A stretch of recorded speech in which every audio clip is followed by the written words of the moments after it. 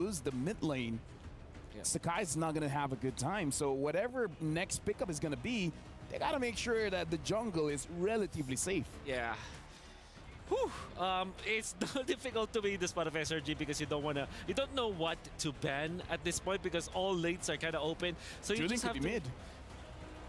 But Julian can be played. Yeah, but meaning to say, like, if you ban the mid lane, then maybe the Julian can go mid, right? If you ban... All right. Yeah, Okay, that's what I mean, like the So triple you flex. force one of the heroes to Yeah. be hard locked in one spot. I like how you think, Lafel, and they do by the fair miss for FCAP. There's this argument that you want to ban Lolita against this because SRG plays that so well, but I think Minotaur as well as Tigreal will be as scary because What about a Grok? Grok is great. How about the Ruby though? That Oh yeah, Ruby. usual instead is going to be another vehicle for the Angela. Yeah. It's gonna be also very scary. Additionally for SRG, do they double down on the mid bans? If they do, what do they ban? Like Aurora or A Lilia maybe. a Lilia? Yes, honestly, Lilia is probably a very good ban here. Yeah. Because yeah, if the Lilia is there, and then say this Baras goes EXP, and then the EXP is won by the Baras, then it's just like you have many open doors Yeah, for that's FCAP, right. and it's just not going to be a fun time for SRG. Yep. Oh, Tigreal. Hey, okay. Interesting. What about Yums using the Cho? Is this Choable? I mean, the Barats might be No. the Barats might be annoying, but you know, should be Choable. Choable, yeah. I think Yums is that kind of player where every game is choable. You know what? I agree. He's the highlight maker. Yeah. So, Leo, looking at drafts here, what are you feeling like? The triple flex from FCAP is still leaving them with clear options, right? They can, again, react to what comes out. And SRG here reverts to the Edith. No need to bring out the Ruby. I think the Ruby would suck, I mean, honestly. it's a flex. It still is a flex, yes. Rome could go EXP. Could XP, could be Rome. Where this leaves FCAP is to possibly, even after these two picks, leave up one flex row still. Like, you will still not be sure. Liking the Kaja for FCAP. They gotta. I was thinking the Kaja would have popped up this early, but given that SRG did not ban it, all the more they have the priority. Are they overloaded enough on CC that they would even, you know, be okay with like a Minotaur or something? Yeah, Right? yeah. That's plenty. That's plenty. Or even a Mathilda. To go with the Barretts, right? Deliver the Barretts. That's right. But there's a world where it's like, yep, there. All right, Minotaur high. Minotaur high is going to be. Ingan, what do you feel like after seeing the full lineup from Falcons AB Brand? I feel like it's more of a balanced lineup. Again, you have the crowd control, and of course the flexibility of Kyle TZ to actually dominate with the early games. So I'm liking the lineup so far of Falcons AB Brand. They shut down the flex, right? You all know where they're going, but the whole switcheroo still. Kind of need a vision here from SRG to like, because you have the Angela, right? You have the Edith. I don't know if this Edith is going to the Rome or the XP. Probably better at the XP at this point. If you're looking for vision, that has to be the XP. How about a Borg for SRG? The eggs. They're still checking bushes the old-fashioned way, though. Yeah, that's true. It's easy. Yeah. Oh, so greedy SRG. There's no vision, my dog. Three farm-dependent cores. Here's the thing, it's a cram special. With that being said, thank you very much, Ingan, for your services here. Thank you very much to our analysts. And now, I hope our casters, Mirko and Gideon, are ready because we're throwing over to the first game of the Grand Finals.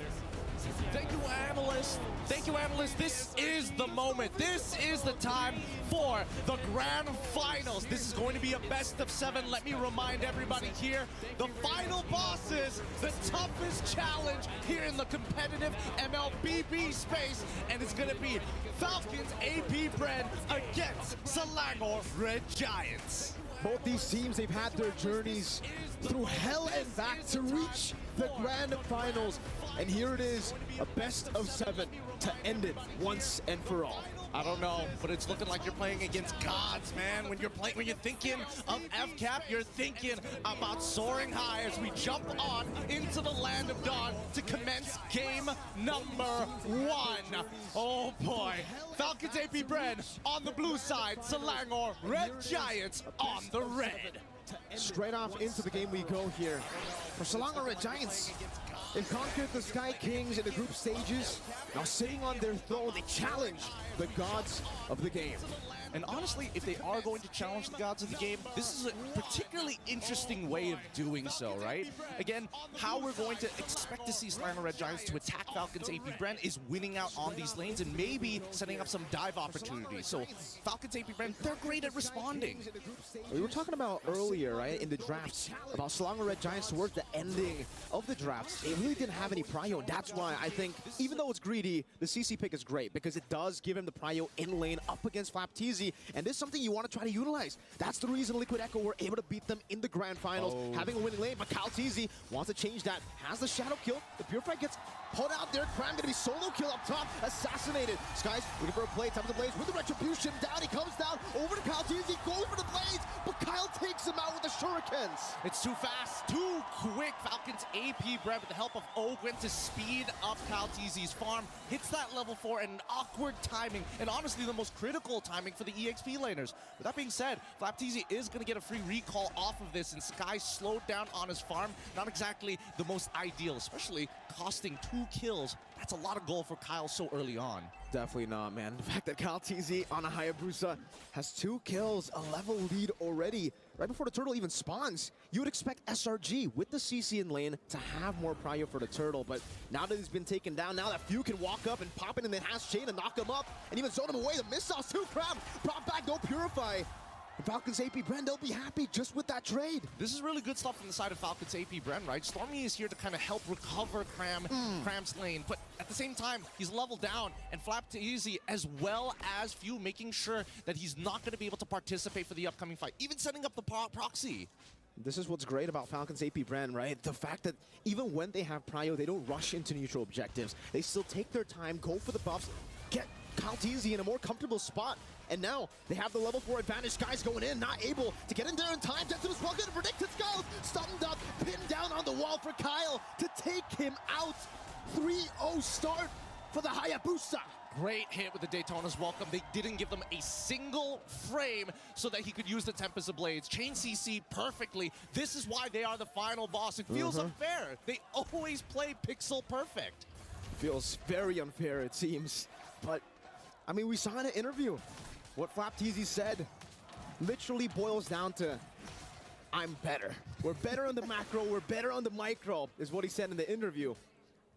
Every single time that we see these teams play, we're just hoping that something is going to change, right? And I think that SRG, now that they've kind of lost tempo and losing out, and the most important thing, which is their lanes, can they bounce back? But first, the game fact. This is the bulletproof man himself. Super Marco tops MSC 2024 with the lowest average deaths per game at 0.77, then followed by Few. I think, to be fair, Few got done a little dirty with his stats only because he's put on a Julian of all things. But hey, still, Bulletproof Marco's still living up to his moniker. At this point in time, let's have a look at the items to see who has got what. And it looks like, oh, interesting. Kalteezy might be rushing for the Sky Piercer now that he's got quite the substantial lead for himself before finishing off the Hunter Strike. Taking their time, it seems. I mean, for most of them, especially in the bottom lane, Innocent, he knows that this is not a winning matchup. He wants to just scale up. Doesn't really want to go for a lot of the skirmishes. So he goes for the Warrior Boots here up top. Cram pops in a Purify, has the hard guard to get him now. Sky trying to go for the chase. Kalteezy goes to the quad shot on the back line as Few is able to disengage. Flapteezy rotates over, providing cover. Flicker forward by Flap. Really trying to get Skies there to punish him. But now that's a big flicker, big ultimate down. 12 seconds for the next neutral objective. Still, the Heart Guard's not going to be back up when this turtle fight does commence, right? And at the end of the day, it still feels like FCAP is trading up. They're still taking away camps from Skies at this point of time. The real question is, when exactly do they actually want to commence a full-blown team fight? No Decimus welcome. The missiles does connect onto Cram, who's going to be dealing a lot of damage now with the Curtains call onto Falcons AP Bren. 2-level lead on Kalteezy. Skies hovering over Cram again, doing some damage. Minus Fury by Ogwen. Knock 2 members up straight into the enhanced sight. Kalteezy secures the Retribution. Now Kyle just jumps back and forth. 2-0 in kills too. This early game is completely disastrous. Falcons to AP Bren, they're going to be able to control this for the next 8 minutes or so. And I think that's Selangor Red Giants. Oh, I mean, they're trying, but at the end of the day, right, they've been slowed down significantly. Look at this. 1v4 in the bottom lane with a hard guard down. Innocent trying to run away, gets chopped down, and he got taken out inside of the belly. It's too tough. It's too tough. Look at the priority, right? Falcons AP Brand pushing up the tempo, and nobody can really win 1v1 anymore, right? Slinger Red Giants now getting punished for their greedy lineup. This is going to cost them and potentially cost them game number 1. But let's have a look at the hero matchups here, because right now, the actual win rate compared to the theoretical win rate, 100% for Skies. Retribution earlier, Calteezy was able to steal away, now jumps in with the quad shadow, gets pinned down, but is able still to escape. These little mistakes, but the instant recovery from Falcons AP Brand. I mean, like Leo likes to mention, right? It's a game of inches, and Falcons AP Brand Millimeters right now, at this point. They're playing with feet, right? They're extending their lead even further. And at this point of time, when we look at the items, I think, you know, at least for FlapTZ, he's playing it safe, right? Go for the Dom Ice. You're already up against the CC. He's not going to greed out and go for the War Axe straight away. But the real concern is that Kyle is already 4-0-1, and not to mention, even few. Just poking people out with enhanced size, good enough. Oh, Shadow kill the Sky Piercer, execute, takes him out. Even with the hard guard, Stormy couldn't save him. And this is what's special, I would say, about Flap. He knows exactly, wait, up top, Bulletproof Marco. Trying to go into 1v1 against the Assassin, and Skies is forced back. FlapTZ!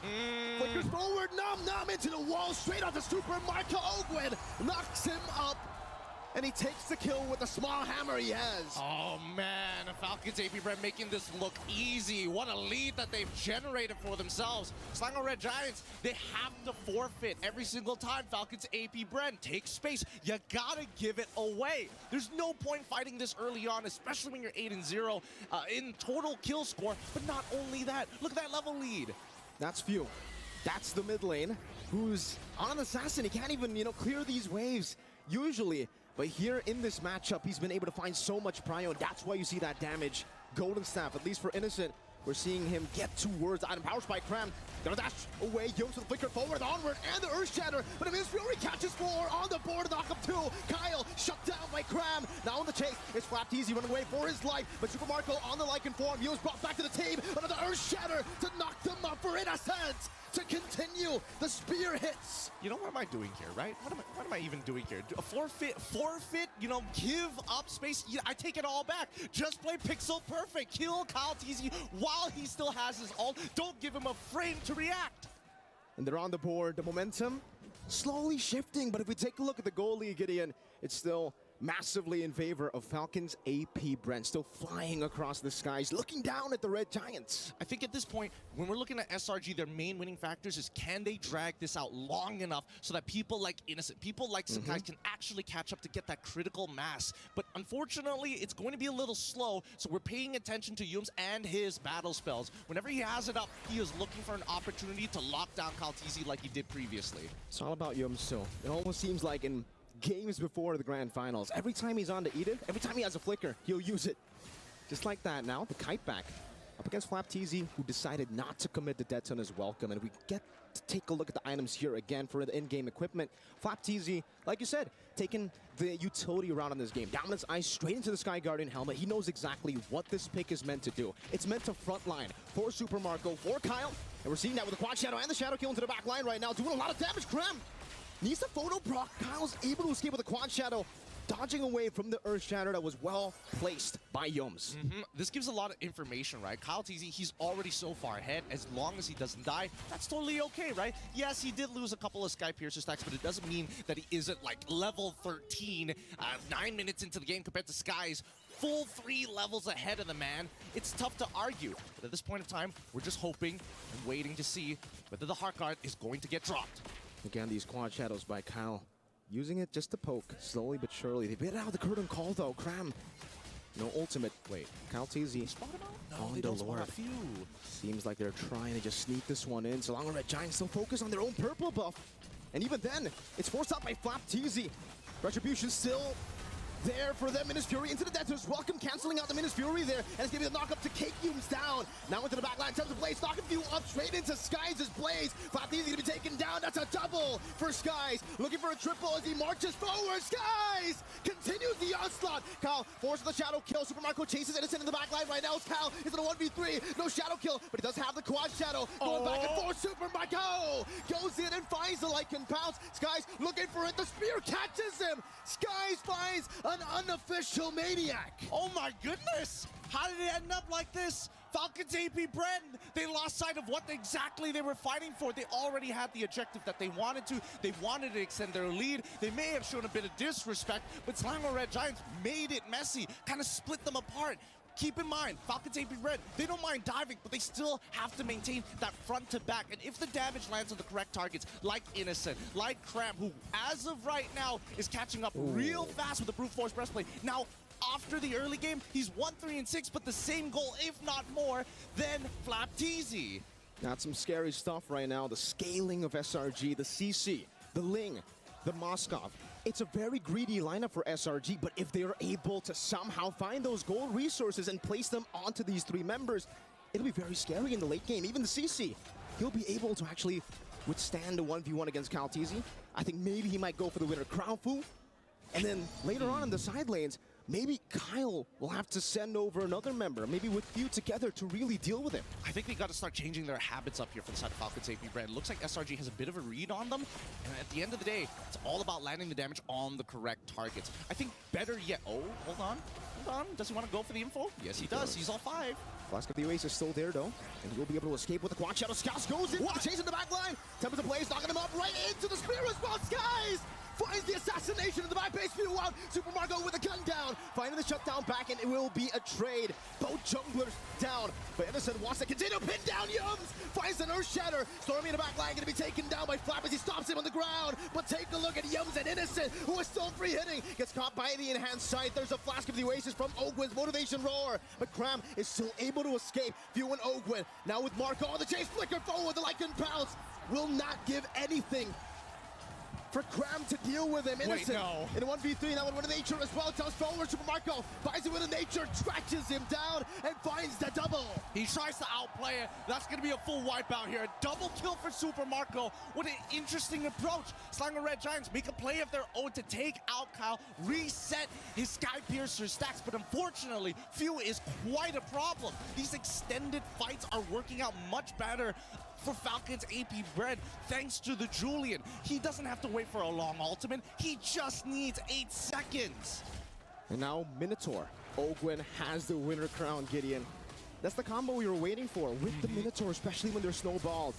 Yums, Earth Shatter R2, but the Minion's Fury knocks them up. Cram gets thrown away. The Spirit of Destruction into the back line. Yums trying to survive now, even with the Shadow Kill. Skies no purple buff, still desperately going for it. Tempest of Blaze now on the Super Marco. Skies finds the shutdown. Now it's a Kyle! It's Skies who continues the fight. And now onto the Lord he goes. Cram in a 1v3, trying to deal some damage. Stormy tries to heal him from across the wall. Skies finds it. Now with the Finch poise over to Few. He continues the damage with the winner crown. Saves him for a bit. Few trying to chase him down. Sky still surviving. Cram with a cleanup, and Few will be taken down. Are you not entertained?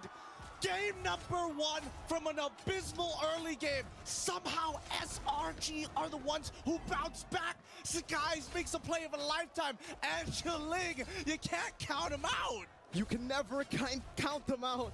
Sky's in the mid lane now, trying to take the tier 2, and he will be able to do so. He started this game 0-3. He didn't have a purple buff in that team fight. He didn't, but he does now have 4 items. He's scaled up finally. And honestly, he has more farm than Kyle after having a 4-0 start. And they're cracking open the inhibitors. And I think that SRG, they gotta call it quits at some point. Kyle with the damage, jumps onward forward, Earth Shadow Flicker combos, guys. Trying to capitalize on this, has the Tempest of Blaze, dodges away from them, and his Fury catches Super Marco, but now gets chain CC'd. So able to survive for a bit, knocked down by Flapteezy. Shut down by Flap. Stormy caught in the immobilization as Kyle finishes him off. And finally, Falcons AP Bren, they find the chance to slow it all down again. I think it doesn't matter, right? With more people dying at this point in time, we look at the waves and we can understand, unless, no, he wouldn't. What? Innocent? He tried to Spirit of Destruction, doesn't get that Few! Deletes him from the land of Dawn. Now it's a wipeout for Falcons AP Bren. Why overheat? Why overheat? They could have just reset off of this. The Waves were in a position where they couldn't get punished, and now they're definitely going to be losing something off of this. Sky's coming back up in one, and Stormy in one as well. They could try 1v3 once more. No purple buff though. Again, same problem for him. Does seem like for Yums, he will be able to just pressure them away from that mid turret, but the base turret will be taken down already. Skies barely dodging away, doesn't want to commit the Tempest Blaze just yet, buys the Rose Gold Meteor in time, and Falcon's AP Bren will be happy just with the 2 base turrets stick. I'm telling you, Mirko, this game is starting to look like a war of attrition now. It's like I trade 1 inhibitor, Falcon's AP Brand, we're gonna take 2, which begs the question, what is SRG's response? No purple buff once again from both of these assassins, and Kyle in particular, with that purple buff, is gonna be able to do a lot more in these tight situations. 30 more seconds as we look at the items, we're seeing that the biggest problem at this point of time is the fact that, hey, if we want to get into these fights, Ogun, you gotta have your flicker back up. And Yums, his is coming up in 16 seconds, but with a Holy Crystal on top of everything else from Few, that really begs the question, can Innocent truly outplay everybody without the help of the Heart Guard? A game of millimeters, a game of inches. SRG and Falcon's AP Bren. So far for both of these teams, they're still able to keep the far lane base turret intact. So they'll still have an advantage to play with, technically. I think Falcon's AP Bren with the mid lane constantly pushing in. Now this is a point where Yums onward in the Earth Shatter over to Flapteezy. Just with a little bit of poke from Innocent. No teams wanting to go for it, but my question is, Gideon, is this good for SRG? Do they want the mid lane to actually be pushing towards them so that Innocent, so that Cram, so that even Skies can keep farming up, getting those resources? I don't know. I think that SRG, they want to fight for this, right? I think they know that once the Lord starts crashing in towards their Crystal, it's going to be really difficult to high ground defense. Keep in mind, Stormy is playing Angela. No, Angela is not known to have the greatest wave clear. Oh. Or Shadow Flicker combo, ulted onward, Flap finds the backline with the Daytonas. Welcome now straight into Kyle Teasy. With a shadow kill, used up in the back line, able to back away. Skies chasing them all with the pinch points, running him down now with the Tempest Blades as well. Kyle able to dodge away from the knockup, but will not be able to dodge away from the rest of the Blades. Meanwhile, it's a knockup and a 2 straight into Cram, who's going ham with the yo-yos. And Skies somehow finds a way to escape, but the base was wide open. A clean back door coming in from Falcon's AP Bren. SRG, they show that they can go toe-to-toe with some of their best, but when it comes down to the macro, when it comes down to that lead, Falcon's AP Bren just show, hey, you gotta get on our level. You gotta have some polish, kids. Composure, the calmness to pull that off. In a skirmish that looked like it was pure 50-50, in a skirmish where it looked like SRG were gonna win, they said, nah, I'd segue. It's tough. I think it's really, really tough considering all the action-packed fights that we're having here. We're so much focus on the micro from the side of SRG. It's really difficult to see the entirety of the map, but I think our analysts can do a better job at breaking down this game. Analysts, please take it away. Can we just say the first game here already set expectations for this grand finals? Because I don't know about you, gentlemen, but when you're asking me what game number 1 was going to look like, I don't think it would look like that. Yeah, no, it was high risk, high reward for SRG. And again, if you want to achieve something great, such as defeating the world champions, you gotta think outside the box. You gotta think outside where the box was even made. Because here's the thing, like, I was like almost that, huh? thinking that Falcons AP Brand might have a flawless game, right? No deaths and everything, but then Slaughter Giants fought back, and at the end of the day, it's not who has the better team fight. Yep. You just ended the game. And most importantly, you can see SRG with this set play where it is going to be either Cram or this Edith coming out from Yums to start the fights, and then they will force Kaltizi to maybe pop the Quad Shadow, or it kind of feels like there's someone who forces the ultimate coming out from Kyle, and then in comes the Angeling, which, man, it's still pretty strong. I believe that even when Falcon's AP Bren won this game, they probably will not let go of both the Angeling. Let me just say as well, Slaughter Giants, as good as they look going up against Falcons AP Brand, what were those mistakes? Especially towards the end of the game when they're pushing. If they were, maybe a little bit relaxed, could have been a little bit better. I'll tell you, LaFell, you mentioned it already. The beginning and the end are where they made their most mortal sins. Number 1, they drafted very greedy. Yes. They have very little wave clear, very little vision that they can actively throw out to protect this very late game-centric lineup. And then second is towards the end. Again, Coach Vecchi knows that PH teams are so good at macro. They got so consumed by the team fight that they forgot. Few tried to do this just a couple of days ago. Yeah. I mean, the thing is, Stormy did go back, but that's an Angela, you know? Yeah, If it was a Lilia or something, maybe. Exactly. There's clearly the only, if you think about it, the only legitimate wave clear that SRG has is when Edith pops the ultimate. Oh. That's probably, but obviously that's not gonna happen. CC clears the lane slowly. Oh, yeah. Moskov takes his time, but again in the late game, maybe if you angle it properly, you're gonna clear it better, you know. And even with Edith, you're also besides the skills, your basic attacks just still hit one at a time. Exactly. So, yeah, we did say that there was a glaring problem. Man, imagine if they just had X-Borg. But here's the thing. It almost worked out. They were already in the base, but they forced it. Man. If they didn't force it, could have looked I different. hate to tell you this, but in the grand finals, almost will never caught it. Yeah. Now I guess maybe 3 mortal sins, right? Beginning, the end, and that last one, the push, the force push at the bottom. Yeah, but still, you know, I gotta say that was when Gideon asked, "Are you not entertained?" Man, I was. Oh, yeah, it was definitely interesting. It was definitely. It's so entertaining that even we watching, like off camera, like we will tell you guys, we went through our own cycle of emotions. Yes. There was a video I don't know how footage to of it. feel, yeah. There was a video footage of it. It's rolling now. Yeah, but again, honestly, like, I like the risky draft because, again, like, we had this talk, Leo, if you don't take the risk, how are you going to defeat the world champions? It's just that I kind of feel like when it comes to the gameplay, ending the game, like, I feel like 2 or 3 times SRG got wiped out where they really shouldn't have. And once FCAP got wiped out, which I think was what sunk my stomach. What really, that roller coaster of emotions where they were like, oh no, they can win, they can do this. And Wolf and I would have to eat our words because even ending and concluding the draft, I was like, yo, that's super greedy. Yep.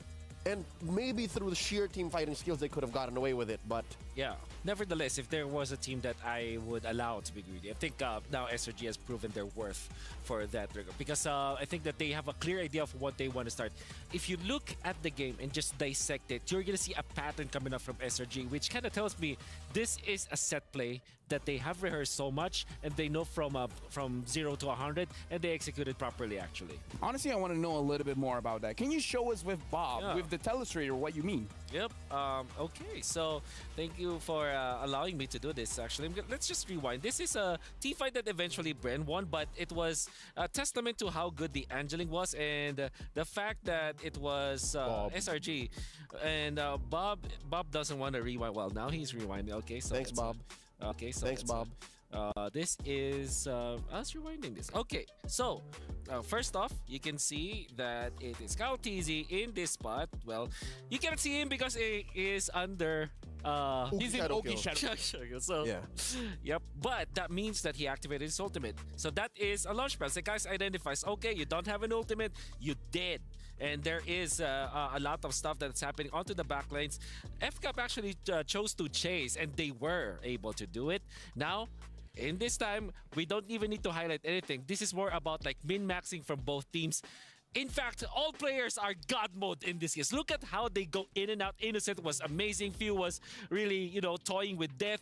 Super Marco was going in and out, making sure that he has the Lycan Pounce. Ogwin as well, utilizing his teammates. Ooh. And now they will not turret juggle. They will juggle Innocent. It was a Look at that. rope-a-dope. It was an alley-oop. And if I'm not mistaken, there was a Beautiful.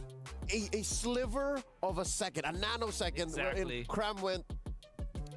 I think he wanted to throw some spell vamp out and then maybe survive and then give the kill over to Innocent. That's right. But there were, if I'm not mistaken, 3 members of Falcons AP Bren there, and I think they thought one went back. So, I again, take risks where you can because if you want to beat the world champions, that's how you do Yeah. it.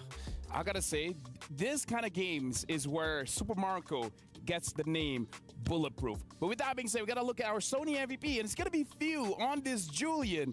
And I gotta say, he did a lot. Like, damage, escaping death, Yeah. Ended the game setting up, single-handedly. ending the game. Dude, Yeah. he did it all.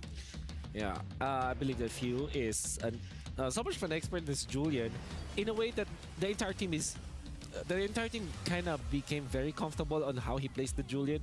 And I'm saying that because the chain stuns coming out from Falcon's AP Brand were perfect. They're utilizing either Ogwen first, or it will be Few first, and then they will get the damage output done, and then they go in and out. I believe that Few should not be given the Julian. In fact, I would say Falcon's AP Brand are way too comfortable picking up the Julian because 2 people can pick it up. Would you say that it's a detriment to allow it to open? Like, it's your loss if you leave it open. I would say yes. Ban it out then. Yeah, I would say yes. And Start. same can be said though about the Angeling. Maybe take out one of the 2 components. Just at least one. Just at least one. I think yeah, between Angela and Ling, I think, especially because you're playing up against the SRG, just bet the Ling, right? Yeah, I would agree. Because again, Ingan said it himself, even without the Angela, he's activated, right? So with the Ling, it just makes the problem bigger. But we got to talk about our MVP here, 8 KDA, 751 GPM. And remember, the only guy that has a lower death count than him is just Super Marco. Isn't that poetic that a hero such as Julian is now one of the specialty heroes of Few, who is in the early game super strong? He played even before Season 1. Now in the twilight of his... I don't even know, like he might even play for like 5 or 6 more years. Yeah. You're a mad burst hero in the Julian, like, and he ends the game himself. Isn't that like... No, I mean, like, the crowd control itself, I feel like it's one of those things that actually drops guys where the basic attack just pulled them in, pulled them in, pulled them in. It's like, well, I guess my dashes mean nothing here. That too. See, Yeah. so at any given point, Few matters, both literally and figuratively in the world of MLBB sports. That's why he's my GOAT. Yeah. I'm not a kid, but he's my idol. Yeah. Honestly, he's the idol of everyone. But with that being said, starting on July 24th is the female pro players' time to shine. Catch the MLBB Women's Invitational 2024, where 12 teams from 11 regions break barriers and redefine esports. Now, honestly, like, this game with that kind of showing makes me feel like it shouldn't be a sweep, right? Absolutely. That could have been the one. That could have been one for SRG, honestly speaking. I wouldn't have been surprised. Yeah, definitely not. Unless, of course, we're going to see another Angeli Yeah. on the other side, you know. But yeah, I don't think it will be a sweep. With that game, we got to look at Falcon's AP Brand's achievements. Let's look at the journey that they had here. Wow. Ever since rebuilding in 2022, they again have been a trust the process kind of team. Yep. And this is not the output you want. Is this not the best case scenario for output after such a long, drawn out process? This is going to be a template for esports in general, particularly mobile esports, right? Yep. Because now you're going to look at a team that is not composed of like super... that started out as a super team, or it started out like an all-star team. They made all-stars out of their players. That's amazing for FCAP. Looking at the stats here, honestly, only average damage per minute and unique heroes is won by SRG. Everything else is by Falcon's AP Brand, especially looking at that KDA. It's like, what, double? Yeah. Then again, can we both agree? Can we all agree that this is, that stats probably will never be able to describe the 2 teams? Yeah, there's some things you can deduce. Yeah. Some things that are results of the way they perform. But Yeah. in the end, numbers are just numbers. Yeah. You tell me that that game was close and you show me the timer, you show me the Yeah. results post-game, I would not have seen the full picture. Yeah, for sure. Yeah, I don't even use a calculator anymore. What is a calculator? No, I'm Actually, kidding. you know, Is there one in my phone? I just asked Sanford. Yeah. He's a human calculator. Yeah, I just asked him for help. Now we got to look at the There it crowd is. here. Here we go. We're nailing it Julian, right in the head. Very first ban. SRG is going to be blue side. Falcons AP Brand, red side. Banning out a chip as well. Yeah. So how bad is this? Would you say that the Julian is worse than the Luyi? Because what if it comes down to it? What if it comes down to between like picking up Julian? I would rather pick up the Julian just because it can be flex. At the same time, you're in the grand finals. Yeah. You want to play in your comfort hero as a team. I'm not talking about just a comfort hero as players, individuals, but as a team. So I think that's what's looking like it's going to happen. Because Hart's still open. Yep. Luyi is still open. Ling is still open. There's Yep. so many big-ticket heroes. This is the part where you definitely want to think, if you're SRG, do you really want to give up Ling or the Valentina, in fact? Because if you want to go back to your Angela, you're scared of that Valentina. And do they actually first pick the Valentina in the presence of what? Harith, Ling, Loyi? Probably not, right? So, well, they do went out to Harith this time. They will be opening up the Valentina. The question is, will the Ling get banned here? It's not. Oh, okay. Right. So, Loyi or Ling? For SRG. I'm feeling the Honestly, Ling. man, I think Valentina first pick is the best choice. But if I were to guess, they will pick up Ling. The second choice, definitely the Valentina. Yeah. So, I don't know. SRG feels like a Ling. Because again, it's not like Sakai's did a bad job on the Yeah. Ling. I mean, maybe he made some bad calls, but Yeah. it's about maturity, right? Game 1, forget about it. Focus on game 2. I wonder. Yeah, no, Angeling's not making it. Because if you pick the Ling here, does that make FCAP more reactive? Does that mean they're forced to pick up the Angela now, or else pay the consequences No, they can pick up Valentina and Moskov. and then not care Or Moskov Terizla, actually. and still have all the answers? Huh. Interesting. I think among all of those, I think maybe Valentina plus Terizla, right? There's the Valentina. Yeah. But yeah, I think my top one is Valentina Moskov. Because Honestly, now- that makes sense. Yeah. That goes true. You got it right, but you Yeah. did something else. Yeah, I mean, like, that still is, I'm still right, you know. We still want to see Right is right. Angela Moskov because Yeah. it's not like they had a bad game. Exactly. No, they played very well. If anything, they just adjust the second half. Yeah. You know why I Or don't wanted die I want early. them yeah, that's also true. Yep. I think yeah, you still pick up Angela, but then why I like the Valentina is because it can copy the Angela. Angela actually hates playing against this Valentina. They both just hide. Farsa. Yeah. Unless you want to go like Angela Ruby if you're SRG. Well, Moskov Ruby. Oh, wow. Okay. They're letting go of the whole Angela situation, Yeah. which I think is good because Humes is super comfortable on the Ruby.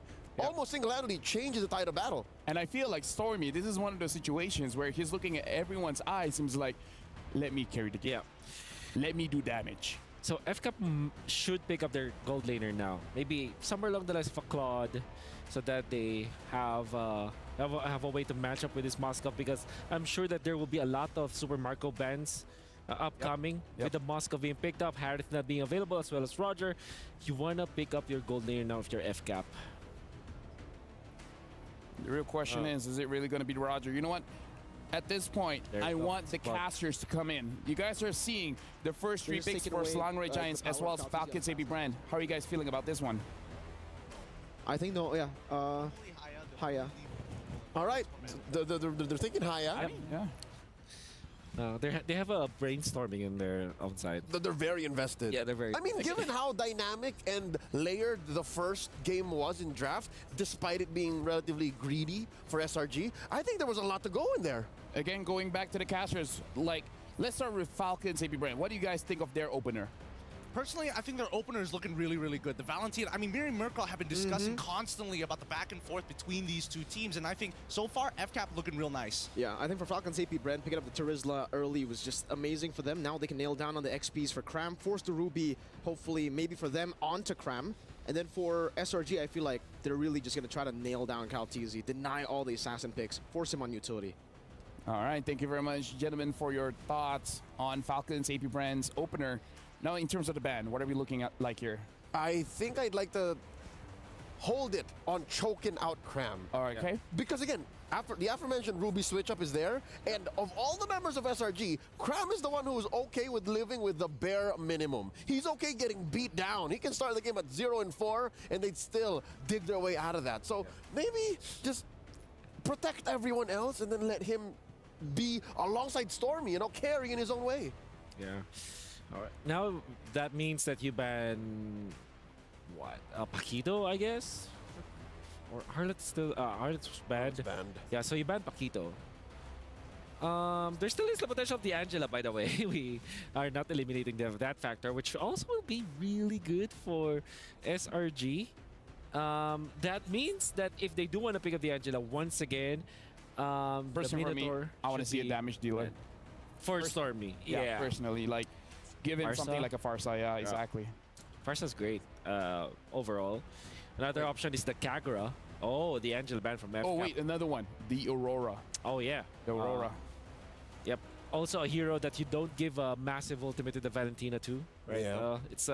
It's combo based, so it makes a lot of sense versus the Valentina. I'm curious, right? Nolan is probably among all of the assassins that we know, with Ling being picked up, Fanny ban, Hayabusa ban. You're left with Nolan. But it's not good against the Ling. So actually, my guess here is maybe they'll go for Utility box is still out. yeah, or maybe even an Amon if Kyle picks it up. But here's an interesting thought. Maybe what if they go the Echo, the Team Liquid Echo route, where they pick up Guinevere, right?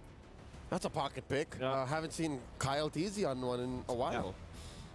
Ooh, with the Minotaur, you pick up Aurora here. Okay, that's a chain stun special from Falcons AP Bren again. Yeah. Chain stun, chain knock up. Yeah, or maybe a Navaria. How about a Navaria for SRG? I mean, that does solve the vision Yeah. situation. And Doesn't really give much burst, but Yeah. allows for you to control yep, the flow of combat. Navaria and Edith looks really good here for SRG. It's a good close-up on their already solid lineup with two important cores. You have the Ruby for eventually for Cram, or the Edith, whichever they pick, which are two heroes that are unbothered by the Terizla, and in a way can actually soak up the damage from the Claude. Now they pick up X-Borg. Like, Now they get okay, the Borg and they get the Vixana. I guess Yeah. they're just throwing all caution to the wind, saying, you know what, we don't care. Take the Eternal Guard, yeah. and we'll So- go off of Innocent, we'll go off of Sikais. Okay. Oh, and the Nolan last pick here. Yep. So, thank you again, gentlemen, analysts, Yeah. for your service towards the draft. Nolan last pick here coming in from Falcons AP Brand. Gideon and Mirko, hope you guys are ready because we're throwing it over to you guys. Man, that first half of the draft, that was interesting, but at least between you and me, Mirko, we figured it out towards that second half as we start rolling into this game. Oh man, you know, it really felt like for SRG, they really wanted to deny those assassins away, but they left the Nolan open, obviously because the Tigreal is a big threat to them as well. But now that Kyle is on an assassin that can match the Ling when it comes to farm, it's scary. They have a Terizla as well. This is a very similar composition that they used to beat Liquid Echo just yesterday, or 2 days ago. And that's the thing, right? It's just a one-to-one solution. And hopefully the pieces are going to start falling into place. We're going to see whether our Malaysian representatives has what it takes to even take away a singular game in this best of 7 from the final bosses, the gods of the games. Falcons, AP Brent, as we start rolling into the land of dawn. It's going to be SRG on blue side up against FCAP on the red. SRG were definitely able to make Falcons AP Bren bleed in game number 1. It looked dominant for Falcons AP Bren at the start, but then towards the mid game, SRG with Yums always looking for the fights, they were able to drag them down to the ground to actually make it a head-on battle. Yeah, I'm surprised that they were even to get the Falcons. They're not clipping their wings just yet, but definitely brought them to eye level, which is surprising. But looking at the emblems so far, seems pretty standard all across the board. However, this starts from the side of Falcons AP Brent. In particular, Kyle TZ, he opted to go for his orange buff first, then make his way down towards his purple, which does give an indicator that maybe they would just want to break the Faraga armor relatively early, just so that Flap TZ has a better time in lane. Yeah, for sure. I think getting rid of the Faraga armor is going to be top prio for Falcons AP Bren, because we were talking about this X-Borg pick as well, off cam. The X-Borg is really great in lane. In the team fights here, up against a lot of burst heroes, like the Valentina and even the Nolan, he will struggle a bit, but as long as Cram can utilize the lead he gets in the lane, if the rest of the team is able to also just let him do whatever he pleases in the lane, it's going to be A-okay for Cram. Now we get to the 1 minute 30 seconds and nothing has happened down by the EXP side, which gives Cram indication that, hey, it's probably safe on this side of the map for now. And as we notice, Kyle TZ, he's on the top side, right? He's looking for an opportunity, maybe foreseeing that SRG was going to read into the EXP attack. Because look at them, they're sending 4 members down. Again, for Falcons AP Bren, it's all about dealing with Cram, the Faraga armor, because he's going to have auto prio. Especially with Stormy coming around. He gets that passive down, and Cram will just burn those minions for the passive to kill everything.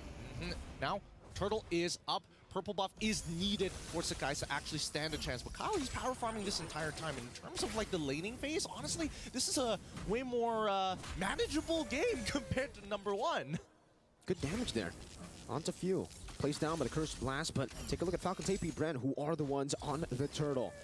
holding it down for now. FlapTeasy has the penalty zone, can go for the zone, but Skies is really rotating over. CalTeasy getting pulled back by Yomes. Eternal Guard coming down as well, but Ogwen will be able to pop the Innis Fury straight into the flicker, knocking 2 members up. The SOD connects, but no one's taking it just yet. Ogwen gets blasted down by the last Insanity, and it will just be 1-for-1. Few going back and forth on the Valentina, just with a turtle advantage. Falcons AP Brent up top, Super Marco, blazing duet. Innocent wants to go for the pin down, finds it, but there will not be a solo kill, not now.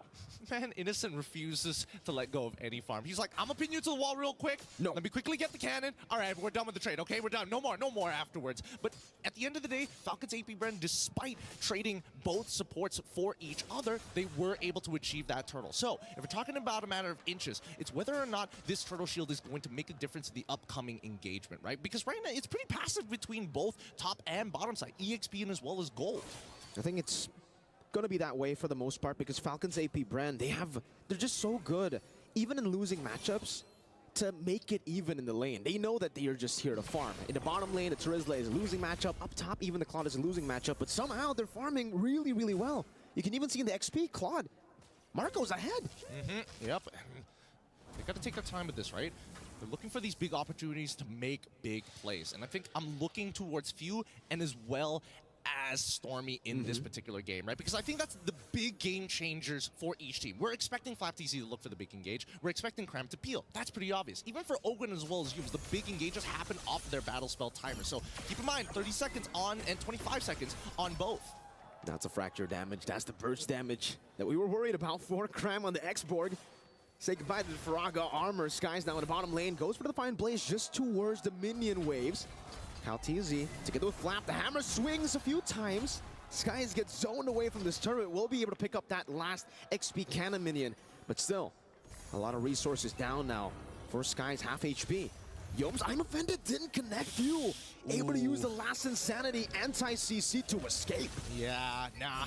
I think at this point, they're just going to have to take their time, right? I definitely think that at this point of time, wait, hold on. That doesn't look right. Cram's got a little more health than that, but still good patience coming in from Skies, right? His ult is such a big resource for him that he needs to hold for as long as possible.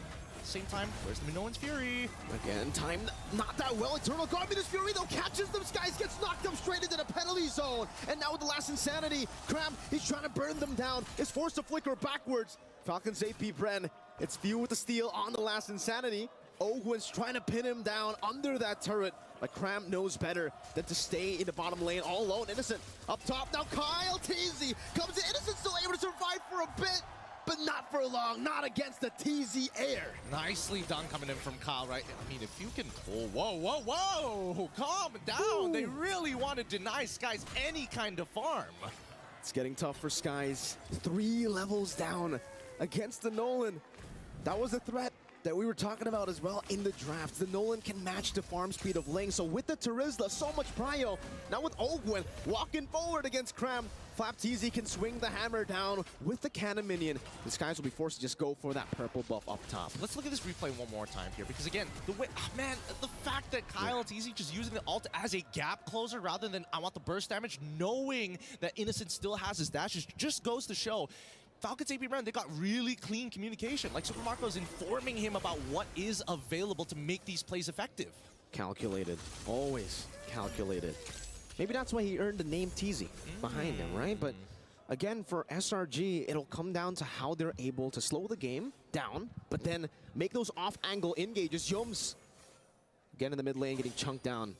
You have a game fact. Yep, Stormy leads MSC 2024 with the highest average assists per game at 10.2.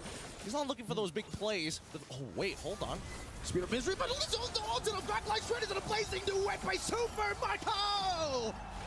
What the heck was that? Skies gets the Tempest of Blaze, but Super Marco just guns him down to pick up a Maniac! What a Maniac coming in for your boy Super Marco at 1 HP. We need a replay of that. We 100%. So we see the initial pushback 3. What? Eternal Guard hits. Where does it happen? Penalty Zone hits 3. And Kyle just has so much damage. He has so much. He sets it up perfectly for Super Marco to walk in for free. And despite all of that, it just goes to show the jungle diff at this point of time. The 3-level lead that Kyle TZ has really making the difference. And let's look at the gold difference. Yup, he's still 2K ahead.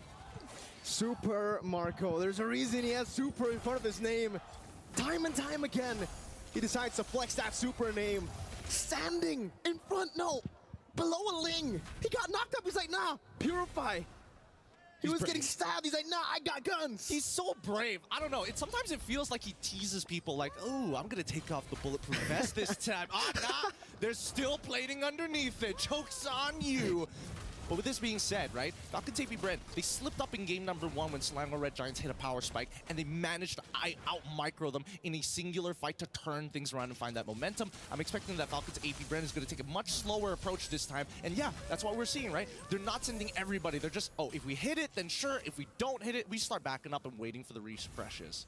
It's all about poke, I feel, right, at this point of the game, especially considering for Cram, he wants to stay in these team fights for a long time. So if Falcons AP Brand can just burst that Faraga armor down, nah, you can't really do much anymore. You're going to be forced to wait for the reset, for the regen of the Faraga armor.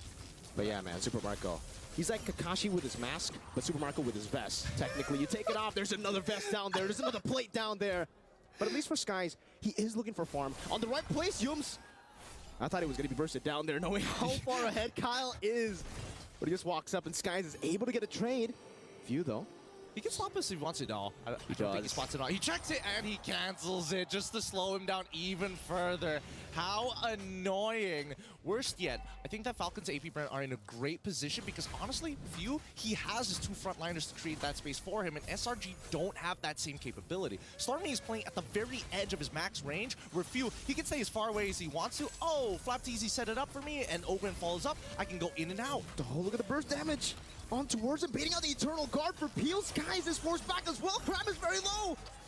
And they can just stand there. Innocent up top, finding a turret. But look at that view again. Able to find the last Insanity. That's a blazing duet. Skies steals the Lord somehow, some way. Marco gets the unstoppable. And Innocent gets a turret. That's a tempo breaker. That's the clearest indication. Look, wait. Let's see. Look at the Lord health. We know what's gonna happen. Tempest the Blades comes out the penalty zone. Lands first. Man! 2 levels. A millisecond off. Kyle didn't get his retribution off. He wasn't expecting it. That's really unfortunate. Oh my goodness. And not to mention, right, after everything they got, the Eternal Guard, they also forced Yums to actually flicker out of the way. Technically, that's unacceptable. Falcons AP Brand set that up perfectly. They had everything in their cards. But then, up top, that's where Innocent got picked off as well, by the way. But for SRG, Miracle Workers, Kyle walking up again, trying to get that passive down, unable to do so. Skies wants the 1v1. Jumps back forward, doesn't have the purple buff, needs to respect that the energy can be depleted. Yoms able to escape Eternal Guard, knock FlapTZ out. Penalty zone from Flap. Not connecting there. A mistake. Marco even almost getting bursted down. Forced to blink back with the BMI. But now Skies is looking for him. Jumps forward and will be able to find it straight into the Spear of Destruction. A shutdown as he gets out. The fadeaway. Jumps down. Autos. Doesn't even move. One more auto and walks off. Holy, SRG find a way to crawl back into this game despite everything that's happened. It looks like Falcons AP Red, they're trying to regroup here. I don't want to say that it was an overheat, but there are definitely moments where Falcons AP Brand were poking a little too hard for pretty much no value whatsoever. It could be an adjustment to SRG anticipating the pushback, or we could say that Falcons AP Brand, they were hoping for a little bit more from SRG. I don't know what it is, Gideon. Falcons AP Brand had such a big lead. Cram taking a whole lot of damage. Even the execute there on the Sky Piercer towards the Faraga armor.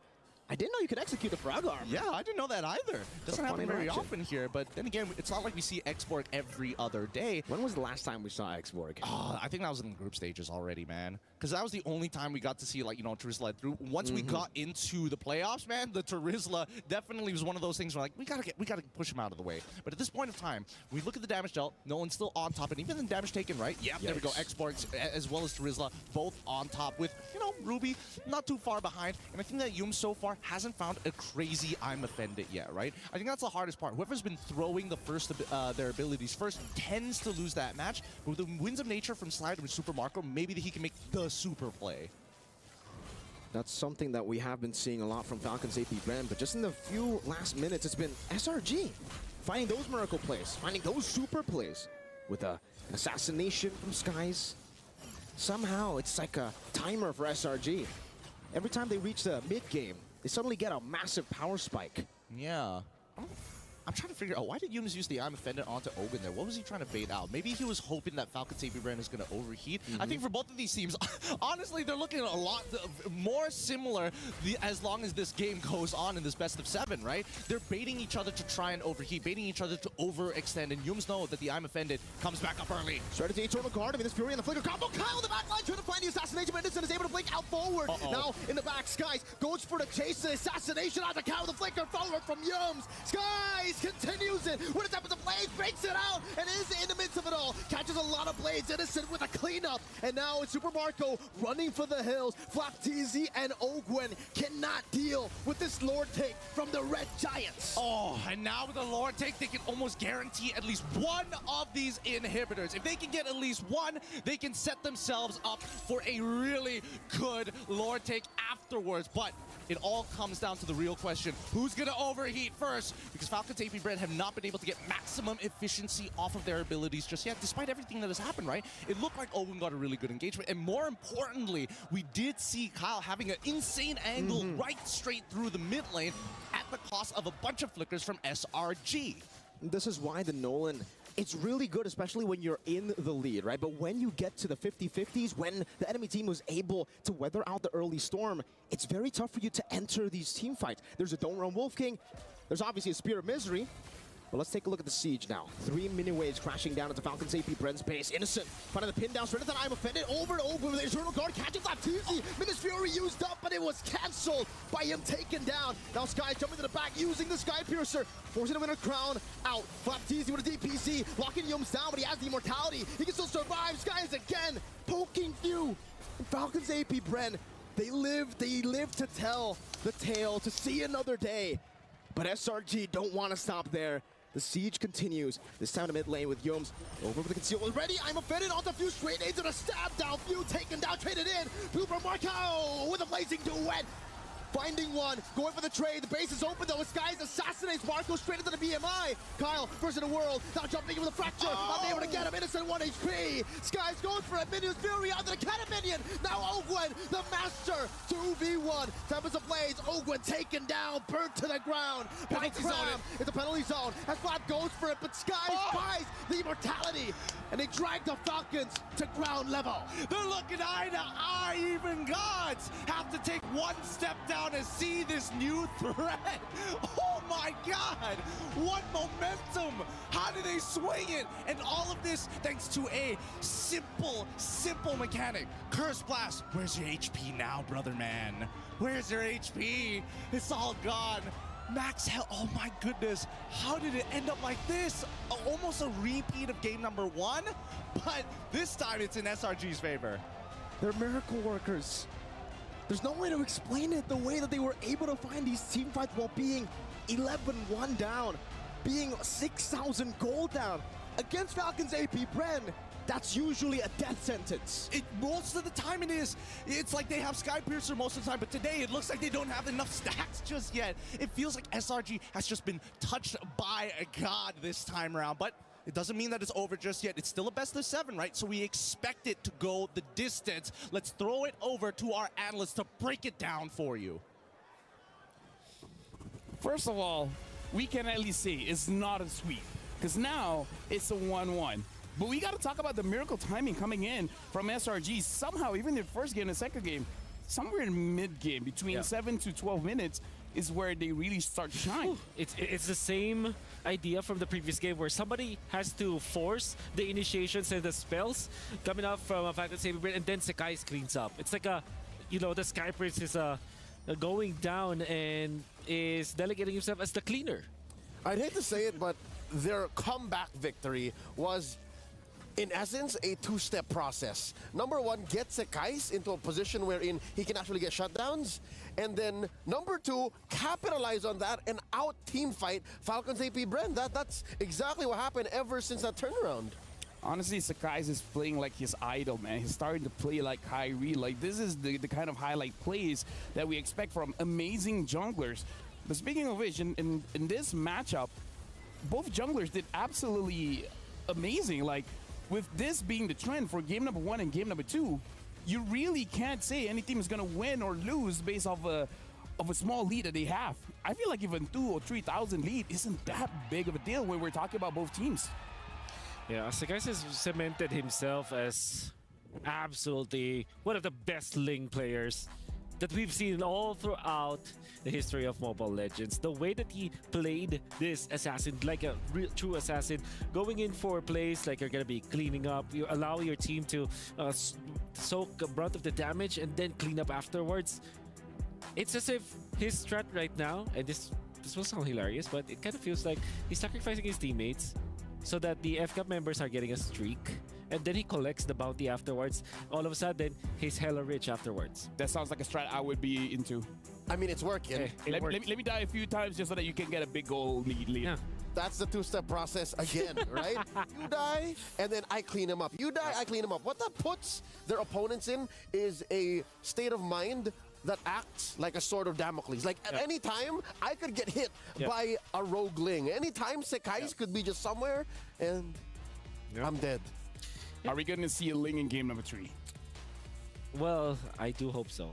Okay. As much as, as fan of Falcon's AP brand, I would want them to ban this SRG Ling, but at the same time, they can use it. Yeah, exactly. Pick it up, because we now know for sure that SRG respects the Julian. Maybe this time, you do the same. You give the same courtesy. Yeah. And the thing is, like, speaking of Julian, I feel like SRG, even though they haven't shown it, they have the same dimensions. It can be put in the mid, it can be put in the jungle role. I really feel like that Julian ban was the one that really solidifies things, because we saw how strong the Valentina is, but it looks like once the Ling gets 3 or 4 items, the Valentina can get deleted anyways. I think you also have to take note of the last pick Nolan. I think I fairly remember I said that it will not fare well against the Ling. It was actually being countered. I understood when they did execute that it was early game centric, which was true. Nolan is a very early game centric hero, but come the late game, you see how it suffered. After one full combo, you have to get out, because otherwise you'll be taken out afterwards. So that made me think like maybe there are other options there available for Kyle. Yeah, the Ling is, the Nolan is too much of a specific tool for a job that he can do very well, but take him outside of that situation, go past the 13, 14-minute mark, be inside your base, and as the Nolan, you're just wondering, like, what do I do with all these rifts? Yeah. So, Wolf, help us understand a little bit more. Let's dive right in with the Telestrator. Yeah, this is where all things went in favor of SRG. All right, so you're gonna see this is the second Lord of the game that will eventually be in favor of SRG. And what I want you to take note before I play this clip is that the members of SRG will force the ultimates first from FCAP. FCAP will actually burn out all of the resources, and then they will kite them out of it. And I also want you to look at the circle, the inner circle being FCAP, and the outer circle being SRG this time. So let's play the clip now. You are gonna notice that it will be the utilization of 2 ultimates, actually, including Fuse Limiter. So there's a 3rd ultimate. And now when they try to get out, Sekais is now cleaning up house, because he knows that Kyle TZ does not have the ultimate anymore. Doesn't have the BMI to go with it as well. So there's a lot of resources. He does have the Purify, but come on, Purify can help you in there. But you also have to take note about Humes, because the idea here for SRG is after FCAP already spent their ultimates, they will go in. Hume still has the flicker. You can go flicker second skill. That's the beauty of the Ruby, and that's exactly what is going to happen. Cow TZ cannot react to that ever so quickly. Then you still have the ultimate on Sekais. He's just cleaning up house. At this point, there are no ultimates no resources that FCAP can use because they have lost both Few as well as Cal TZ in this situation. It's a masterful it's a masterful refinement of their game one draft. Yeah. They ended up with so much more resources, whether it be in ults, in battle spells, Yeah. or just in sheer use of space. Yeah. Because the Ruby closes the gap, not just for you, because Ruby is a negative gain, right? She displaces you and pulls you closer to your opponent's box. So it's such a perfect way of reading what happened in game one that it allowed for SRG to play to their comfort. There was literally the early game and part of the mid for FCAP, and then once they got over that hurdle, it was all SRG. And now we got to look at our Sony MVP, and it's going to be the Sky Prince Skies. Where again, we got to talk about this. Like, we've seen Falcons AB brand being able to deal with the Ling, but again, I'm pretty sure the way that Skies has been playing it deserves respect back. Yeah, definitely. And Or pick up, of course. we can see that for SRG, they're playing the Ling as a team as well. Like I said, they're sacrificing themselves. They're forcing some ultimates first. And I believe that if Sekais picks up this Ling again, well, you know, Sekai's the limit. Sakai be violent, man. He's so lethal. So, again, I'm halfway through with your theory of him actually just, all right, you guys do what you gotta do. If you die, okay, I'll just shut down whoever it is. This was a big shutdown. That's real. A 5-kill streak. That's a lot of gold. I mean, like, It happened in game number 1 too, where he actually shut down the Kyle TC supermarket. Then all of a sudden, he's the richest guy in the lobby. yeah, his target acquisition is amazing. His killer instinct. Is out of this world. I mean, like, here's the thing. If Coach Arcadia says, okay, someone has to die just that the Sakais can get a big shutout later, I'd be like, I volunteer. Is there something Sign me up. 100% KP. with Terengganu junglers? Oh, yeah, they're amazing. man. He grew up in the same province as Chibi, Yeah. right? So there must be something in that province that makes such high quality killer junglers. Something about their Kropotliko, man. But anyways, right now, honestly, we have an amazing series in our hand. It's just the first 2 games. But for now, we're going to throw it over to our reporters. What do you guys have for us? We are live at the Amazon Arena. I'm joined by Turner and DJY all the way out from Malaysia. DJY, how are you feeling? What emotions are going through your head right now, sitting with the live audience, watching your team in the grand finals? It's not looking too good right now, man. AB Brand is leading by 1 point, but it might even go to 2 points right now. But it's okay, man. I believe Malaysia can come back from this, because I still believe that it's going to be a 4-2 in favor of Selangor Giants. Okay, so your expected outcome is a 4-2. Now, is that a non-biased opinion? Do you really think the Selangor Red Giants can come back from this? Because it looks like they are head-to-head with the Titans of MLBB right now. Yeah, it's kind of hard to say, man, because if I'm being non-biased, right? People say that Malaysia is an easy server, so, you know, maybe AB Brand can actually win this, but, you know, I still have hopes for Malaysia. So, you know, as a Malaysia, we gotta keep supporting Malaysia, man. Selangor Giants. Now, the audience is going wild right now. What message would you have to give over to SRG to push through this series? What? What message would you have to give to SRG to push through this series? What message do I have? Just play more assassins. Don't play tank and junglers. I think that is the key to victory. That's the secret of victory of Selangor Giants. All right, thank you so much, DJY. Thank you so much, Weezy, as well, because we're going to send it back to the studio. And of course, good luck to the Selangor Red Giants. Well, for DJY, clearly he didn't see game 2 coming because he's like, that's probably 2-0. Well, now it's a 1-1. Now, he said he wants more assassins coming in from SRG. I wonder, though, the Sakais have something else besides the Ling because, again, is either going to be taken away or going to get banned? There's half a dozen valid assassins right now. I'm sure he plays half of them, even if the thing does get stolen. Ling is probably up top when it comes to like the ceiling, so he probably knows how to play like either Hayabusa, you know, Nolan, maybe And he Elkert was too. banned before. Yeah. Elkert jungle. Crazy. Worst comes to worst. Amon. Oh, yeah, Lancelot. Amon, yeah. Natalia, you know. Maybe. Natalia has a bit of a stretch, though. It's a bit difficult. Yeah. I mean, With if that anyone can do it, attitude, it's him. you know. But yeah, we're jumping in the draft here. It's going to be very interesting to see who's going to be on blue side, because I feel like if Falcons Heavy Brand gets the blue side, it's going to be very difficult for Selangor Red Giants, where they have to consider they have to be the ones banning out that Ling. It looks like Falcons Heavy Brand is on blue side, SRG is on red side. All right, if this continues and the trend is whoever does better in blue, means the draft is a huge influence. It really does dictate who comes in with an advantage.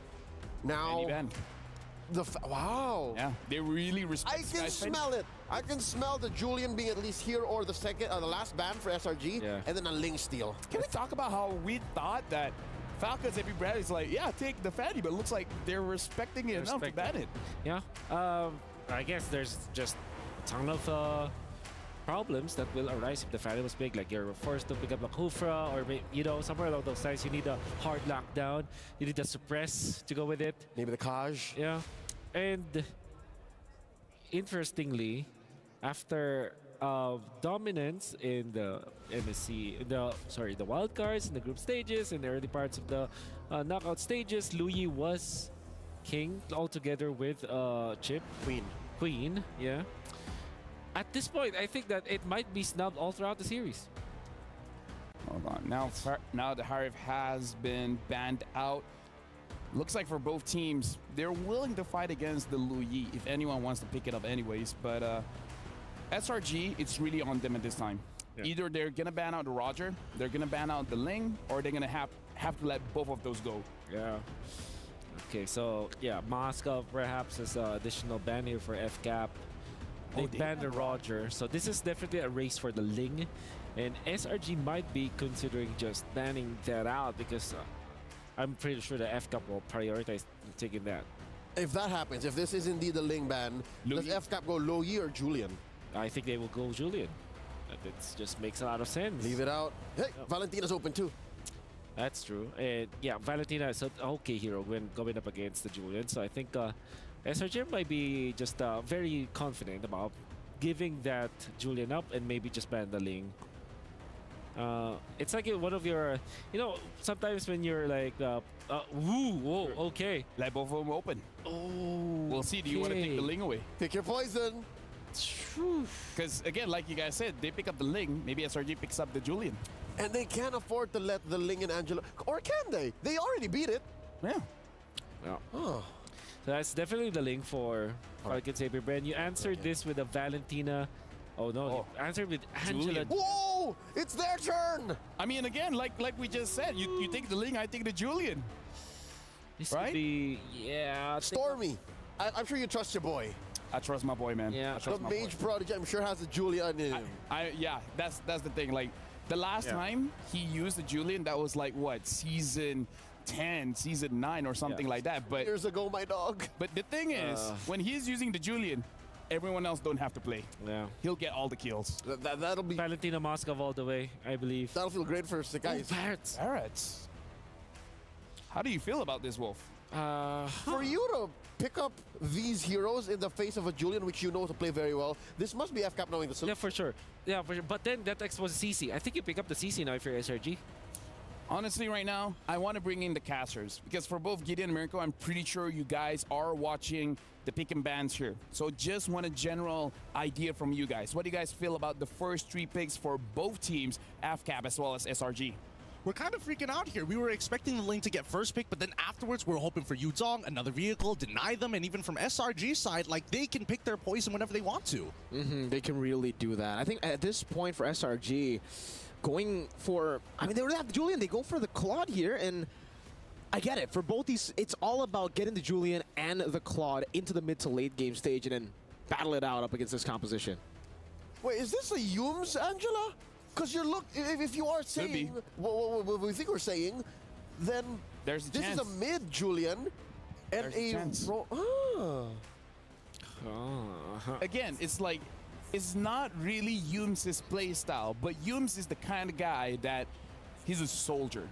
You ask me to play Fanny Rome, I'll do it. It's actually a switch up in the dynamic. Correct me if I'm wrong, LaFell. Gideon, you're listening too. Because what I heard is Stormy says where to go, Yums drives. Yeah. Right? Stormy, so it's now Stormy doing the job and Yums just following up. I mean, if they do that, it really is like just saying to Falcons AB brand, what you guys can do, we can do it too. Speaking of which, now we're looking at the bans here. Valentina getting banned out, Yuzong getting banned out. What do you feel about this, Wolf? Yeah, Valentina, just a valid ban. I thought that should be the third pick of FCAP, but they chose to go for the bats. Understandable because they want to secure that lane. I believe that you also ban what maybe interesting. I want to see ban Kadena because I mean, we see SRG fought the Julian mid with a Phoveus. Maybe they have some kind of fighter situation in mid that they want to bring up as well. yeah, Fue is the first one to actually rock The mid Phoveus. the mid Phoveus. So, yep, that's a pretty strong hero to pick up. But I guess another hero is maybe the Minotaur ban. They banned Tigreal instead. So I think this confirms Julian to be the Mid. jungle. I think. Oh, really? Yeah. Because you don't Makes wanna, sense. Yep. You kind of want to secure that the jungle farming pattern for the Julian. I was thinking they were gonna double down and invest in another jungler that's physical. Yeah. Hence why they banned out the Tigreal. Yeah. And then SRG goes what Ruby this time. I think it doesn't. It just makes a lot of sense picking up the. What about a CC? Yeah, I still feel the CC is a great pick. It's gonna show up. It's gonna show up for sure. Maybe last pick, or maybe this pick actually. Yeah, no matter what, that's going to be CC. They're just gonna make sure that it's clear. But Ruby is a very safe pick here, the fourth pick, because it's not countered by anything at all. It has great synergy. You can put it in the XP lane if you're forced to do it. I see the world where it is actually picked up as the XP lane. Yeah, I compromised the link too. Like you show it a second, the weakness. Thumbs. It's not gonna happen. Okay. Unlikely unless there's still room. There's still room for a Ruby. Casters, what do you guys think about this Tamus pick against the lineup that Falcons AB brand have been showing? I think that, honestly, it's coming to a point where what exactly are they trying to do? And I think it's going to be playing for these early first turtles to try and get to that mid game like Mirko was mentioning just now. And from FCAP's side, I mean, they've got to have some strong answers to this because the Barats already should be able to clear faster than the Thamas. It's all about capitalizing on the mid game, yeah. It's all about capitalizing on the team fights because what the Thamas allows SRG to do is it allows kind of the whole team to buffer the engage, whereas the Moskov will have to really be careful as to how he actually goes into these team fights, and if he does go in a bit too early, the Vengeance will maul him. Yeah. There's a Minotaur, very good pick because it counters the Claude, and there's it's just about this a big nuke mage like the Lilia, because the Thams was already shown. You know that it kind of walks, so it has to actually walk and traverse lines. So Lilia makes a valid pickup here. I love the adjustment. FCAP just says, you want to fight slow? Let's fight slow. Let's make the fight last forever. Yeah. If there's any player who knows how to make a Tams work, that's Flapteasy. He won a season championship off of that hero, playing very aggressively. So now it looks like they're going to try to tempo out SRG. Grok looks decent for SRG, but I would say maybe an Edith. Maybe they'll just go back to the Edith. Oh, okay, the anti-Ling strat, of course. He's going to be on Kyle TZ for minute 0. And this is Angela Hilda. Okay. That's scary. That's actually really scary. It's a good draft, but I would still say it's a bit of a risk. But again, going up against world champions, you got to take risks, man. I love it. Mirko, get it. I hope you guys are ready because it's your turn. Holy cow, this draft, quickly threw a curveball here. I thought, hey man, this is gonna be tough because FCAP's comp, they're gonna eventually outscale, but it looks like from the side of SRG, they've decided upon, you know what? They've been winning out on the early game. It's time for us to show them what an early game looks like. Oh, this is gonna be really interesting to see for SRG because technically, they have a lot of great early game pressure, but even in the later stage, they have that Claude to carry them. Hopefully it's gonna be enough. We're coming into the land of dawn, boys and girls. It's game number 3. They've managed to jump as high as the Falcons, eye to eye. But can the Falcons soar even higher here in this match? Welcome to the land of dawn. Falcons, AP Brent on the blue side, SRG on the red. You can already see as the game gets started, the Hilda make a very aggressive maneuver in towards the enemy purple buff here. As the Angela definitely have to go and deal with the waves. And this is why the Lilia is going to be so good for Falcon's AP Bread. They get so much more prio and they can rotate over to Yums. And right now, he's already kind of struggling to actually get in the vicinity of that purple buff. Stormy has cleared it out. Calteezy on it. He'll be forced to maybe use the Retribution at this point because Yums, he is there trying to screen it out. Calteezy bringing it into the bush. Retribution is going to be used. Yes, it does. Yums, successful invade. Yep, really nicely done, but this means that he might just be going down here to Kyle, right? He is using Warcry. Okay. Flickers out. Yums now doing some damage back. Now with the help of Few, this should be first blood over to Kyle Teasy. Look at the tempo, though, on the bottom side. After the EXP has been pushed out, they're getting Julian involved to start stealing away 1 or 2 camps here. So at least for Sagai's, despite Kyle Teasy getting 1 kill, he is a level ahead. The gold for XP trade. I don't know how that's going to actually help SRG later on, but seriously, if Skies is able to steal a Lord with 2 levels down, I can only imagine if he's the one ahead that he'll not miss a single retry. Well, we'll see whether Kyle actually still has his retry, considering how much pressure is being applied to him right now by Yums, right? We're expecting Yums to get even more aggressive after the 2-minute mark because then he's not going to get punished as heavily once he's invading those jungles. But take a look at this, right? They're setting up a potential counterattack here down on the bottom side, but SRG sense it. Again, for Kyle, it's really tough for him to actually maneuver around because if he gets poked down, it's very tough for a Ling up against this kind of composition already.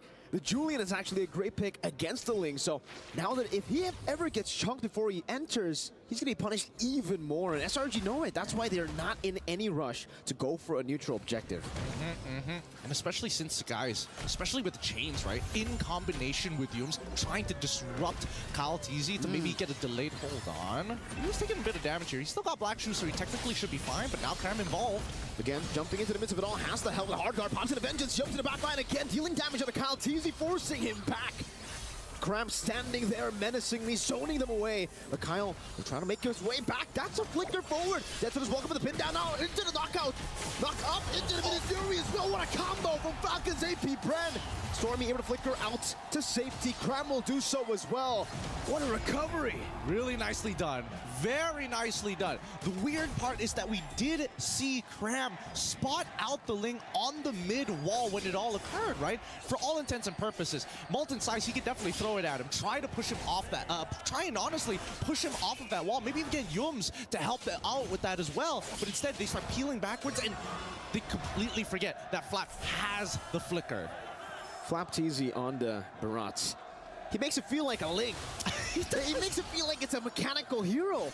Deadson is welcome flicker combo, connecting every single time, even in game number 1, finding the prio targets. He was able to find the target he needed, and it was Skies. Straight into the pin, and now we get a look at the items. Does look like for at least Innocent, he's actually quite a bit ahead. 300 gold as he goes in for the push. Turn of the night, the waves from Super Marco, immobility. Super Marco able to get out now, trying to go for the pin down out the Sky Spear of Destruction as well. Now onto the back, bringing him back over for Kyle Teasy to assassinate him. Well played, but the enhanced sword gets him out, Skies. Not for long. Stormy caught as well. They find a trade, but it's definitely not worth it, not just yet. 2 members down, Yums dealing some damage. Not able to go for the full assassination on the Few. It's actually him forced to flicker out. Baptiste, the Dino, walking back as well to knock up, and then everything in the kitchen sink to deal with Yums. Ooh, okay.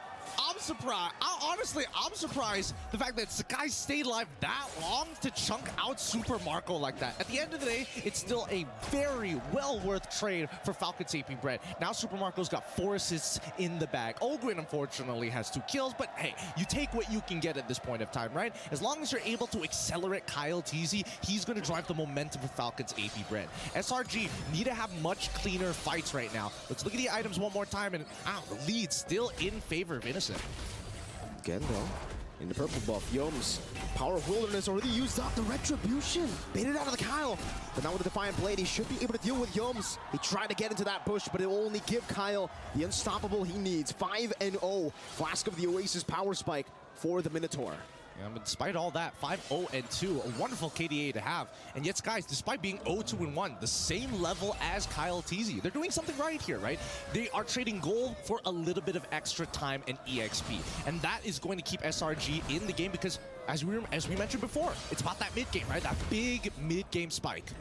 Krem poked down a bit. Good position on that choke point.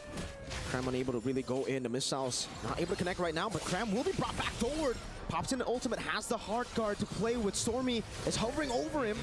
Taking a lot of damage though, Kyle now. Able to recover, able to clear some waves, able to clear some of the creeps. One level ahead of Skies, he's back again. And finally, for the very first time, we see SRG say, no, we're not going to contest. We're finally just going to retreat. And Stormy's going to top off his boy Kram here because it could be a setup angle for a dive. And I think that's a very good call considering everything that has happened here. But in the mid lane, at least the guys finding opportunities. Wait, that just is... They're not going to dive that for sure. But let's look at the gold difference, right? Because while everything is happening, it looks like Innocent has been doing a phenomenal job, now extending his 500 gold lead to an 800 gold lead. He can go band for band. He can go M for M with Super Marco. I was not going to follow up you on that reference. I knew you were going to pull it out as well. Let's look at the items because now you can see that the 800 golds make only the slightest difference, right? It's Golden Staff already built on top of that DHS. But let's cut back to the supports because the Flask of Oasis is going to be a lot better than just Steel Paints. Gotta be careful though. Look at this. The Dynoman up top. Oh, one with a knock-up getting chunked down. It's a bit of damage. I think it was from the turret, Yums, and then a few basic attacks from Innocent too. Now walking up forward. BMI defensively again. Both teams really just looking for an angle to find an advantage. Yeah, I'm curious to see what Kyle TZ has built. I just saw the GDS actually getting purchased, and I don't know if he's fast-forwarding the GDS instead of getting the Haasclaw, or maybe he already has the Haasclaw in time on top of the Berserker's Fury, right? That's the atypical build that we like to see. Wait, he's not gonna... Forcing attempts to play it. Skies has the enhanced sword, goes for the chase down. Has the hard guard to help him too. Kyle TZ gets out. And SRG want to capitalize. Kram straight into the bottom lane. Wants to cut this wave to find that prio. And it just goes to show that KDA isn't everything to all of our ranked demons out there, man. Like, look at that. He's a full level down, and you compare it 5-0-2 to 0-2-1. In what world does that win? In this world. 7 minutes in, Game 3 of the Grand Finals of MSC 2024. But Super Marco will be able to utilize that advantage up top, the 3-man advantage, to take a Tier 1. Now straight into the bottom lane, utilizing the movement speed, but SRG are on it. Sky, Stormy, and Kram. Look at maneuvers coming in from Falcon's AP brand, trying to recover the space. Need to be chunked by Yums. Forced to flick around, actually. Super Marco with the Abyss Walker, also with the Spirit of Misery, trying to really go for the poke onto Innocent as Kyle TZ holds on, and no purple buff on him. Flap TZ, in the midst of it all, caught in the poke. So much poke praise on him, still able to flicker next to this Welcome, finding Skies again, and this time it's going to be Skies, dealing some damage back again. Ogre with a mock-up, Kyle TZ with a blaze, still able to survive. Kram with a vengeance, Yums in the back, it's Skies getting soloed. Ogwin will fall as well to Innocent. A trade for now. The Falcons AP brand, they secure all 3 neutral objectives. I mean, at this point, I bet even the audience is tired of like, how does only 2 people die? Despite everything that has happened, these battle spells, these flickers especially are proving extremely valuable. I would have imagined at the very minimum that maybe few probably needed to purify or something, but even Flap TZ, wow, that was just, man, how does he get away with this? I can't believe he's done it. Well, at this point, I don't even know how many times he's done it, but the fact that he keeps getting Skies, and in Game 1 he kept getting Innocent. Barat's the death to his welcome. Usually we see the death to his welcome miss, especially when it's coming with a flicker. This guy still gets it every single time. Man's got aimbots somehow. It's inbuilt to his fingers somehow. I don't know. There's no explanation for it. There is an explanation. Good. What is the explanation? Toby Maguire got bit by a spider. Flap TZ got bit by a goat. Oh, this guy is just, he's too good. He's too good. But at the same time, right, SRG continue to try and keep it even with Falcon's AP brand. Yes, it is a 3K differential between the 2 teams, but we've seen time and time again that SRG have made miracles happen, and Falcon's AP brand are now taking a much slower approach to SRG than they have before. They're not just throwing people at the wall and hoping that it sticks. Here, though, you can see Yom's trying to screen out Skies, able to clear out the mini wave in the bottom lane. And again, for Selangor Red Giants, they have a really good way to actually minimize their losses, right? Every single time they're actually behind, when they don't have tempo around the map, they're still able to catch every single wave, while also denying any pickoff from happening, which is very, very impressive up against a team like Falcons AP Bren. Usually a 1,000 gold lead means that it will give them a billion more opportunities to look for pickoffs around the map. Yeah, but it's starting to look more even. Even we're talking about like priority, right? Like Cram half the time is able to kind of match up unless we do see FlapTZ sacrifice a bit of his wave just to get there on time. That's the cost. That's the big brass tacks that both of these teams are applying onto each other. Every single one of these moves need to have purpose, and it always comes with a cost. That being said, though, this Lord Dance is going to be extremely important for the two. The worst part about it is that Falcon's AP Bren probably can do it slightly better thanks to the help of Ogren on this Minotaur. Slowly but surely, again, for Falcon's AP Bren, this is the new version of the Lord Dance. With the changes, it's all about the Lord. Can we call it a step? It's a tap dance, kind of back and forth a little bit, you know? It's a tango. Cha-cha. Yeah, it's a tango. It's much more of a tango than it used to be, than just sitting and doing the waltz, right? But at the end of the day, Minotaur is really, really good at... Ooh, almost catching him with the enhanced chain, but Kyle still able to utilize the Finch poise. He is low, though. He'll get the motivation roar. He'll get that sustain. I think this is a pretty good opportunity for SRG to start taking the space back here. However, Few not making it easy, right? Drawing the borders in the river, making sure Gloom is going to set the tone for this upcoming fight. Oh, what a nature. Perfect timing here for Falcon's AP Bren. Now it'll come down to Skies to really deal with Super Marco. Yums in the front, trying to deal some damage on the FlapTZ. Will be able to do so as Cram walks up forward as well. Jumps into the midst of it all, still able to pop the ultimate. Now Innocent deals some damage, jumps in the midst of it all again. Jumping forward, Super Marco. What an nature, but Skies goes in for the assassination, still able to find his Spear of Misery. Depthnus welcome to the pin down. But now the winner Cram from Skies. He tries to stay alive, but Kyle TZ is an absolute monster. They find 3 so far. Kyle, he's not going to die here, but look, 12-2, and SRG finally making a big mistake here. As we look at the replay, this looked like a great engage, and I think it was a good idea that even Yum's flickering forward to try and disrupt the backline, especially since Super Marco honestly was in a pretty dangerous position. Now they're in their base. Can they close it? Stormy trying his best to actually evade from it. The Cannon Minion not in range just yet. Cram, he did what he needed to. He stopped the minion from getting into the range. But still, it's another 2 members down. At this point, like you mentioned before, Wind of Nature came at a very convenient time for Super Marco. Without that, he probably would have died to Sakai's or wouldn't have enough health to actually survive from him. Luckily, he still played it as best as he could. Oh, God. Yum's pinned down, flicker forward, and has sword from Sky, Spear of Destruction! Super Marco with a chase forward to find a double! A statement piece by Falcon's AP Bren with a double kill from Super Marco. But they gotta breathe for a moment. These chain deaths from SRG is supercharging Falcon's AP Bren as they're pushing the momentum to the crystal. The base wide open, Super Marco will deal with him, but he'll go for Cram just first. Super Marco taking a hold of his out with the vengeance! And the turret shot takes him down. Cram against the world, now it's Stormy against the world. He'll still be able to survive. You chasing him down, it's a mistake! Falcon's AP Bren, they still have a Lord to play with. Innocent and 4, Sakai's already back alive. Falcon's AP Bren, did they mistime this, unfortunately? They did. They recover. Let's breathe for a moment here because we know that this whopping score might just mean nothing in just a little bit. So far, gold differential, a full 7K ahead. When we look at the items, the Winter Crowns have already been purchased since earlier, but now even more people have it with more invulnerability frames to work with. At this point, the question really is, SRG, how are you going to make this miracle happen again? Can somebody deal with this Daytona's welcome from FlapTZ? And more importantly, Few.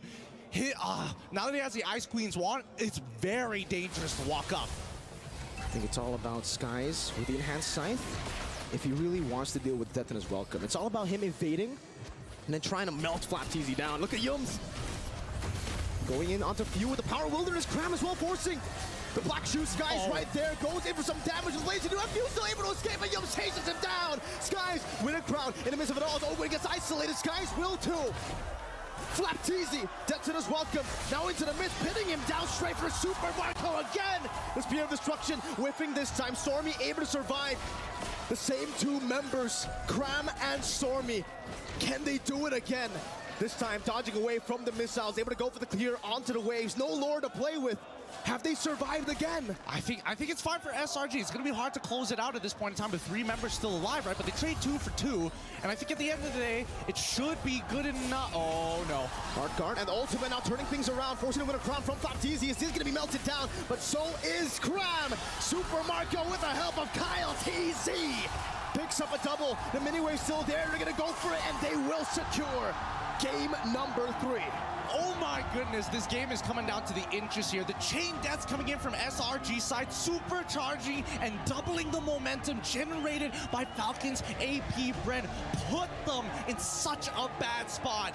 Miracles only happen when you work for them and you make some good decisions. That one was not on top of the list. Well played. Falcons AP Bren, they really adjusted to the mistakes they made in game number 2. They weren't composed enough. They weren't controlled enough. And in game number 3, they decided it's all the way from the start to the finish. Consistent step-by-step process. Falcons AP Bren really showing why they're some of the best players and the defending world champions. I think that SRG, unfortunately for them, this is going to put them in their place a little bit more. Falcons still in the air. They're still punching up towards them despite being giants.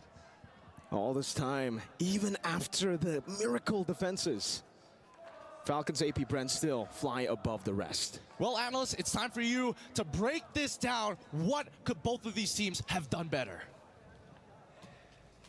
I mean, I feel like we can go very different angles here, but I do have to say, for the 2 games that SRG lost was with that Angela. Even though it did look good, but it looks like it's not good enough to get that W. I hate to say it, during the draft, we were all saying, hey, maybe it's time to put Stormy on a hero that is actually proactive, that has the mechanics and the damage to output to actually put the team on his back. But no, the glaring thing here for me personally would be the Hilda on Yumes. We saw it as a bold choice. Yeah. Definitely one way to maybe stop Kyle TZ's Ling, but in essence, it's such a reactive hero. I really didn't feel It's much of almost Yumes. gimmicky. They were a step behind for the most part. And okay, so my argument with that is it works. This is I would say this is a regular season or a group stage kind of answer to the Ling, right? Because you can see that it can easily like trump the early stages, and if it does become successful, it's gonna be great. Ling is gonna struggle.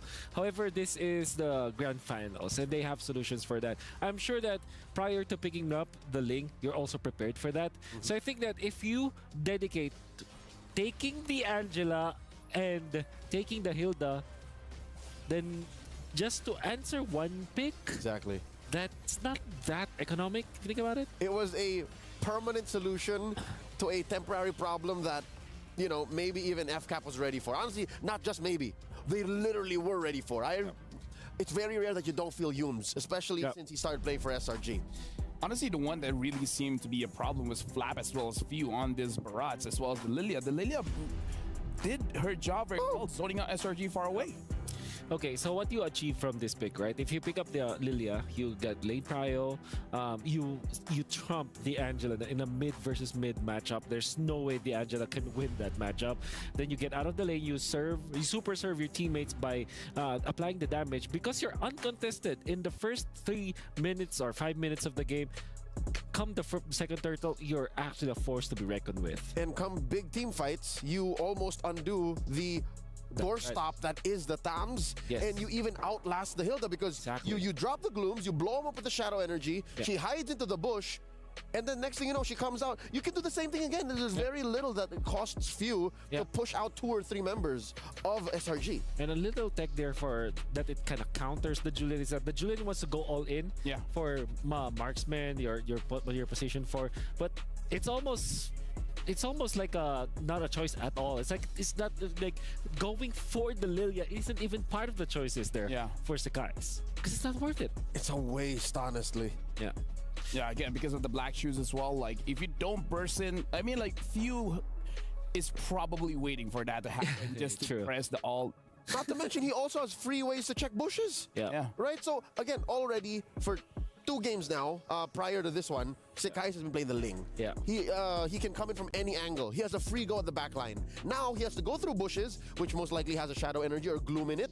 And then he also has to be honest about his engages, Yeah. even if he does have an Hilda checking forward or an Angel as a backup for his entry. It's SRG across game 1 and 2 were a step behind. Either way, can we say that this Lilia pick was absolute genius? Yeah, it really stopped SRG from doing whatever they wanted to do. It was. It's the anti-assassin build. At the same time, you have the Minotaur to because you pick up the Lilia, which usually the mid laners are kind of backed up by roamers. Lilia is very independent. In fact, the Minotaur had Ogwyn had a time of his life in a way that he was able to achieve whatever he needed to achieve because he doesn't have to take care of another hero in the mid lane. What the Lilia Minotaur brings is a mobile box. Yeah. The Minotaur defines where the box is, and then the Lilia sets where they can push forward, which is why often in this game we see more than I think the regular game between other teams is the flicker forward Minoan Fury, because you know that the Lilia can follow up. Yeah. You know that it's more than just a singular CC to maybe push forward or disengage. It's always CC plus extra. So part of the loss here, is it that SRG really fumbled the draft? I wouldn't say they fumbled. I think that it was just an over investment onto answering the Ling. At the same time, you go for the Hilda. It looked like it worked. I think it's not about them countering the Ling at all. It's more like they're putting their important players in a spot where they're not able to play their game. Storm is not playing the best game of his life. Yumes, I really like him with setup heroes. Yeah. With your Hilda, you're very honest. No hiding. You're just literally showing everywhere. There's no surprise factor at all. What's the highlight for the highlight maker if you're a Hilda? Exactly. No, I agree. But now we got to look at our Sony MVP, and it's going over to Kyle Teasy. So looks like the name of the grand finals is the Ling. Yep. It's the Ling.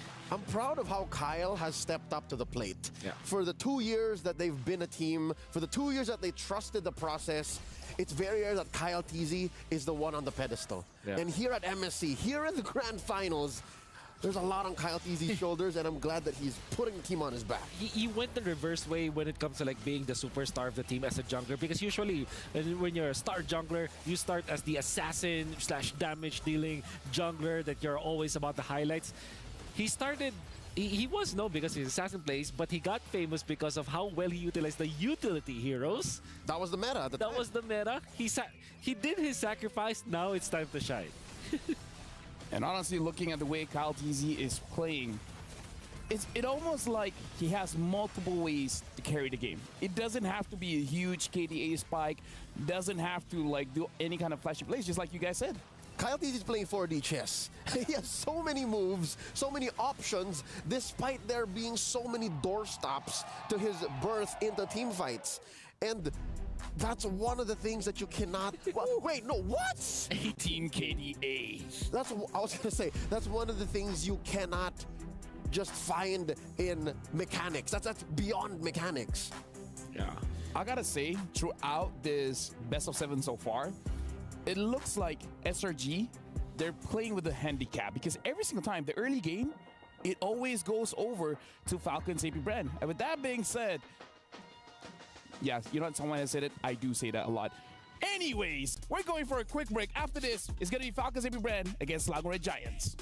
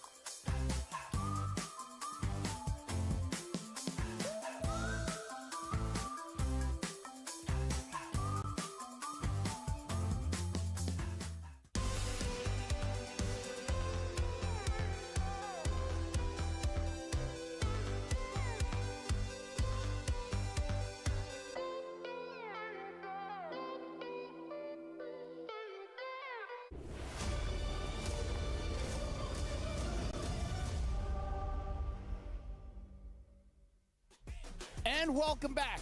Just to update the score right now is 2-1. We're 2 going over to Falcons AP Brand. SRG only having 1 point. Welcome back. My name is Afel. Alongside with me is Wolf as well as Leo. As you guys can see, based on today's games, I'm a little bit tongue-tied. Why, I wonder? Well, Who knows, right? who knows? Am I right, guys? Am I right? You have the right to feel that way because of Thank you. How stressful, actually. I think that's a perfect word right now. Even Dude, for I might start bleeding again. I think overall for all the fans, like Filipinos, Malaysians, very stressful. Even in game number 3, you can argue that there were times where you would think like, okay, this is actually winnable for SRG. Yeah, they had ins. Yeah. But the fundamental problem with the draft and what they came in with kind of bit them in the behind. Much like game 1. Is this not the story of game 1? Wherein they're like, oh, whoa, whoa, whoa, whoa, whoa. It's greedy, but they're making it work. And then, oh, never mind. Yeah. Well, now we're jumping back into the draft here. SRG, blue side, Falcons AP Brand, red side, betting on that Julian. So it has to be a link bank. It has to be a link Falcon bank. I agree. Take it away. Take it away. Like we've seen what happens when Skies doesn't get the link. Get out of here. He's just too good. Yeah. That is the most respectful way I can say it. Yeah. He's just too good. Yeah. Or open up the Angela, tempt SRG to pick up this Angela once again. And you know what else is actually forced out when you pick up the Ling, as well as the Moskov? If you go Ling Moskov, you're already very greedy, right? Yep.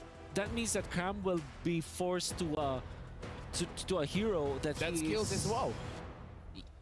Yeah.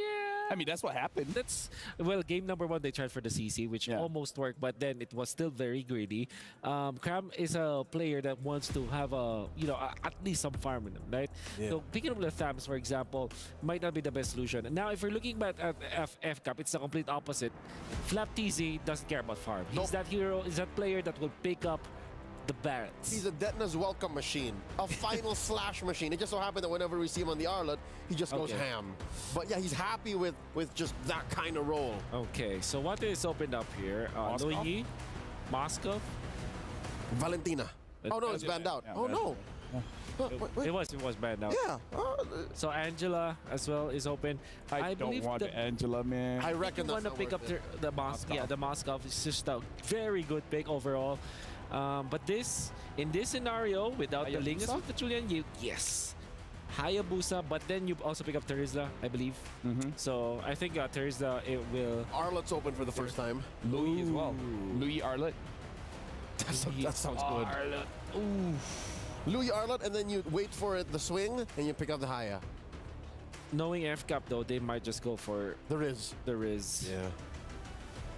So you go Louis Riz. Louis Riz. Arlet, okay. Yeah.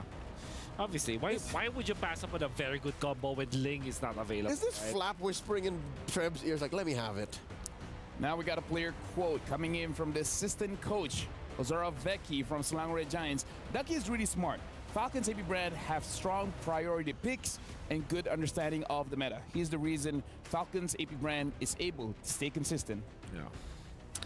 Okay, they still want to pick up the Louis because, I don't like it going up against Arlet overall. And then the Claude also is a problem for the Louis. By picking up the Louis into the Arlet, you essentially feed yourself to a 5-man final slash. Oh, I love it. You don't want that. I feel love like it. it's risky.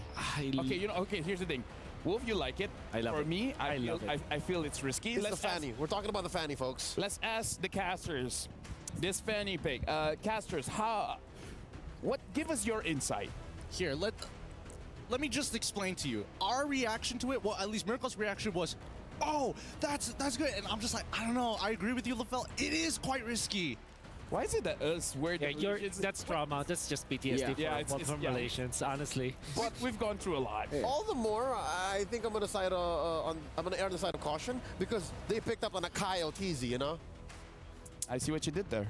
Because again, you bring out the big guns when the Fanny comes through for the first time in the series. This is Kyle TZ's first time on a utility this series, so that means they're ready for this. It came out what 5 seconds after the pick. Yeah, definitely the answer. Oh, also massive combo with the Arlot, but You know what? I think this is the time where it will be damage dealing hero for Flap. So it will be like dependent on like dealing damage. Like maybe Like a pack. like a pack. Exactly. Which is Flap great versus this Moskov. I think the best hero overall though is Yuzhong with the Petrify. You can actually You hunt for innocent. hunt for innocent. You can also hunt for the Fanny.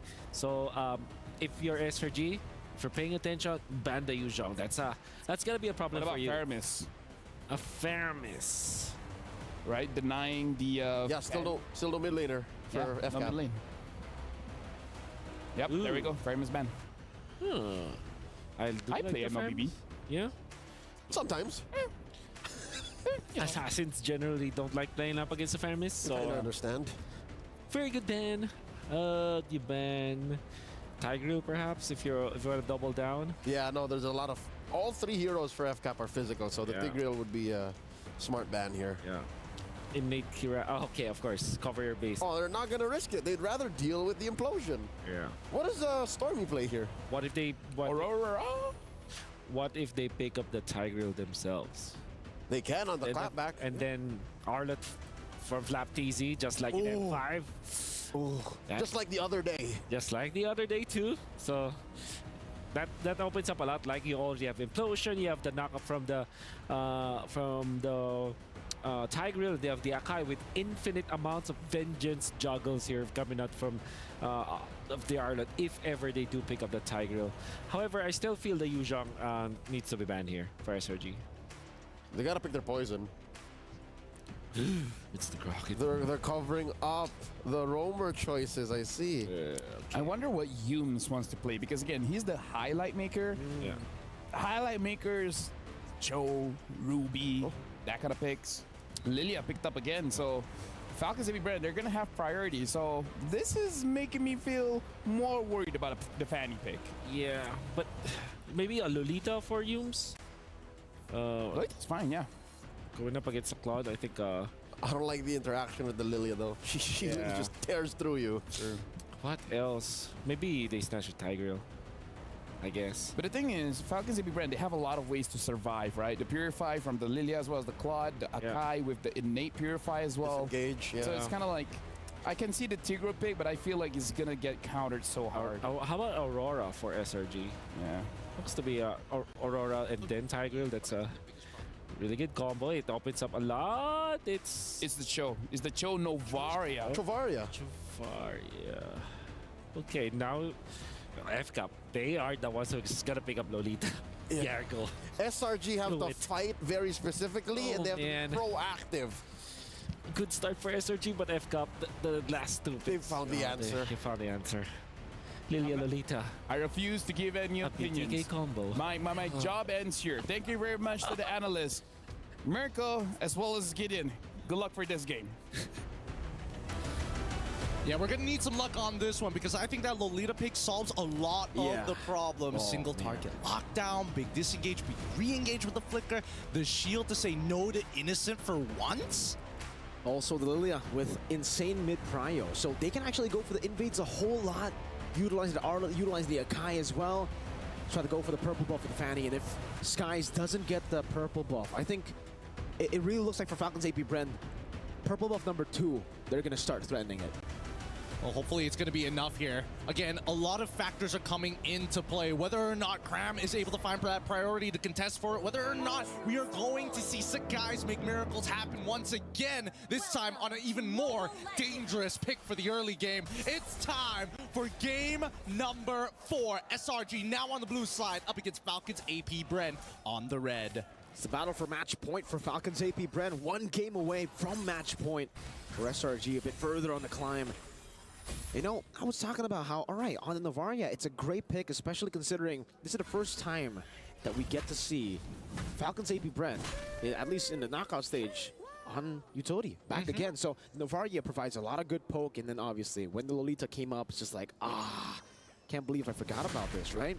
The pick that was able to send their bitter rivals, Liquid Echo, in the semifinals out. They were able to counter Edith and carry, it was. Yeah, and I think that the Cho pick is actually a pretty good substitute for it, right? Because again, you're fighting for that mid prio. You are going to take some damage. You need some way to kind of not only defend yourself, but clear that waves effectively. Here we go. Good damage down. Down Flapteezy goes in still. Flapteezy still able to use the vengeance, but now the swing of the hammer skies with first blood. Did he forget that Fanny was in play? I don't know. That was kind of weird. That was kind of weird from Flap. He definitely could have like completely disengaged, but let's see if they're gonna get. Ooh. No! Another one on top of that. Great start for Selangor Red Giants. A kill onto Skies, a kill onto Cram. That's XP Prio and Jungle Prio. I think that honestly solves a lot of the problems we were worried about for SRG. Now the early game is actually somewhat doable this time around. Maybe, I don't know, it could just be like blue side being the ultimate side at this point, right? Is that? I think that's what we're kind of devoting it to. So far, that has been the case, and now again, Yum's able to clear out the mid lane. Level 4 advantage for Falcons AP Brent. But take a look at Flapteezy. Uncharacteristically, not level 4 at the first turtle. Cram swing a hammer down. Flapteezy down to half. Yum's dealing some damage again as Cram pops in a penalty zone. Calteezy in the midst of it all right now on the neutral objective. Will be able to find this. Flap gets the shielding. Spear of Destruction. One last shot should do it, but Flap again is able to survive with just 1 HP. Skies on the chase, finds him with a push Flap. Still able to go for a lot of those shots, but the cables are inevitable.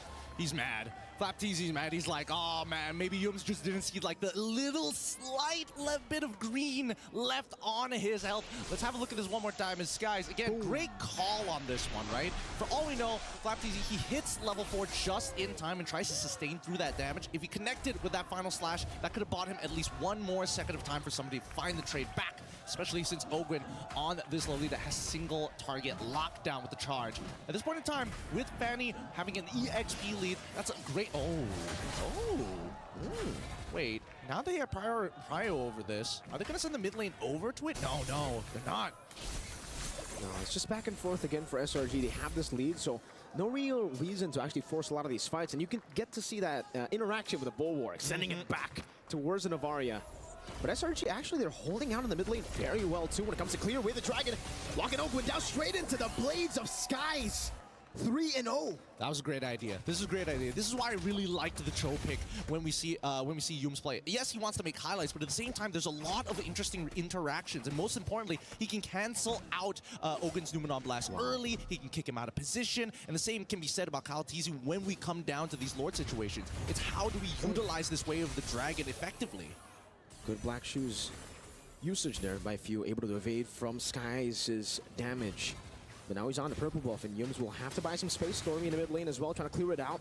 Trying to get this Prio for Skies. Calteezy already jumping onto Yums, trying to find a trade for the purple buff. But Yums is going to be caught, forced to flicker out. Super Marco on the chase, the flicker. No flicker. It's just a few recalls. Innocent with a pin down in the mid lane. What happened? Few got picked off. I mean, everything is happening all at the same time. He's caught mid-rotation here, and now the penalty zone to look for more. Oh, Spear of Destruction as well. Now he's going to be Innocent. Caught in the final slash, still able to evade right now, but the Numenon Blast is able to connect. He has the Purify. He baited out the Vengeance straight into the kick.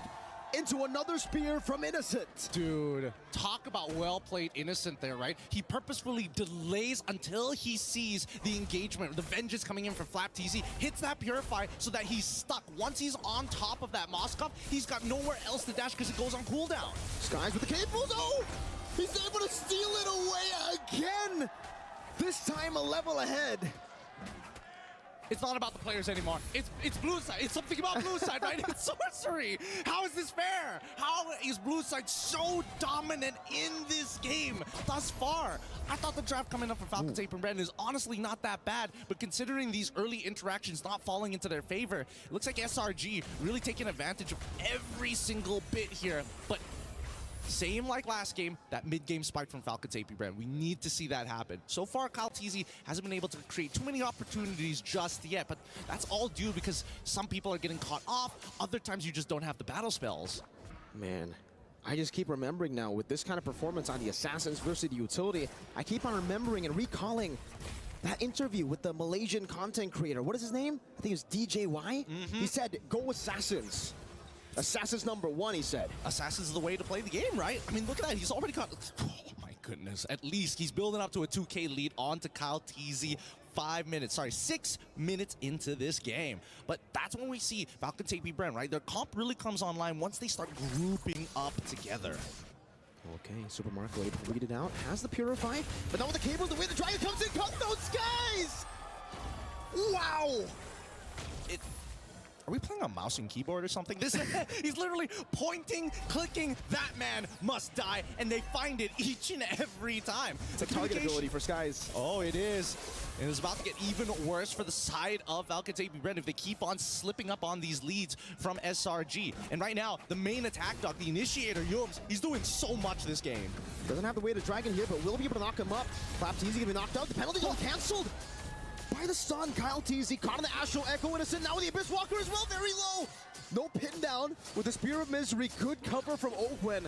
But he's forced to recall out. That's a free neutral objective to the Assassin Jungler. Honestly, not too bad. At least Falcons AP Brent aren't giving anything over to SRG besides the turtle. Oh, penalty zone though, onto Few. Forcing him to use that black shoes, not that big of a deal. That's just an alt use. It's not like they're going to fight each other anyways, but SRG, I think they want to invade, and they're considering the options. I mean, they've got the Way of the Dragon ready. They could do it, but at the same time, the lack of purple buff from Sakai's means that SRG just have to wait. You can see the difference in level already. This is why the Assassins have been able to find so much more value in this meta. The clear speed is ridiculous. On top of that, how fast you are, so mobile, you can go and catch a lot of these waves that most utility junglers will have to give up. It's a 2-level lead for Skies, so finally, after 3 games, he finds himself ahead in level against KyleTZ. Hey man, similar to SRG, Falcons AP Brent have been known to flip fights over despite having massive losses in the earlier stages of the game. They're great at their timings. Both of these teams have a lot of similarities. Look at Skies, he's again pulling a Falcons AP Brent away from each other, trying to not enable their comp. These cables from Skies, man. Cram in the mid lane, goes for the penalty zone. Oh, the tenacity on the boots. Gets him out of the heavy spin, he flickers out of it. Meanwhile, down below, Skies! Man. What? I mean, what can you really say about that, right? It's just unlucky, I guess. I mean, FlapTZ, he's just not, he doesn't have enough stacks. He just got the Thunder Belt as well. He doesn't have enough hybrid defense to survive through it. And even if he does, technically it doesn't matter because Skies has the Malefic Roar. The more hybrid stats, the better it is for me. The more I'll just cut right through it. Man, Wolf and Leo, they were talking about, you know, FlapTZ on the Arlet. He should be able to do what he did at M5. He should be able to do what he did just 2 days ago.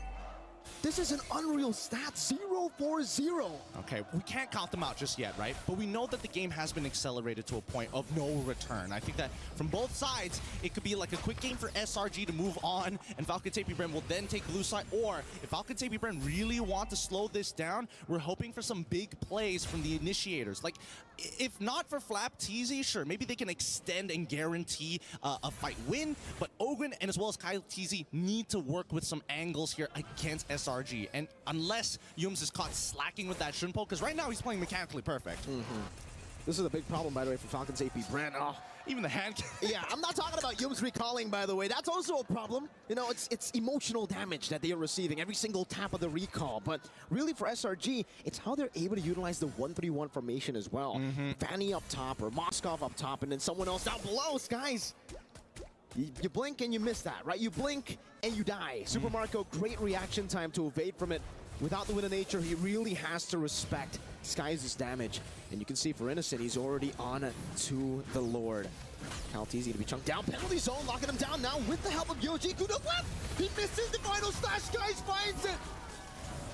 Okay, they're just gonna back away at this point, right? SRG don't need to extend the lead. They've already committed, I mean, they got FlapTZ's final slash and the flicker as well. Maybe he's just looking for some sort of redemption in these fights, but it's fine, right? Falcons, they can technically lose their outer tier 1 and 2 in mid. They just need to make sure they high ground defense. Oh god. Skies now, oh, Skies! He's out of there. He's out of there. Oh my goodness! This kid's insane! Few now gonna be caught in. Innocent able to take him down. Penalty zone locking him down as well. Meanwhile, Way of the Dragon from Yums. Skies again, looking for the assassination, gets knocked up before he can do anything. But they will be able to take some of these turrets. Base turret up top taken down from SRG, 10-0 up against Falcons AP Bren. Ogwen forced back, forced to flicker out. Still with the Lord. This is the first Lord of the game. And they're looking for an end angle. Skies again with the cables. Okay. Okay, finally I can breathe here. SRG, they've set up checkmate angle, and we haven't seen a checkmate angle in a long time here at the playoffs, right?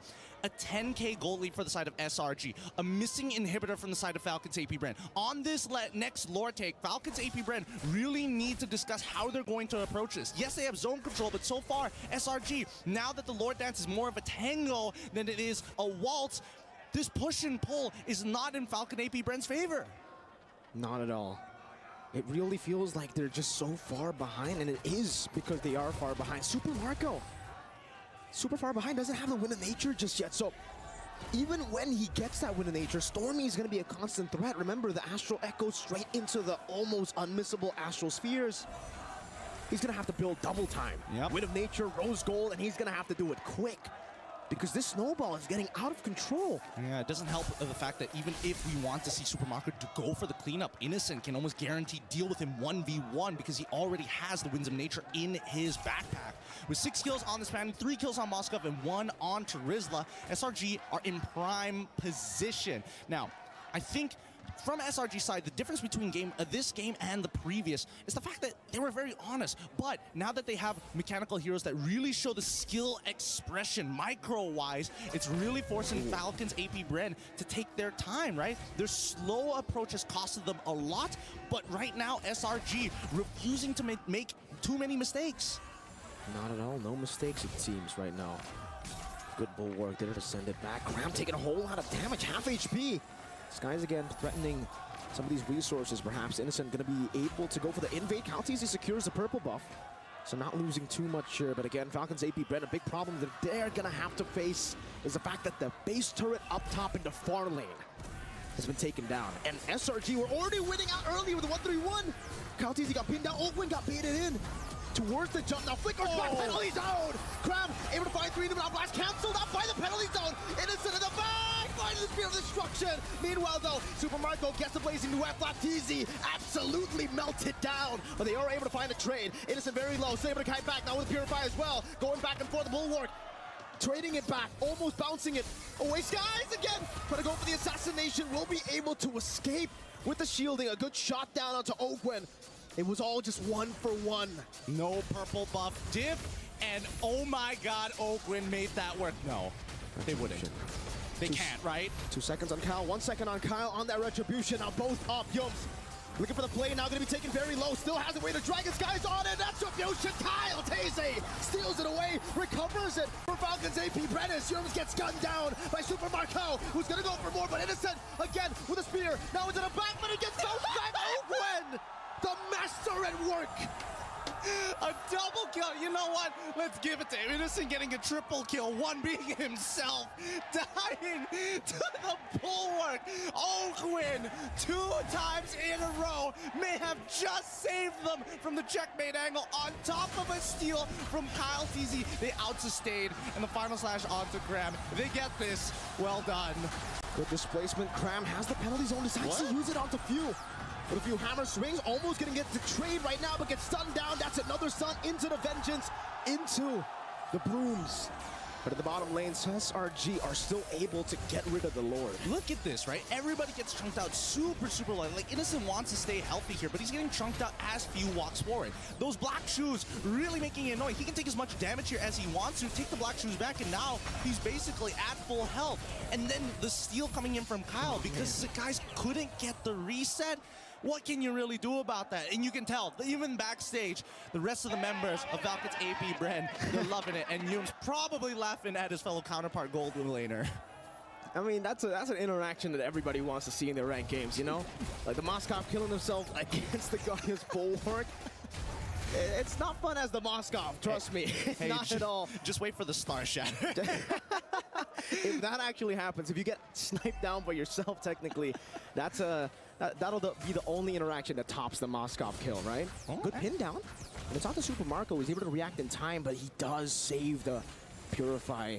Man, the patience on Marco. It's crazy. It's really crazy because now it's come to a point where Falcons AP Brand, even if Oakwind gets kicked out of the way, Few can start walking up and get free damage. And more importantly, Kyle TC is now tanky enough to actually push them out of the way. Man, Cram is Wow, okay. Wasn't expecting that much damage to be being pumped out by Super Marco. Me neither. Skies trying to bait out a few of these abilities. Super Marco in the back already using the Purify right now. Scrap's going to be pinned down as he goes for the penalty zone. Skies are going to play. Missing the cables, getting stunned up. Still able to get the shielding. Now onto Few, gets the cutthroat. Unable to find for anything else. Few looking for the chase, but Cram is, oh, there you go. It almost hit. Maybe that could have been the one.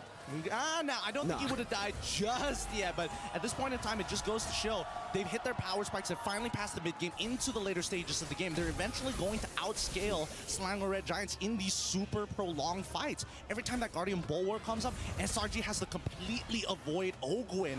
And now, let's have a look at the items so far, because now I'm finally seeing somebody building some magic resist. We got that Radiant Armor coming in from Cram, but that's the reason he hasn't really been able to soak in as much damage as possible up against Super Marco.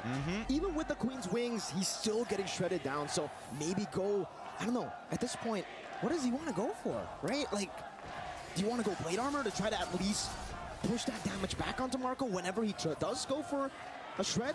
Oh, no, you hate to see it. You hate to see it, Skies. He's been perfect all game. He's 6-0. But it happens to everyone. It's not just you in a ranked game, buddy mans. All you Fanny players, it's not just you. It happens to the best of us, even to the Prince of the Skies. Oh my goodness. All right, regardless, right, it doesn't mean too much at the end of the day, right? There's a good chance that Super Marco probably might have been able to survive that situation, but here comes the Astro Echo to reveal everybody. Good shot. He's actually half HP, is able to sustain back up with the DHS and that QC. Back to the Lord now. Gonna be choked down. Skies in the back line trying to go for a flank angle. Cram taking a whole lot of punishment. Oh, this is so interesting. This is so very interesting. Because now they find the angle. Way the dragon, but it's not going to be baited in. Penalty zone locked them down. They're going to blast as well. That's to be Few very low. Still with the help of the damage. Super Marco blazing duet.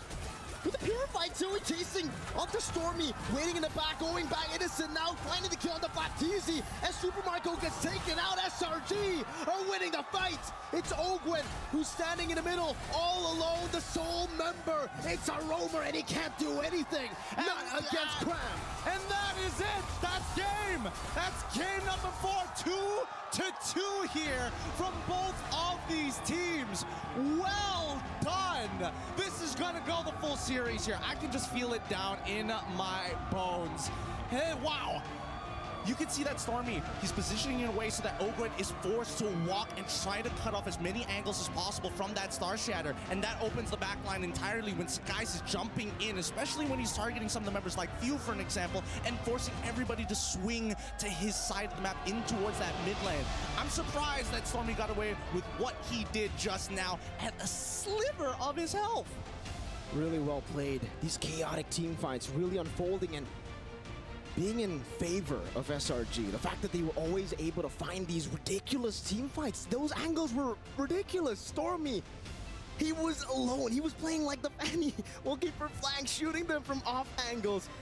And it really made Falcons AP Bren think about all these different angles to a point where they completely forgot about the direct engage from Cram, from Yums. I think it also comes down to just conditioning, right? Every single time Stormy shoots it, he's always making sure, hey, I'll do it off a cooldown. With that being said, analysts, please take it away. We have a series now. It's 2-2, so what? This is now a best of 3? The first guy that wins 2 more games wins it all. And it's mainly because we are now looking at a comfortable Yums and a comfortable Stormy, and of course a comfortable Cram. And you can see them laughing even when they just literally lost a team fight that could have gone really badly for them. They were still laughing. It's because they are comfortable in their own skin. We are seeing like Sakai is just... Oh, by the way, I'm sorry, I'm not familiar about your games. Guys, what a beast with a Fanny. However, yeah, Yums with a Cho, you know that it's you know that he is making all of the plays that's necessary for his team. I believe that the Terizla is such a great pick for Cram because it just fits perfectly what he wants to achieve as a player. So I think this should be the hero configuration. Like the priority. SRG. Exactly. How perfect is it that we go full circle? You start off saying, shut down Flap. Flap is one of the catalysts for FCAP success, and they did so in the first 2 minutes of the game. They put Flap on what, 0-3? 0-4 at a certain point. Right? Look at this, look at this. This is, And yeah. to some level, even Few couldn't play. Even Few from mid on that Lilia, with the Purify, with the Black Shoes, couldn't survive our SRG's aggression. This is FCAP bullied into a corner. Even if they did have a comeback angle in the late game, it was just too little too late. Yeah, I think it. Now that you're gonna be thinking like, surely the Akai works a lot, but I think that FCAP, they're the ones that aren't comfortable in their own skin. I think they really want to play forward. They want to make sure that they have this claw to go to the late game. However, it wasn't enough in the end. Yumes was phenomenal with the Cho. I believe that the way that he spaced out in the early stages, and I think it was the Fanny was indeed a problem here. Can I say I'm impressed by how the players are looking so calm and so composed because let's see here. My heart rate is 111. I don't know how they can take it. I remember back in M5 when when there was an actual notification. Because Yeah, I had a notification. It's like, bro, your heart too fast. Calm down. You gotta relax. You gotta relax. Last time that happened, they went 7. Oh yeah, it could go all the way because right now they're trading blows and like our caster said, both teams like blue. Yep, so far blue side because you get the Ling, you force your opponents to react towards you, and in this case it's going to be the Fanny, so there will be a little bit of a change up for sure. I think that Falcon's AP Brand might want to consider getting to the blue side once again, and I think the main reason why is because of the presence of the chip. It's like a auto ban. It's an auto ban. You have 2 bans. Yeah, a mandatory ban, I would say. So that really opened up this Fanny because the Ling was already banned out, and then they had to be forced to pick up the Fanny. You know? Yeah. Despite the pick advantage that I'd argue FCAP had, right? Especially in that last phase when they got the Lolita finally, and then the Lilia going up against a Cho and a Novaria. Yeah. The play was just what put SRG over. Constant aggression, timing out wherein you're expecting to be able to hold in. Like in the early game in the XP lane, SRG said, "Nuh-uh, FCAP, you ain't playing." I like how they dealt with it. It's like, okay, let's ignore mid lane because we are not gonna win mid lane anyways. Let's just farm. I'll clear the waves. I'm Novaria. I'll pop second skill and first skill. I'm gonna be okay. I'll just get out of there, and then come the mid game, I'm very strong. Fanny did the heavy lifting in the early stages of the game. Speaking of which, that's our Sony MVP. We gotta check out Sakai's on this Ling. I mean, at this point, like, if they win it all, this is, I would say, a good contender for MVP of the Grand Finals. Fanny. Playing the Fanny.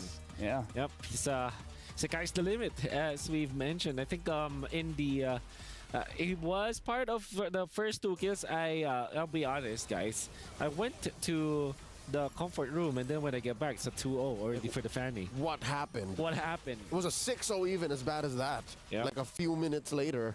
I was very fast. It takes a very special kind of jungler, a very special kind of assassin player to do what Sekais did here. Yeah. He looked at the knob for aggression and turned it up to 11. Can we talk about his retribution as well? I mean, like, it wasn't really on display for this game. I mean, like, he was able to steal that one, but a lot of steals, even from yesterday, coming in from Skies. And that's most important. And look at this. They already know that they can initiate. I think Super Marco popped the Purify way too late. Could have gotten out of that, but yeah. The He thing looks stone cold. He looks focused. I think for Yumes, it is more rewarding for him to be overly aggressive, and that even when he doesn't have like immediate heroes around him as his teammates, there's always that Fanny factor that is gonna be counted as almost a global hero at that point, especially when you're dominating like that. And it kind of allowed Yumes to be to have easy decisions to actually go for initiations. Yeah, I think that's another key to SRG's success. If you want to keep him winning, number one, put him on heroes that they're comfortable with, or wherein the roles that they're fulfilling are roles that allow for them to get their game plan online. Yeah. Second is maybe we're of the mindset that macro is the only way to win. With SRG entering the Grand Finals picture, maybe actually just team fighting up until your opponent can't out macro you anymore is a valid strat. Yeah. Because that's what happened here. No, legit, I agree. I'm a big fan of team fighting here, but for now, we have a special bit here where Eterna and Wheezy are talking to the founders of the team, so let's check it out. Hi guys, it's Eterna here backstage at MSC 2024 with the founder AP as well as the director Jab from Falcons AP brand. And Steph Weezy here, joined beside me. I have Simon, the co-founder for the Selangor Red Giants, and I also have Nishi, the team manager. Now, we've got some questions for you guys. The Esports World Cup is an event with multiple game titles all across the globe, and MSC 2024 for Mobile Legends Bang Bang being one of them. How does that make you feel about MLBB being a part of this event? I feel very grateful that Esports World Cup actually recognize MLBB and take them in part of the discipline in the Esports World Cup. So it's fantastic. It's very good for the ecosystem for Mobile Legends community in whole globally. So we're gonna throw the exact same question. Did you guys hear it from Weezy? Okay, we're gonna start with you, AP. What do you think about MSC this year? It's very excited because this is the first EWC. We want to show to the whole world that the AP brand, Falcons AP brand, will still the #1 MLBB in the whole world. I mean, it's looking like it right now, obviously. But you guys have heard the chants. You guys have heard the support for Falcons AP brand, and you're not even in your home country. By the way, what do you guys think? How do you feel to be celebrated at this magnitude? We'll start with you, Jeb. Really appreciate all the fans that came in, even our countrymen just visited from far away and just flew in to Riyadh just to support our team. Even the locals, we really like the attention and all the cheering, all that. I think you can hear it too. So we're very, very appreciative of all that. Now, Nishi, I'm going to extend you the same question. How does it feel to be celebrated on this magnitude? And also, in addition, what message would you have to give out there to the fans supporting the Selangor Red Giants? Yeah, first and foremost, I feel very grateful that there are some of our players' family that come to here, support us, and also the Malaysian around Saudi Arabia that come today for us. And also, not to forget, our fans from Malaysian and our SRG fans at Malaysia. All right, thank you. So you guys, we don't want to hold you guys too long. I know you guys are just as nervous as we are. So we had final statements for Falcons AP brand, especially the audience who really came through today, and especially for those of them who are watching online. AP, do you have a message to them? Thank you to all the Filipino fans and the fans of Falcons AP brand. And I hope that it will be a good match, and I congratulate the SRG as our grand finalist here in EWC. Yeah. All right, that's it from us, ladies and gentlemen, and we're going to send it back to the studio. No final words from Simon? I mean, I think there's Serumpun. I mean, okay, I would like to hear some words from him. But you know what? MLBB, let it be a mainstay here at EWC. I mean, like, it's been great so far, hasn't it? Long live MLBB. Long live MLBB. We're only a few seconds away from entering the draft. Right now, it's a 2-2. So at this point, it's a best of 5. The first team to win 2 games is going to win it all. So, again, it's just reset over reset. 1-1, 2-1, 2-2. Yep. What if it's like 3-2, 3-3? Good. It's going to be insane.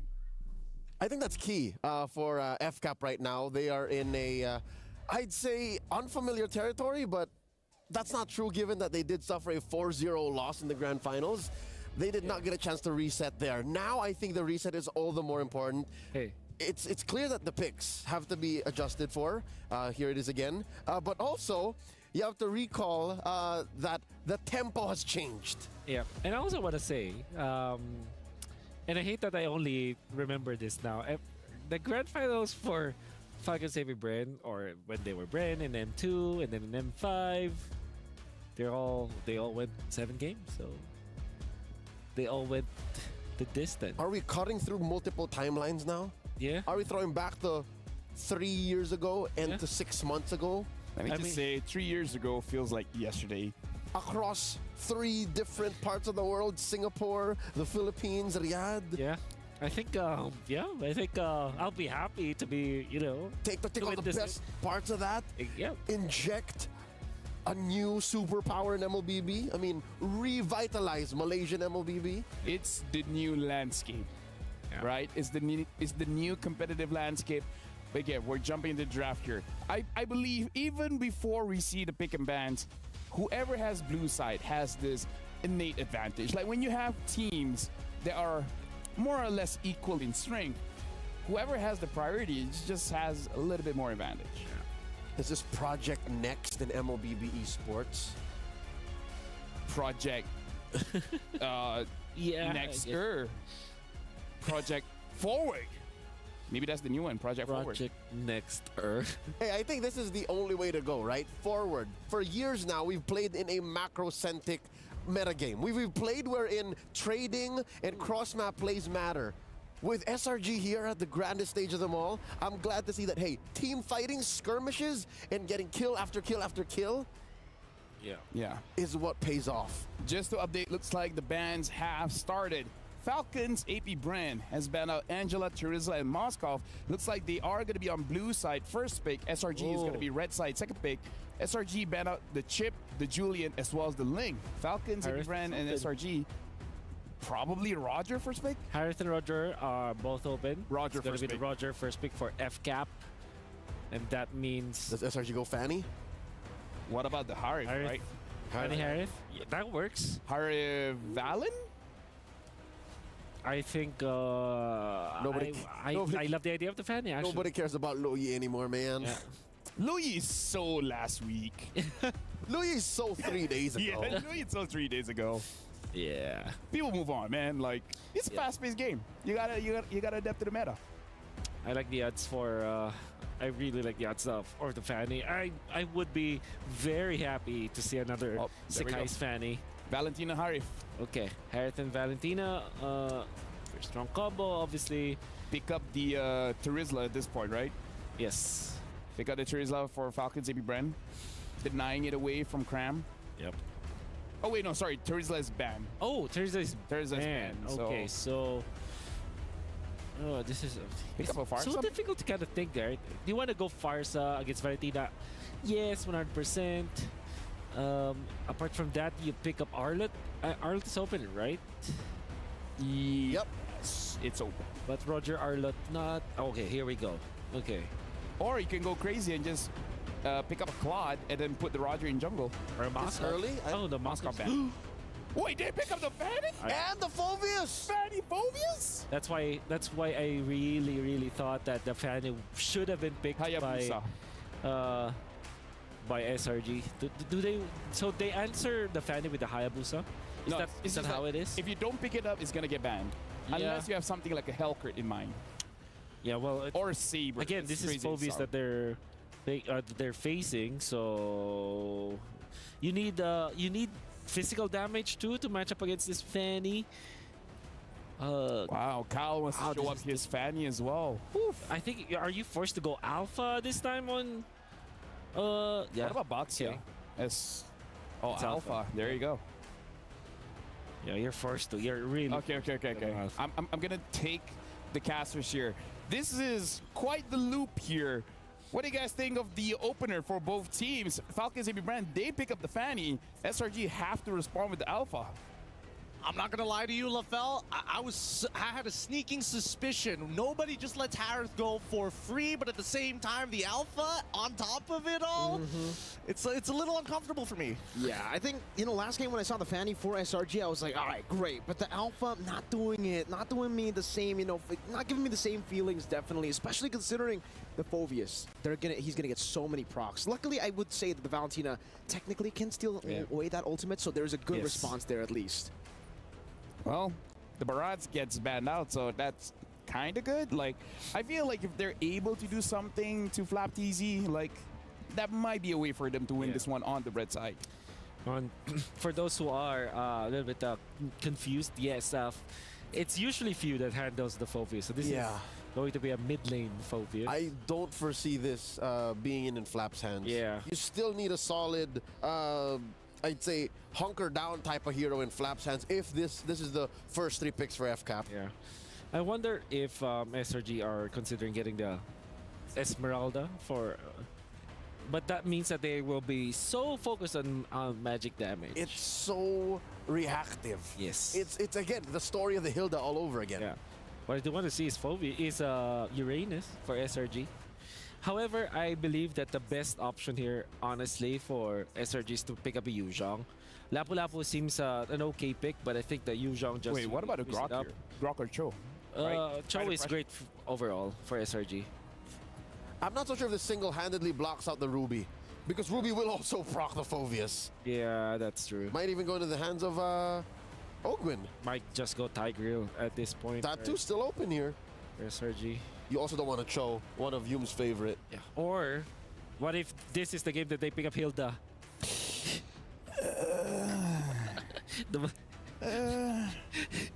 The Malaysian reacted. Yeah, I was waiting for that. Yeah, that's... For those who don't know, actually, we cannot see Lafell right now, like our line of sight. Yep, that's the Tigreal. Makes a lot of sense. Good against the Fanny early, good against the Roger. Thank goodness. I mean, okay, Gideon, what would you react if they pick up the Hilda? If they pick I saw his reaction. He was shaking his head already. He was smiling uncomfortably. You called it, Wolf. It was the Malaysian reaction is not good to that Hilda. I was about to drive my fist through a wall if that was going to be the case. Yeah. Okay, we're looking for XP lane or maybe a FAMS perhaps for Mr. Flap. Yeah, or they pick up the Yuzhong actually, so they move forward. But the Valentina is there too, so it's a bit of a risk. Like it's a good pick, but you know there are risks. Maybe even like Lapu or something. Okay, Edith and Tams as predicted. Okay, now you're left with the Cram Hero, right? Yep. Ah, that's just this. I think you're stuck with the Borg. I'm okay with the Borg. Or if you wanna be risky, go for the CC. I think the Borg is best. You're gonna need all the extra health you can get. All right, they pick up the Borg indeed. Perfect. Got him. Thank you very much, analysts. You guys are doing an amazing job in the drafting phase. Speaking of which, casters, you guys are doing an amazing job casting this game, so why don't you guys do that? Thanks for allowing us to do our jobs, Lafell. The match is about to commence. The points dead even, 2-2 in a best of 5. Well, game 5 in a matter of fact, best of 7. Oh my. I don't know. I'm flabbergasted with this. I don't think anybody was expecting Malaysia to have a performance like this against the Filipino representatives of FCAP nonetheless. It goes to show you the right side of the bracket that most people said was an easy bracket. How easy was that bracket if this is the grand finals we get to witness? I don't know, but if SRG is able to take it all the way, it begs the question about all their competitors before them. But it's time as we head into the land of Dawn to prove the theory whether blue side is going to maintain its 100% win rate here in the grand finals with Falcons AP Bren up on blue, SRG up on red. Let's take a look at this composition, right? The Alpha. I think it's going to be very, very good, especially in the early game. It's really all going to come down to how they can shut down the Fanny. I think it's a similar vision for SRG that Falcons AP Brand had in the previous game, which was go and invade purple buff number 2. Try to just take the purple buff away from the Fanny. And that's what Athamas does, find a lot of pressure here. But honestly, when it comes towards, you know, the later stage of the game, I don't know how the Samus will play out against, you know, the Harris, the Alphas, where they're going to be able to actually kind of burst him down. And the Vengeance won't really have the same effect as it did for Falcons AP Brand like it did back in game number 2 for SRG. No, I can agree with the sentiment here, but I think, you know, especially when you do have the Thamus, it kind of opts to tell you, like, I want to have some form of control and dueling power. Oh, God. And this is it. The Spear of Alpha straight into under the turret skies. Finds first blood again. Calteezy, though, looking for the trade back. Cram under turret, able to flicker out. Skies in the bush. And Calteezy will be able to escape for now. Earth Shatter, flicker onward. Combo together. Kyle gets the response. They should have been a little bit more decisive on that one. Do you back away or do you just hold your recall? I mean, you're basically dead anyways, but at least they got the flicker out of Ogwin. It's 1-1 in terms of kill score. Everybody's just fighting back for that lead, but this allows Flapteezy to actually try and recover in his lane. He's gonna freeze it right underneath his turret, and that's just great for him because as soon as he hits level 4, he's gonna be a problem. And now for Falcons AP Bren, that level 4 power spike is going to be massive as well, by the way. Huge. Demonic Force is all he needs. Technically for Ogwin as well with the Primal Wrath, and it will create a position or a situation where it's going to be very hard for Stormy. Does he steal the Primal Wrath? Does he steal the Demonic Force? Well, that's your answer. He goes for the Primal Wrath over the Demonic Force. So let's see how that plays out. Yeah, I think for now, especially in the earlier stages of the game, there's taking the Demonic Force, especially, the only person you can really punish is Kyle TZ, right? But even then, these cables are really good. They can cover a lot of distance at a time, and even pulling yourself away from the Demonic Force in a lot of these cases, right? So I think that taking the Primal Wrath is going to be the most optimal. It's good, it's versatile, it keeps you alive in a lot of situations as well. But in the meantime, I'm curious about the status of Innocent dealing with Super Marco. Let's have a quick look at how the state of the lane is going, because I'm guessing that both of these gold laners, they are going to play a little more passively. Oh! Flicker Implosion, good one by Yum, straight into the shove. Cram holding on to the last Insanity. Primal Wrath used up, and now it's the last Insanity to blow him up in the back line. Calteezy finding the trade, and it's going to be 1-for-1 right now. XP traded for Rome. Flap TZ, no vengeance on him. Good Terrify from Stormy, forcing out a Demonic Force from Few. And just like that, SRG, they're playing their cards really, really well. Now with the cooldown on the Demonic Force, no resets, they should be able to take the turtle for free.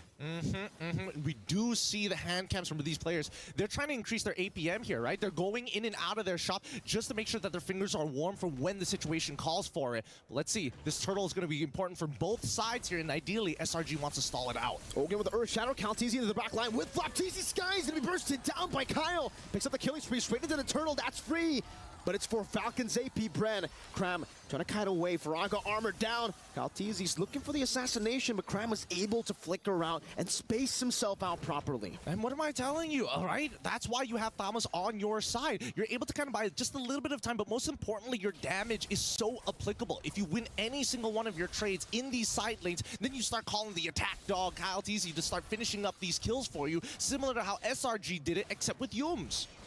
Slowly but surely for Falcon's AP Bren, that's always been the way they take their games, at least the winning games, right? It's all about building the gold lead very steadily, utilizing the macro advantage, and then suddenly going for a big team fight with that power spike hitting.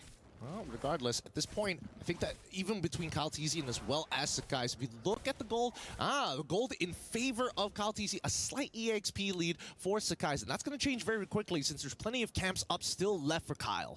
By the way, I didn't really notice this at the start of the game, but Few is on Brave Smite on the Phoveus, so I would say it's an interesting emblem to take, right? Because usually you would maybe want to go for Impure Rage, try to get more mana, stuff like that, all about sustain. Calteezy wants to go for the assassination, though, finds it in the bottom lane.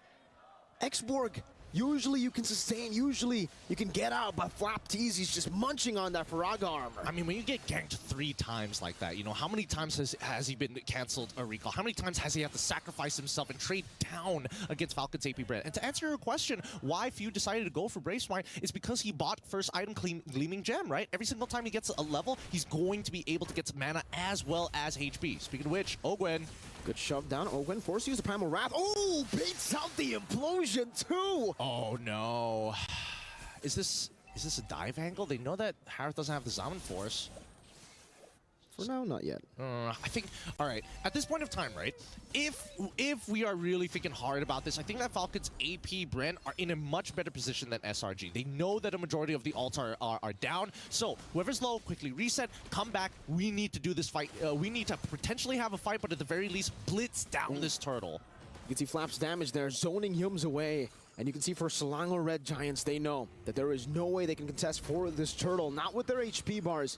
And they'll decide to back away.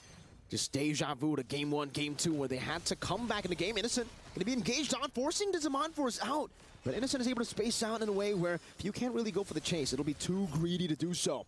Cram in the mid lane, just poking Ogwen down. Well, they're going to take their time with the skin.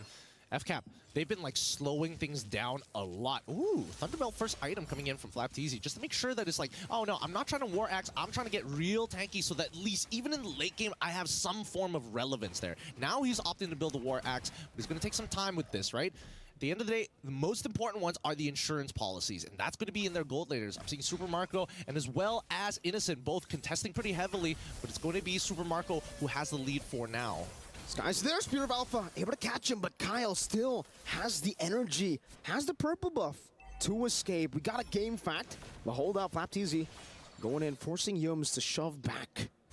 Well, game fact here. We were always talking about blue side being the heavily favored side. Wait, no, they're fine. Okay, blue side being the heavily favored side, but honestly, in this grand finals, 100%, but overall, 60.44% win rate overall in 91 games, and that's a lot of data that we're working with. It just goes to show, man, if Falcons AP Brent win, it's to be expected. It's the pattern of even the MPL regions. Blue side has just been such a dominant force, and I guess with the patch, even more so. Flapteezy and Ogwen, though, again, really trying to control the enemy jungle. Flapteezy just trying to maybe even invade some of the creeps here. Cram going for the poke. Ogwen able to onward defensively. Falcons AP Brent know better than to go for the fight. They know that they have an advantage now with the Fanny to clear out the side waves, to actually shove it and force SRG to lose some XP and gold. I totally agree with you here. I mean, look at how shoved up the waves down on that bottom side, right? And at this point, Falcons AP Brent can keep on doing this. Keep stretching Selangor Red Giants, start taking away their tier 1s, but most importantly, with the attention being pulled elsewhere, this purple buff for Kyle TZ is always free. It's not being taken away from him just yet. Ooh, Cram! Faraga armor completely demolished there. The shove back, Flapteezy still with a vengeance. And now it's going to be Kalteezy jumping to the back line. Stormy trying to go for the Terrify, gets absolutely obliterated. Few in the midst of it all, still able to get the demonic force, but Cram melts him down with the fire. Oh, for now, good peel, but at the same time, they are still trading 1-for-1. We haven't seen a positive trade from Selangor Red Giants in the past 8 minutes or so. And until we do see that trade happen, I think that, you know, they're going to take their time once again. The scaling on Innocent especially, they need him to have that Holy Crystal have some relevant damage in this game. Because so far, Kyle TZ, he's having the time of his life, right? He's playing a completely separate game while SRG are scrambling to figure out how we close down on this 4K deficit. It's going to be very, very hard for SRG, but really it's all about, I feel like in this game it's a bit different too, right? Because in game 1, game 2, the games that they were able to come back despite losing out in the early game, they had a composition that does well in the mid game. Meanwhile here with the Harith, you're not forced to get the early lead, but it'll be better. It'll be optimal for you to have that early lead, to build your own snowball. And if we do get to the later stage, Falcons AP Brent, they have a marksman. They still have a lot of these skirmish-heavy heroes that are pretty good in the late game too, man. I mean, even Flapteezy, his build on the Thamus, he can take as much damage as he can deal. Yeah, and he doesn't mind poking, right? Because that just helps him stack up that hybrid defense regardless. And you can definitely see the difference between the two because, unfortunately, Thamus is taking a lot less damage than Cram despite the 2-level lead, right? And more importantly, it feels like Stormy is having the hardest of times. Because what ultimate do you take at this point in time? Even if you take the Demonic Force, there's not many people who proc it. Oh, Kyle trying to go for the assassination onto Stormy. Stormy's still able to displace himself very well there. And SRG, now with the conceal Yums. Looking for a play. Knows Flapteezy doesn't have a Purify, but doesn't want to go for it just yet. Few Demonic Force into the midst of it all. It's a 2v5 right now. And now it's going to be Kalteezy looking for the backline. Primal rather Yums finds the implosion onto 2 members straight into Innocent. Now with the Zaman Force, but he's going to be changed CC. Still surviving. Cram finds a double. Ogwen going to be slashed by Skies. Somehow, some way, the Red Giants always find a way. Oh my goodness. They catch 3 there. And just a sliver of health from Yums as well. Those important calls from the side of SRG is what's really defining them as why they are a threat to Falcons AP Brent.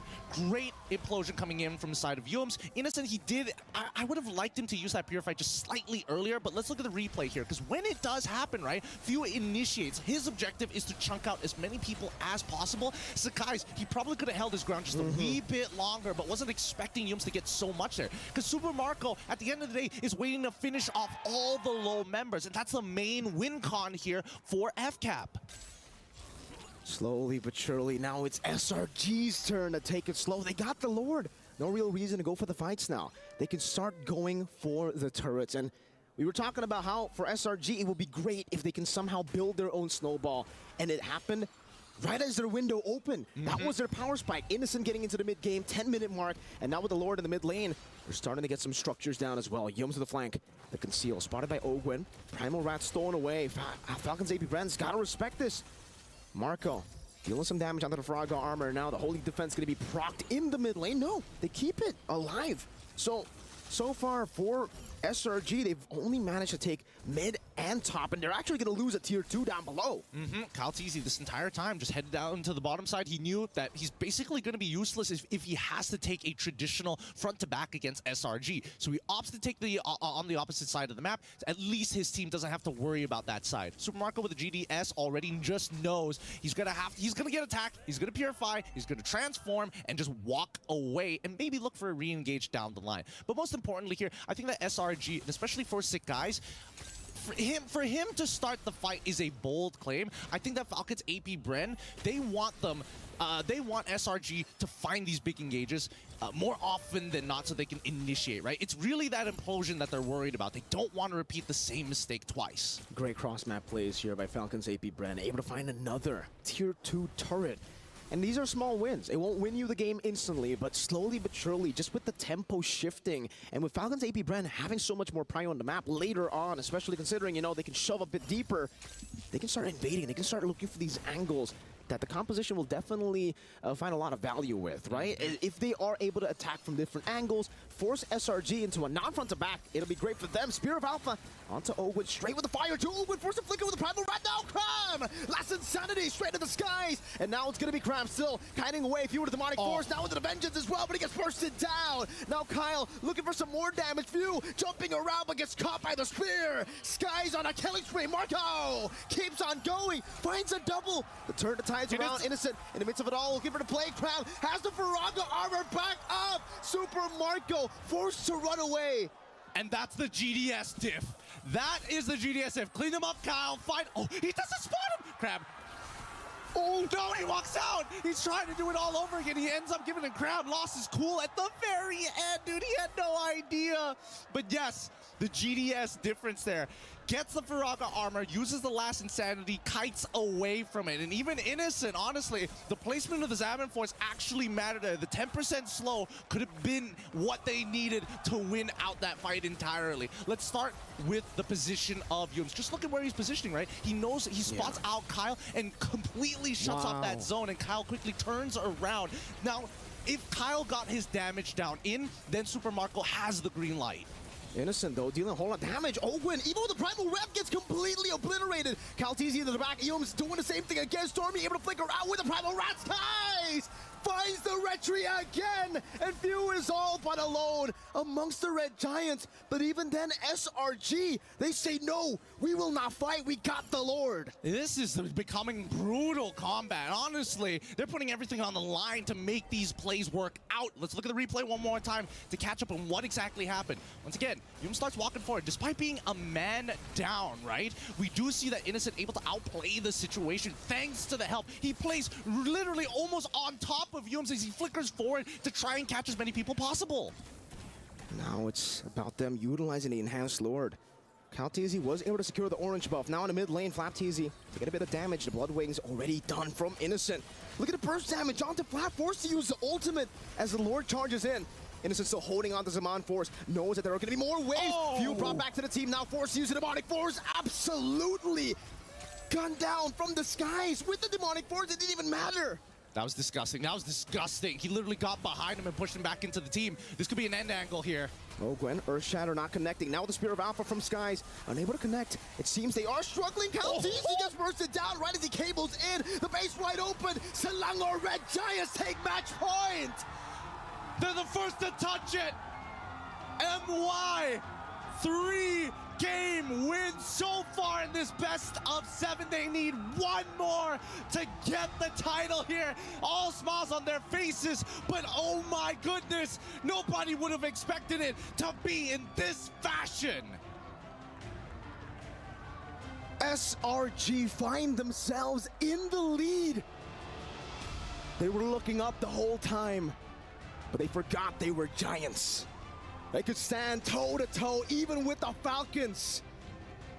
It feels like every moment passing for SRG, the momentum is driven behind them. They're motivated, they are young, they're hot-blooded, but most importantly, they're standing taller and taller each game. Falcons AP Bren truly have a competitor. For the first time in this tournament, Falcons AP Bren are the ones behind. With that being said, analysts, please break this game down. Well, the first thing that we can say, I guess, even on red side, you can still do it. But yeah, looking at this game, Yep. it's a roller coaster, man. That to me was the game changer. 10 minutes in, Yums with a sliver of HP just survives long enough to pop the implosion and eventually punish the entirety of Falcon's AP Bren. Again, another stumble for Falcon's AP Bren. Will be a good team fight as Few will be able to pop the ultimate and then kind of sacrifice for his team Super Marco to clean up, as well as Kaltizi. But then it will be disaster after disaster. This should not have happened because Falcon's AP Bren are already leading by so much. But then, because of what Yums did and what Innocent will be able to do in the next Lord fight, that is how SRG is able to come back. It's the brutal honesty that SRG are playing with that makes this game inevitable for them. I've been watching all of these engagements going through different angles, whether it be out in the open, near SRG turrets, in these small corridors.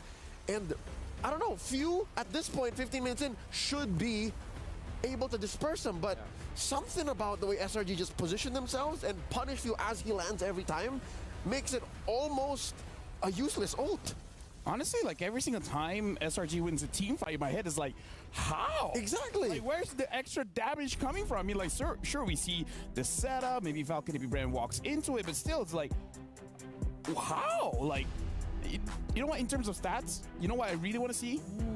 The damage dealt. I really want to see who dealt the damage coming in from SRG.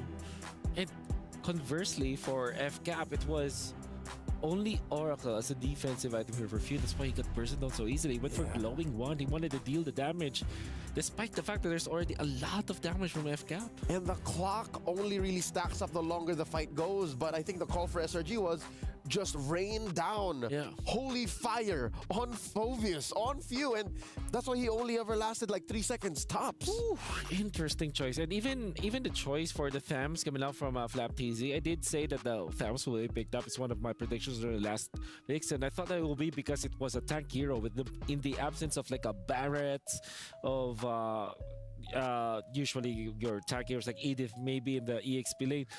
You need someone to tank for you, but instead the choice was to go for this war cry on the Thams, which, you know, evidently it worked in the early stages. Not gonna lie, we were about to nerd out about that, but in the end, it proved to be the pain of FCOP. One thing to like nerd out is that you were talking about there was one team fight that really wanted for SRG. Honestly, the extra damage came from Edith. It is the Valentina's. Yeah, exactly. So I feel like that's also a big game changer where everyone is clumped up together. And then Stormy was able to deal a lot of damage, and Innocent got to his power spike, and then the Harif was banned for a reason. Yeah, it was that fight that made me think, hey, that's a lot of turret hit they were taking. It wasn't turret hits. It was Stormy. It was Stormy, yeah. Stormy, yeah. And this time, Stormy the Prodigy, man. Yep. It's Harif plus the Valentina, which was the answer. I do like the idea, though, the Phoveus plus the Valentina. In fact, I'm looking at FCAP in this particular game. I don't think that there's any problem with their hero lineup. I think it was the execution, definitely. You see, they kind of felt very confident. Yeah, too confident that they made decisions along the way that slowed them down, or that allowed for SRG to punish. Again, the items on Few, the loadout on the Thams, and I guess they didn't step on the clutch fast enough to say, hey, wait, this is SRG's point of no return. Like, if we can't win here and we can't end, that's it. I think there were parts of FCAP that were towards one direction, and then another that tried to, you know, save the game. Yeah. And now we got to look at our Sony MVP, the creme de la creme. It's creme. And again, he's showing up with his X-Borg, giving a lot of space, giving a lot of damage, but more important is like he always makes any kind of situation feels like a kill opportunity for SRG. Crab, the X-Borg actually is genius. We did predict that it will be the last pick, right? It made a lot of sense. Was a little bit of problem in specific points in the game, but obviously when he is needed, he turns up and made it difficult for the team fights for FCAP to happen. This was the team fight, one of the most important team fights. The most important team fight. Kaltizi will be able to get out. Oh, this is not. This is 8 minutes. Oh, it's very similar. Very similar. Angle, yeah. Exactly. Will happen in 10 minutes, and then there will be another one. First Lord Dance, which the second Lord Dance, I mean, but eventually it will be in favor of FCAP. think you will also have to give credit That one. Yeah, exactly. You have to give credit to Sekais as well, managing to in the second Lord Dance like survive long enough and actually able to get one kill off before. Well, he did not die afterwards, but yeah, you get my point, right? Sekais was also very important and very instrumental to that victory. So is Cram with 92% kill participation. Yeah, between Cram and Sekais, the X-Borg and the Alpha, I think they were both the antithesis to what FCAP was trying to do. Like, if you can't kill these two dudes and you can't out-damage them, basically the fight's over. Yeah. Stormy just being there during that turnaround was just the icing on the cake, the cherry on top. But that was all made possible by, number one, the setup by Yums, and then, again, the beta, the swings, the Spear of Alpha, and the fire missiles and the last sanity off of Cram and Sekais. With that being said, right now, it's match point. It's a scary situation to be in, even if you're the one that is on match point, because you know at this point, if you make a mistake, then, you know, it's going to be a best of one. And that's the point. And that's a scary place to be in. Yeah, I think for sure SRG are feeling it. Well, not only with the way that they played, I think that they have gotten their momentum quite long enough today. Despite their losses, their 2 losses, it felt like they have gotten the momentum. But most importantly, momentum when it comes to drafting. Now they have figured out Falcon Savvy Brand. In fact, Falcon Savvy Brand were too hung up on whatever SRG is doing that they pick up the Fanny and the Focus together. While it's true, it's good. It's actually really good. But then the fact that they reacted that way meant that, yeah, SRG are getting in their heads. The reset did not happen the way we wanted it to. Again, the fact that they're still bringing out new picks and that these are new strats that they're trying shows that they got life in them. But was it the kind of move, the needed move here to get them to match point first? Apparently no. SRG is still ahead. A conversation that we have to have here is talking about both junglers, because again, both junglers have proven to be one of the reasons why they've been doing so well. We got to talk about Sekais as well as Kyle Teasy. We got to talk about both junglers here, where we're looking at the stats. In terms of the numbers, honestly, it does look like more towards Kyle Teasy. Yeah. 7 to 4.73. I guess this is because it's quite even. Quite even. Yeah, well, you gotta have to go back where Kyle Teasy and FCAP themselves have dominated so much. For SRG, there were games that did not go in their favor. In fact, they had a 5-game series going up against Fireflux, so KDA will not be there. But overall, really good. I think that in this particular grand final so far, and I'm not only saying this because it's a 3-2 that favors SRG. So far, it's Sekais getting the better off of Kyle Teasy, mainly because because you remember when Kyle Teasy went for the utility, he lost. But this time, game number 5, utility for Sekais, he still wins. You know what? The comparison between these two players go as far back as their starts in MLBB Esports. Kyle Teasy, Alpha Pro Esports, his amateur team in the early years. Sekais, ELX Esports in his early years. So, and they were both homegrown by these giant, all puns intended, orgs, right? They started their pro careers under SRG, under Falcons AP Bren. So now this is all the payoff. This is their prime form now. I gotta say, Sekais is one of those guys where I would say fans of him is like, he's good, he's okay, but he's nothing like special, you know? But now he's really grown in his career after like, what, 1 or 2 years in the scene. Now he's really developing into this Sky Prince that has to be respected, because before this, it's just like, whether he's there or not, you know he's a good player, but again, he's not going to be game-changing. Now, he's a game-changer. SRG, the whole team, the whole franchise put the work into this young man, and now here's the payoff. I honestly haven't seen a jungler with such a killer instinct, even compared to Kyle Teasy, because Kyle plays the map. Kyle is one of those few junglers that can play both sides of the coin of utility assassin. But when you see Sekais on an assassin, it just laser focus. It just plays right. It's laser focused. It's scalpel precise, and it's just as brutal as a machete. You know what I mean? Like he's just a katana even. I think that also, if you're looking at SRG and specifically how they are utilizing Sekais and how Sekais actually plays, it kind of makes me think that they are playing so many games with different kinds of heroes. And it's actually backed up by the fact that Coach Arcadia and the entirety of SRG reveals that they are playing so much actually, even after their scrims, right? So they are playing a lot of ranked games together as a team. I think that they have extended scrims as well. So they're really just focusing on so much reps on their side, because if you're going to be comparing both the Fanny usages of Kaltis as well as Sekais is more favored, and it kind of felt like Kaltis is more on the rusty side of things. If you look back at Sekais play, I think he only missed 2 cables. Sorry to cut you off there, but again, this is an intense match. Sky's only 17, that's crazy. But with that being said, we're sending it over to the stage.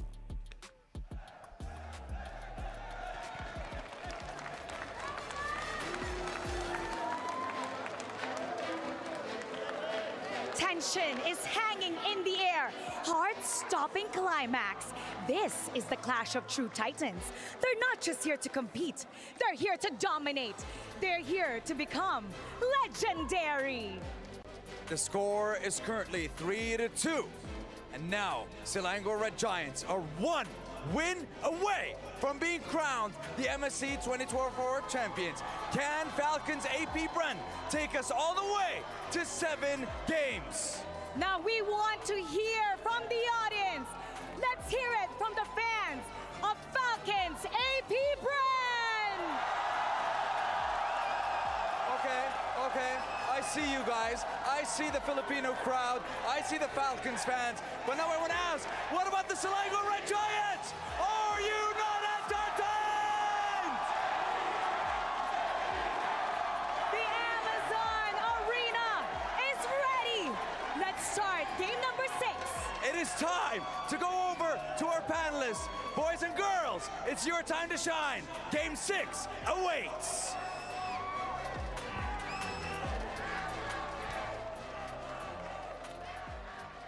Dude, look at the crowd. Look at the crowd. I'm still wondering, so which is which? Yeah. No, honestly, Crazy. like I feel like the panel represents the we're everyone. The crowd. We're all. Right now it's like 2-1, right? We're the ratio very is together. We're very together. Now, here's the thing. In Malaysia is going wild as well. Like right now in Malaysia, the watch party, I saw like 6, 7, maybe even 9 different watch parties in Malaysia. Like, it's insane. This is one of them. I mean, like, here's the thing. Like, put it into context. This has never happened before. Like, being in the grand finals is a dream. Having match point. Wow. Whoa. Wait, why is there so many? Whoa. There's about 2,000 people there. Whoa. Wait, I didn't. Okay, this caught me by surprise. Why This is another few thousand in there? Yo, I feel proud. Shout outs to Malaysia. Yo, Truly Asia. FCAP crowd looks small in comparison. Exactly. At least in the Amazon Arena. Yeah, I'm pretty sure in the Philippines it's still huge, but still. Yeah. Dude, this grand finals is living up to the hype. Hey, if this was a BO5, it would have been over. Yes. To put it into perspective, you're correct. Yeah, correct. Just saying, that's how high the stakes are. And just one game, one more win for SRG, and we usher in a new era of MLBB esports. If SRG wins this one, DJY is correct? I take it back. We already are in a new age, given how far this series has gone. That's right. And now we're jumping straight into the pick and bans.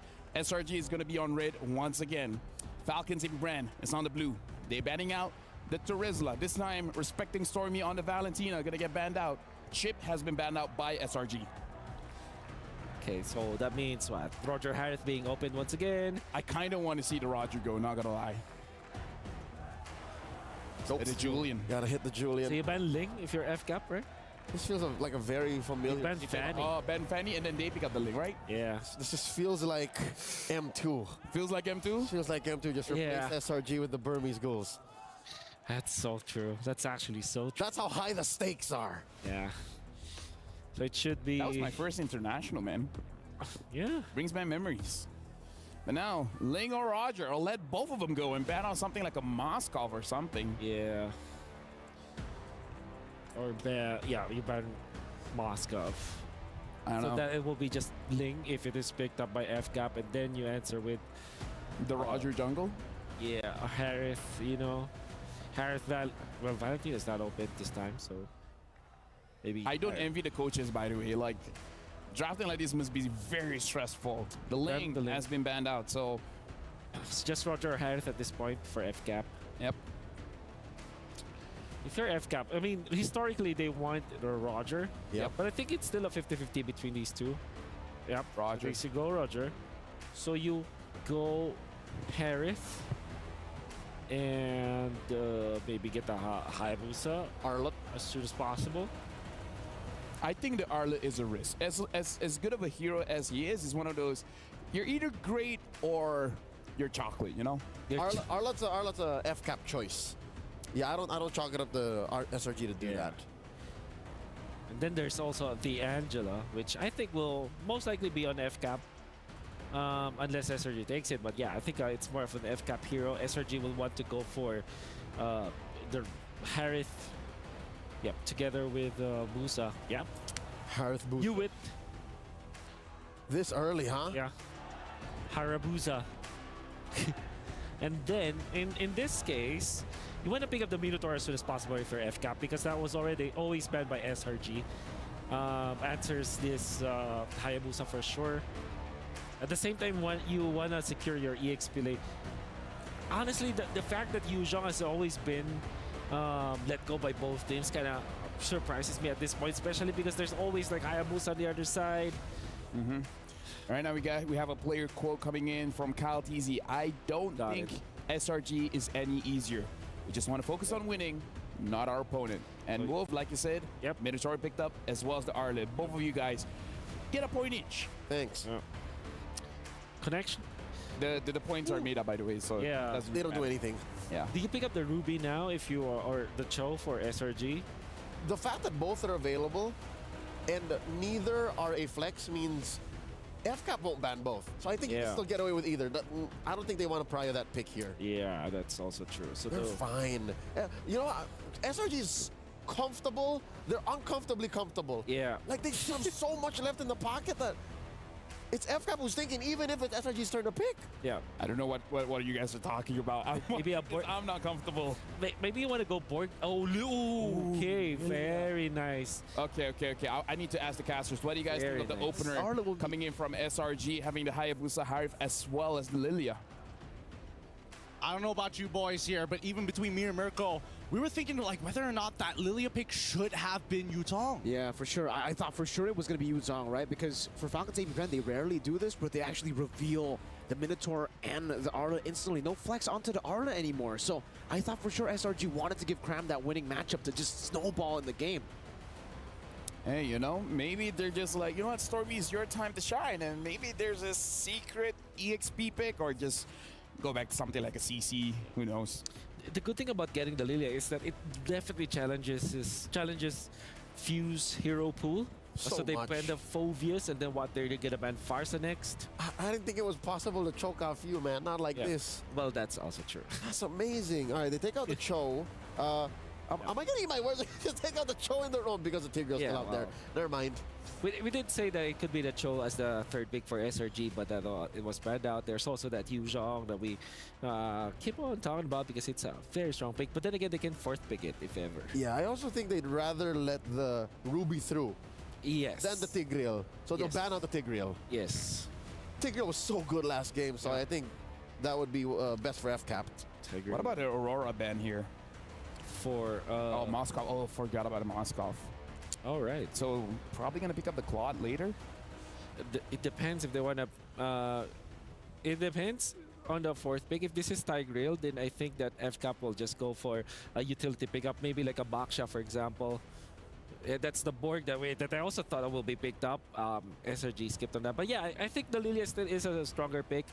That means that Yu Zhong is still available. Great hero for Cram. Apart from that, what else are you looking for? Maybe a Barrett's actually for Mr. Cram. which also negates like a potential for for a utility pickup. Also Edith. So I'm thinking Edith or Barrett's here. Grok instead.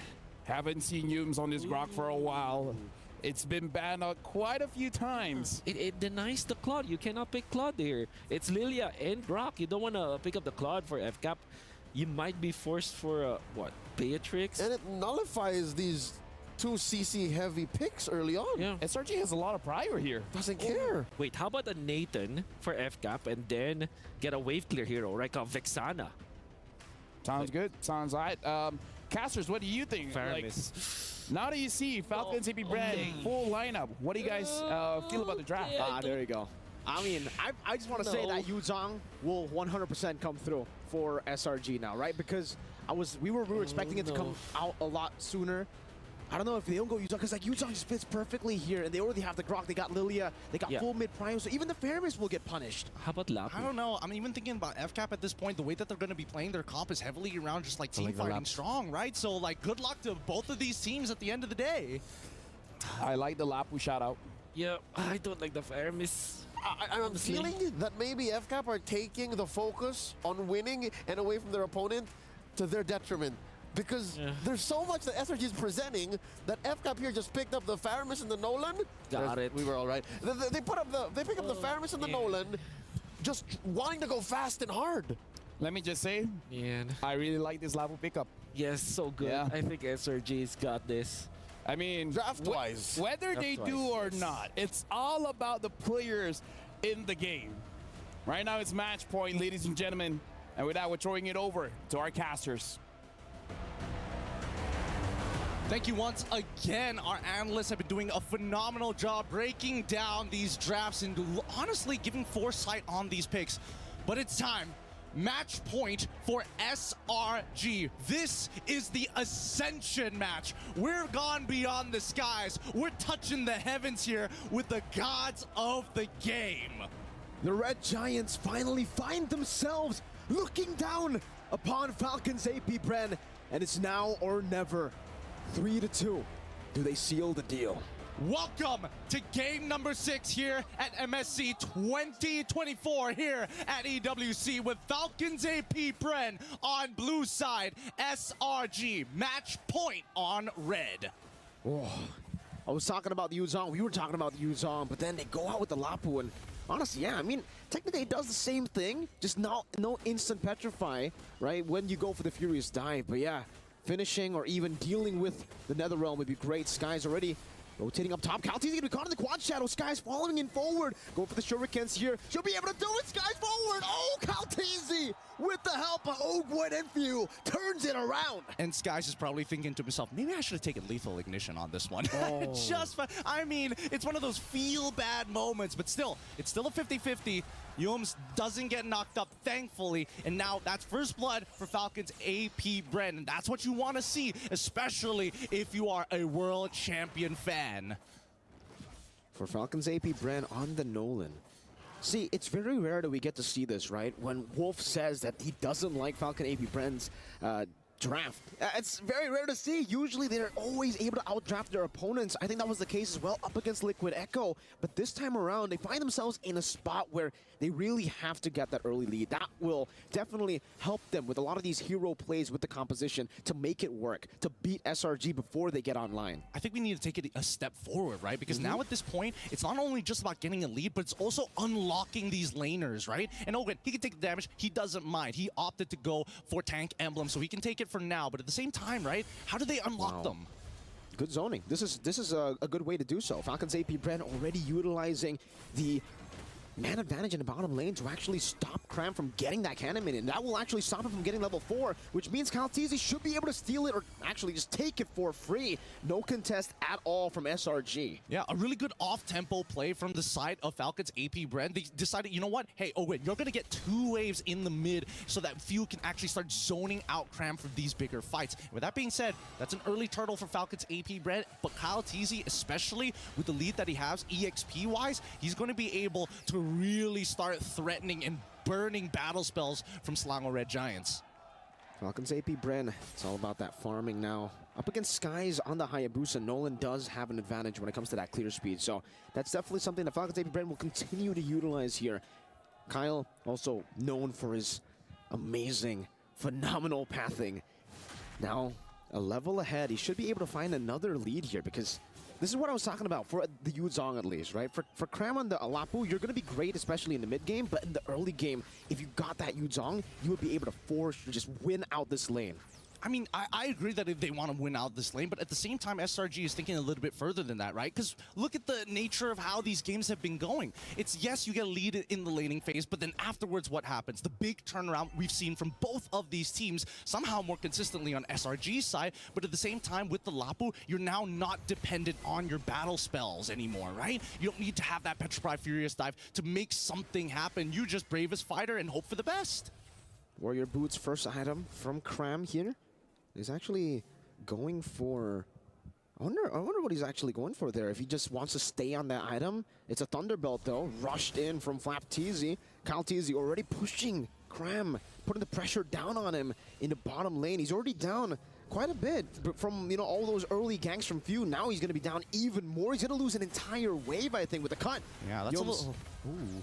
I mean, that's a little unfortunate. I think that Cram is going to first item War Axe instead of going for the traditional Hunter Strike at this point, or mainly because I think when he jumps in, Ogwyn is going to stop everybody else from continuing the dive, you know, really capitalizing on it. And with that peel being said, with the extra spell vamp that you get from that War Axe, it might just buy him the precious few seconds. Ooh! Youm's wild charge. All alone, though, now going to be taken down by Super Marco. Great read. And for Falcons AP Bren, it was just about speed. SRG weren't ready for that speed. Exactly. Like, I'm surprised that they even wanted to contest for it in the first place. I would have think that, you know, they would have opted to just back away. You know what? Take the turtle, whatever. Maybe we can find a lane lead somewhere. Lycan Ball straight into the flicker as well. Minius Fury onto Innocent. 1v3 taken down under the turret. No trades for SRG. Oh boy. Good stuff coming out from Falcons AP Bren. Keep in mind, the Netherrealm is still up from Few. This was a guaranteed dive to happen. Oh, whoa. Final Slash breeding out the black shoes already. Stormy kind of in a bit of trouble now, you know? He's not even able to walk up fully because he doesn't know where's Ogwyn. Now he does, and now he rotates back towards the mid lane, wants to give that wave over towards the Harith. Youms is just holding it down. Look at this read here coming in from Few. He's going to be able to get the Shadow Stampede off, but regardless, right, Falcons AP Bren are very aware that Skies has good opportunities to actually find the side. Oh! Final Slash flicker into the Fracture, straight into the Vengeance! Well played, Falcons AP Bren. The combination to assassinate Skies. Beautiful, beautiful stuff here. World champions for a reason, am I right? Innocent, Zaman Force used up, Few rotating up top, relieving some of that pressure, and Super Marco is still ahead of Innocent. Ogwyn again, the pinch maneuver under the turret, forcing Innocent to walk all the way back to that bush. SRG need to fight for priority here. At this point, like Youms, as much as he's responding, he's not helping the mid wave actually being cleared to get Stormy in a position where he can start drawing the line. By the time he gets there, it's already too late. So far, so good for Falcons AP Bren. Kyle Teasy comfortably ahead, one level this time around as we wait for the next neutral objective. And even in the bottom lane, SRG have already sent Cram towards the top side of the map to contest for the neutral objective. Then now the bottom lane, the lead grows even more, not just for Kyle, but for Flap as well. I mean, the weirdest part is the fact that it feels like Falcons AP Bren are taking the page out of Selangor Red Giants' book. Hey, we're going to force you to keep answering our questions on our time. We're not going to give you that opportunity to regroup and find the counter engage. Well, now with Kyle, that speed. Fracture used up the passive together with Super Marco's bullets. That's an easy take. 3 neutral objectives, all the Falcons AP Bren. No contest whatsoever. Skies finds a cross-map play. We'll have to see if he can escape from this one. Shadow Kill used up onto Flapteezy. Kalteezy waiting in the midst of it all right now. The stun should be able to take him down, and just like that, he didn't even use the Vengeance. Stone cold Flap. Oh man, Sky's unable to buy enough time. I'm pretty sure he probably didn't exactly get the best quad Shadow in the world earlier. But at this point, any single advantage is great for Falcons AP brand if they want to bring it back and force a tiebreaker between the two teams. At this point in time, SRG, if they're the only way that they're going to find a big tempo play is they've create an advantage with the wild charge, right? So far, Yuums has not been able to get there at the right place at the right time because of the way that Falcons AP brand are kind of splitting them up. Final slash right into the knockup. Super Marco's running. Like in form, you can hear him. Yuums able to escape for now. No flicker on Cram. Skies tries to go for the quad shadow, just revealing them. Calteezy's 2 levels ahead. Threatening now with the Stormy baiting on the black shoes. Oh my goodness, that damage. It's not looking good. It's not looking good. Let's look at the gold difference here because right now Super Marco is currently 1,200 gold ahead, and that's not what you want to see. But even so, even Calteezy continuing to be, I mean, he's so far ahead already. He is so far ahead, and I think the items display it very well. He doesn't even need the Sky Piercer, right? He thinks, okay, I'm gonna go for Blade of Heptases and then Hunter Strike, and then I'll go for the Sky Piercer. I already have enough damage early game, fool. And with that being said, right, situational items are going to start coming into play, and I think it's important that they get it as soon as possible, because right now that's a 3-item Roger, and not exactly the best position to be if you're low. Slowly, Flapteezy, the barrier in and all in, but Flapteezy able to find a final slash. Flick goes out. Ogwen now with a capitalization. Power of Nature into the wild charge. 3 members knocked up as Cram gets the bravest fighter stun. Now the Nether Realm comes down to Super Marco, deals with the back line. Shadow kill forced out. Now with the Lycan form, Sky's very low. Yuums flicker, and now Sky's going back with the quad shadow. Meanwhile, Stormy forced to use the black shoes as Skies cannot go for the assassination. Will be forced back again. It's 1-for-0. Flap going in, connecting onto Yuums, but will not be able to find the hit. Innocent with his Amon Force turns things around, finds a trade back, and Cram is back up. Nice reaction time coming in from Yuums. That Power of Nature saved his life from Flapteezy trying to go for that final slash. But at the end of the day, Falcons AP brand, despite trading Flapteezy over to Innocent, doesn't matter. They got the neutral objective, and that's the most important part. Again, now with the Lord. A big one at that, Skies. Jumps in, shadow kill. NetherRealm not up just yet. View can't escape. It's Stormy who finds it straight into the fadeaway with the black shoes. Into the turret, they find a pick. And I think this Lord, Falcons AP Bren, will still be able to utilize it. The passive was on full stacks from Few. He's back up already. Let's look at the damage dealt so far, because right now, we're seeing that Few. Again, these fights have been really, really compact. And the closer SRG sticks together, the more the Ghost Burster is going to do even more damage. And man, you can just see how badly Flapteezy wants to catch somebody just overextending, even by a single pixel. They'll find everything. But similar to the previous game, right, we did see that, you know, on Fanny, you want to be able to kind of split push on the side of the lane. For Hayabusa, exact same thing, right? You want to kind of alleviate the pressure. Oh, Super Marco with the chase down. Now Sky's going back and forth. Scratch down. Super Marco wins the 1v1. He panicked. The quad shadow, he sent it into the wall. That wasn't ideal, but hopefully they can protect mid and tier 1. They will still be able to do so up top. Innocent sent to deal with the Lord, but he's all alone. He's used his Amon Force. Oh, Gwen. Look at this menace, Flapteezy walking forward with the Vengeance, able to find it onto Yuums. Didn't get the stun. Calteezy in the mid lane, zoning Cram away, and they are able to zone them away, at least from the tier 1 in the mid lane, getting that tier 2 up top as well. Kyle forced back, Stormy, and now Yuums, great maneuvers by him with the conceal. Zone them away from this turret. Ogwen, knock up, final slash, displacing Yuums, still able to find a wild charge. Calteezy in the back, shadow kill used up. NetherRealm there to protect them. Meanwhile, Super Marco will be able to escape still. Dodges away, flicker from Cram, not able to find it just yet. And Cram, despite all the damage, he can't take anyone down. Stormy with the chase.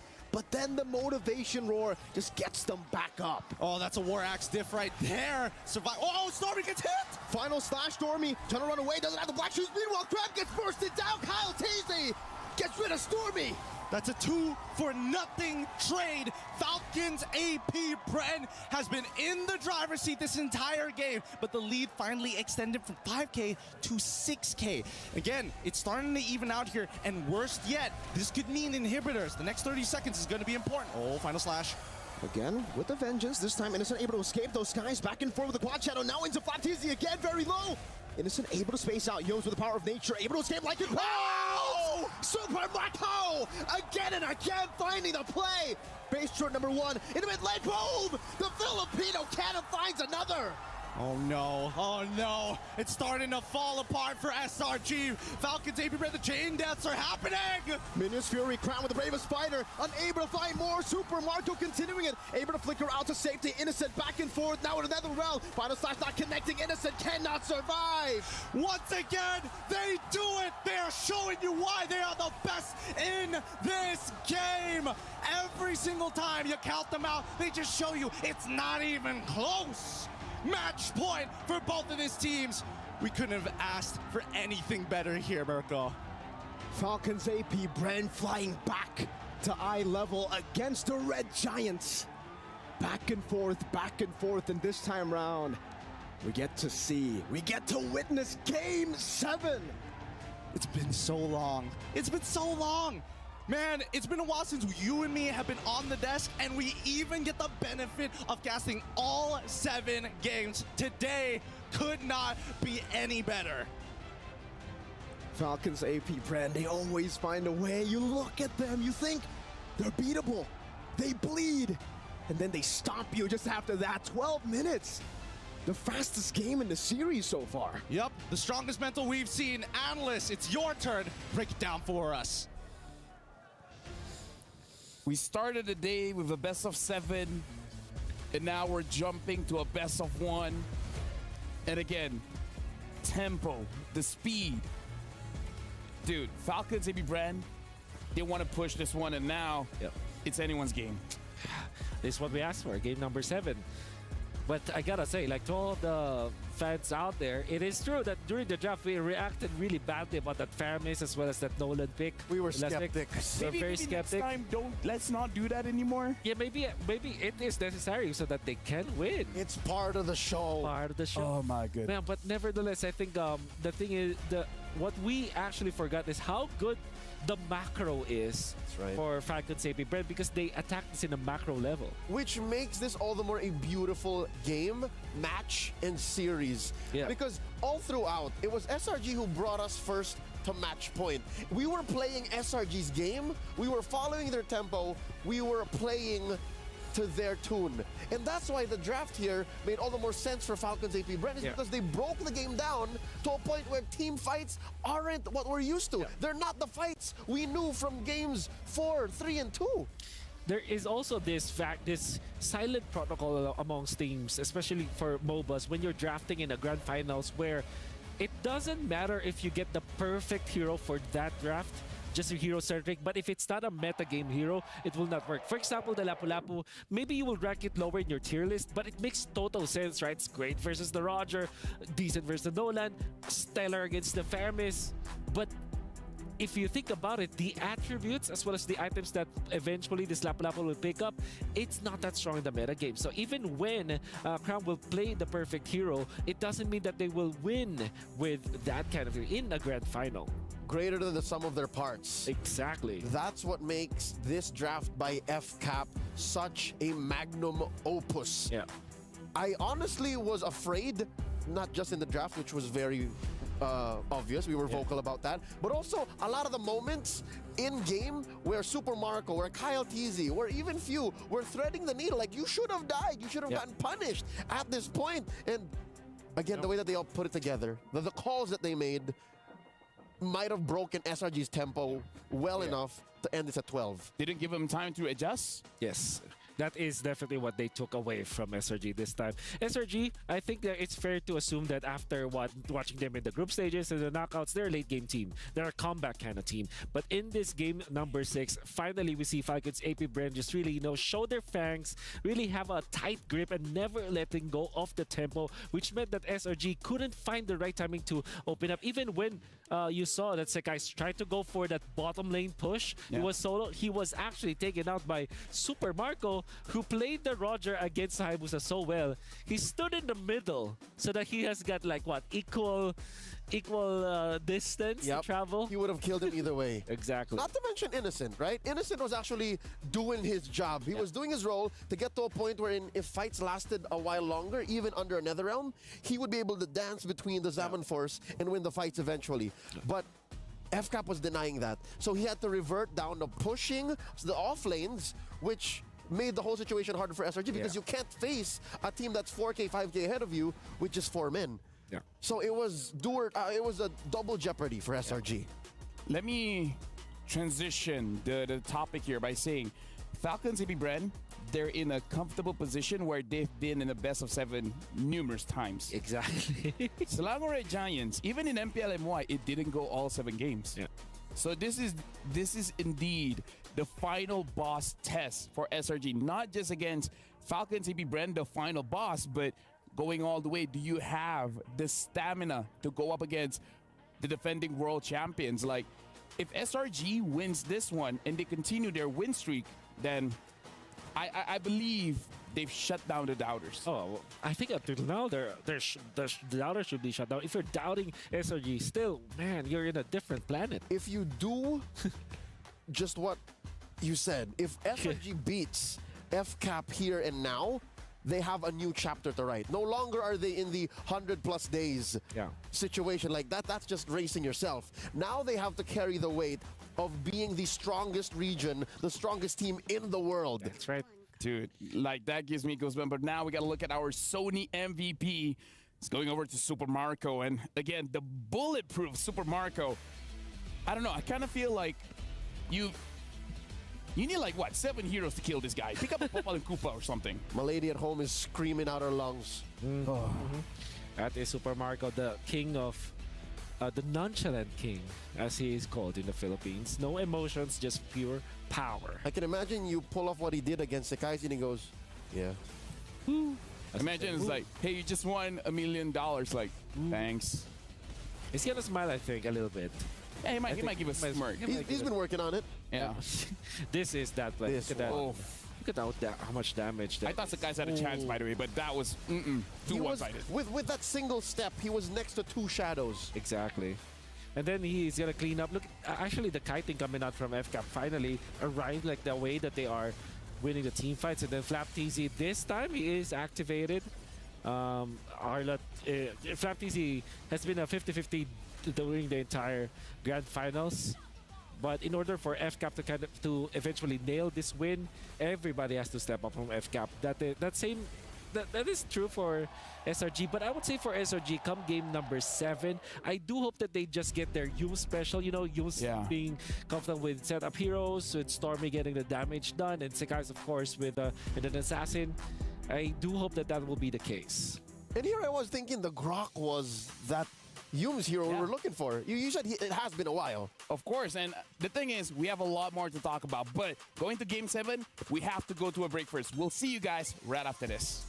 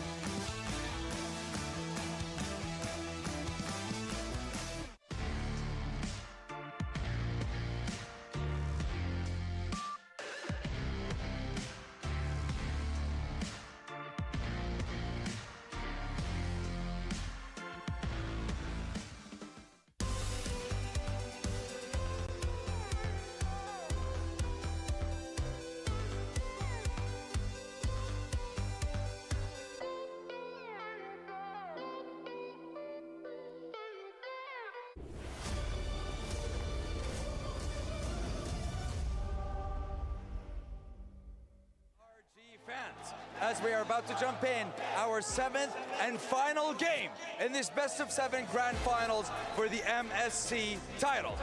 Now, boys and girls, are you ready? I say GG, you say SRG. Are you ready? GG, SRG, GG, GG, GG, GG. As you can see, the fans are ready and the game is ready. But before that, I think we have Mara with the Falcons AP Brand fans. Show me what you got. Oh, we're here to show you that we have the best fans. All right, everybody, let me hear it from you.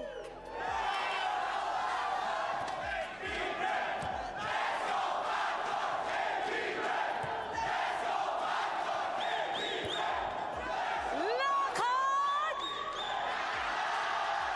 Peanuts long!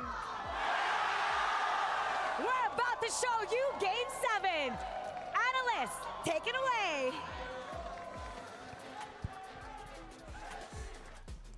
As amazing as the crowd is, I just want to take this moment and just say, this is going to be our final panel. That's right. No We've been- turning back. We've been in Riyadh for how many weeks now, and it's all come to this. There'll be no more games after this one. I wouldn't have it any other way. It's an honor of serving you, gentlemen. Yes, I feel emotional right now. You feel emotional? Yeah, I do. It's weird, right? Like, I've been in many grand finals before, but it's something about this one. Something about this one. Yeah. I mean, Something special.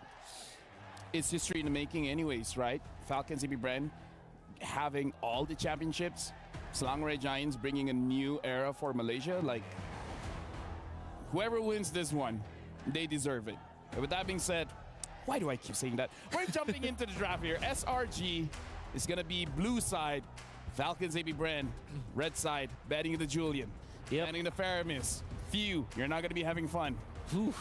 By the way, just the fact that we have changed sides all matters so much. SRG can get Roger here. They can get Roger, indeed. And they have already banned up. Maybe the Valentina will be next. That should be the ban. I gotta say. I would encourage it. Encourage. What other heroes do they ban? Oh, because they're in the red side. That's why they can now afford to ban the Faramis because they don't have to ban the chip. Yeah. Okay. And Falcons CP Brand, they ban out the Fanny. So either let SRG have the Ling, have the Roger, or open both of them up. I think you open both of them. Just ban the Ling at this point if you are FCAP. But for SRG, I think I would have said Valentina, but yeah, Moskov also works. So in that case, do they first pick the Ling, regardless if it doesn't get banned? Yeah. Yes, 100%. Especially because you already have the counters taken out. Like most importantly, this Julian and also the Moskov. In fact, even the Faramis is considerable against the Ling. So yeah, you're now comfortable. Do it, Treb. Do it, Treb. They got the Ling, man. Yeah, just stay on the Ling. I mean, again, it's like they ban out the Angela. So they want to let SRG pick up the Ling so that Falcons AP Brand, they can pick up, I believe, Roger Terizla. Roger Valen. Roger Valen. Yep. But okay, so what is top one between Roger Valen and Roger Terizla? I think it's, for me personally, I think number one, Roger Valen, and then second is Roger Terizla. If the Ling gets picked up, I mean, this could be totally different. Maybe SRG picks up Terizla. Or the Valen. Or the Valen. Put it in Stormy. In Stormy we trust. Wow, what an intense first pick, huh? I mean, again, it's the final match of MSC. The biggest power pick trade we've seen in a while. Yes. Comes down to this. Comes down. I've never been so nervous about exactly. And honestly, it could have just K. So it's Roger. Roger. It's their turn. This is an FCAP signature move. Yeah. Yeah. So that's SRG taking the Roger route. You go Ling and you go Terizla. I think that is the MO for FCAP. There it is. So if you're SRG, you definitely don't want to give the Valentina, right? The nail on the head. Yeah. You pick up Valentina if you're SRG. What else do they pick up to? Do they have to consider picking up the X-Borg? Like, how many EXP leaders is Cram comfortable going up against the Terizla? Arlet, maybe? Is there a world where this Roger becomes the jungler? There is. There is. This is the guys we're talking about. Minotaur Valent, yeah, very good pickup. Very good opening for SRG. Almost taking FCAP's draft here. Yes. So you're gonna be left with Edith perhaps on the or Ogwen in this case. The problem is we've seen Stormy on that Valentina taking away. Of course, and then Harith picks up. How come we forgot about the Harith? But yeah, it makes a lot of sense. I think eventually the Claude should be banned by FCAP, right? Agreed. Ooh. And at that point, if all the gold laners are banned out, Roger goes gold lane. Innocent special, that's where he gets the name Innocent the Beast. Innocent. No. Oh, wait. I think the Hayabusa actually is still pickable for SRG, right? That's still a good hero versus the Ling, and also in a way against the Harith. So they're forcing Sekais on the Haya. Yeah, they're like indulging SRG to the point where let's have an assassin versus assassin battle in the last game of MSC, where everything is meta. Their fight will be legendary. Their fight will indeed be legendary. It already is. Okay, I think you banned few heroes, right? Lilia also. Lilia is actually a really good ban for SRG because that has great synergy. And you let the Pharsa through? Yep. What about the Phoveus? Oh. Maybe you can let the Phoveus go. Oh, all right, Tigro ban. That is interesting, especially because they have the Valentina. They can steal the Edith's ult. Yeah, that's right. I think you can still ban Hayabusa here if you're FCAP. Look at the dichotomy. Look at how polar different Coach Duck and Coach Treb are. You see the smiles on Coach Treb, and Coach Duck is just honed in. Yep. And Mr. Robert is just prodding. Oh, they are indeed forcing the Hayabusa. X-Borg being banned, I think that's actually an amazing ban here coming out from FCAP, knowing that it will be the last hero to really make it difficult for the Trilliza to kind of work. What else are the options? Cram is good on the CC, but I don't know about CC in this lineup. CC versus Ling has worked before. I'm not entirely sure if that's good versus the Harith. Talking about CC, is Arlott on Ogwen a thing? Ooh. Yeah, it is. Absolutely. Absolutely. That might be a better alternative to the Edith, right? Because the Edith just stings. Yeah. With a Valentina. Yeah. If you're up against the Valentina, do you want to go like maybe Kadita or actually the Pharsa is still open. Yeah, the Pharsa is great. Unless they want to go all in for the damage, which they go Kagura. That's the Arlott. You called it, Leo. Well done. You called it. And you also take it away from the potential of Cram picking it up. So that's one of the few Cram heroes left. Yeah. Ooh. Are you gonna be left with CC? I think CC, they might not have a choice. Or the Zhong. Oh, you're right. The Zhong. Finally, please. Give us the Yu Zhong. Yu Zhong Claude? Yep. Yu Zhong Claude. Like, don't pick up the Hayabusa or risk it, pick up the Hayabusa, let Innocent have his time with the Roger. Like, this Roger gave Innocent the MVP back in Malaysia. Yes. Yep. Alpha. Oh, they just go back to Alpha. Alpha Ruby. Okay, this is the part where you actually go for the Lilia. Is Louis still open? Yes. That might be it. That might be the closer. What kind of world is this? Louis is perfect versus Alpha. I feel like at this point, it's just that everyone just picking what I don't know. Where are you going with this? No, I'm just saying it's like okay. Go big or go home. Just pick whatever you want. And gentlemen, I want to say thank you very much for your services, not just for today, not just for this draft. Try the entire MSC. We'll talk again later. But for now, we're passing it over to the casters, where for you guys is your final cast as well. See you guys. Once again, thank you to our beloved analysts calling the shots every single time, being as accurate as they possibly can and breaking down all of the action for you guys. With that being said, Mirko, this is it. One team are going to be crowned champions here of the Mid-Season Cup 2024. The real question, is it going to be Selangor Red Giants or is it going to be Falcons AP Bren? Well, we'll just have to see, Gideon. As the door, or the window rather, opens up for the final game. Ladies and gentlemen, it's time for Game 7 MSC 2024 Grand Finals. Welcome to the land of dawn. One last time, Selangor Red Giants on the blue side up against Falcons AP Bren on the red side. And already we're seeing the trades being very effective here from Ogwin, now having access to the Arlet. And honestly, I don't know, man. This Arlet is a dangerous pick on Ogwin. Really is. I think back in the day, for me especially, looking at Master Ogwin, every time he picks up the Arlet, he would have the most kills on the team. That's how ridiculous he is on the Arlet. So it really does feel like the analysts also, kind of said it. It's all comfort picks. They're going back to what makes them so special, I would say, individually. And it's perfect to see a Game 7 go like this. Yep, and it's looking phenomenal as well, right? Because once again, from every single lane, they've got a tough job, right? Few, especially on this eve, will be able to try and poke out Stormy, but the same can be said for Stormy, right? If he just dodges a couple of abilities. At the same time, right, you can see that the motions across the map are very hesitant, knowing that there could be a counter response on the opposite end. Kal'Tezi on the Finch Poise. Yum's trying to read that maneuver from Kyle, but he stays on the wall, now going back. Both teams, obviously, I don't know, what would you be looking for here? Flap, though, going for some damage. Kal'Tezi with rotation as well. Cram going to be taken very low. Flickers out to safety, doesn't get knocked up. Going for the overall Wolf King, and doesn't connect it, so Kyle gets a little bit more damage in.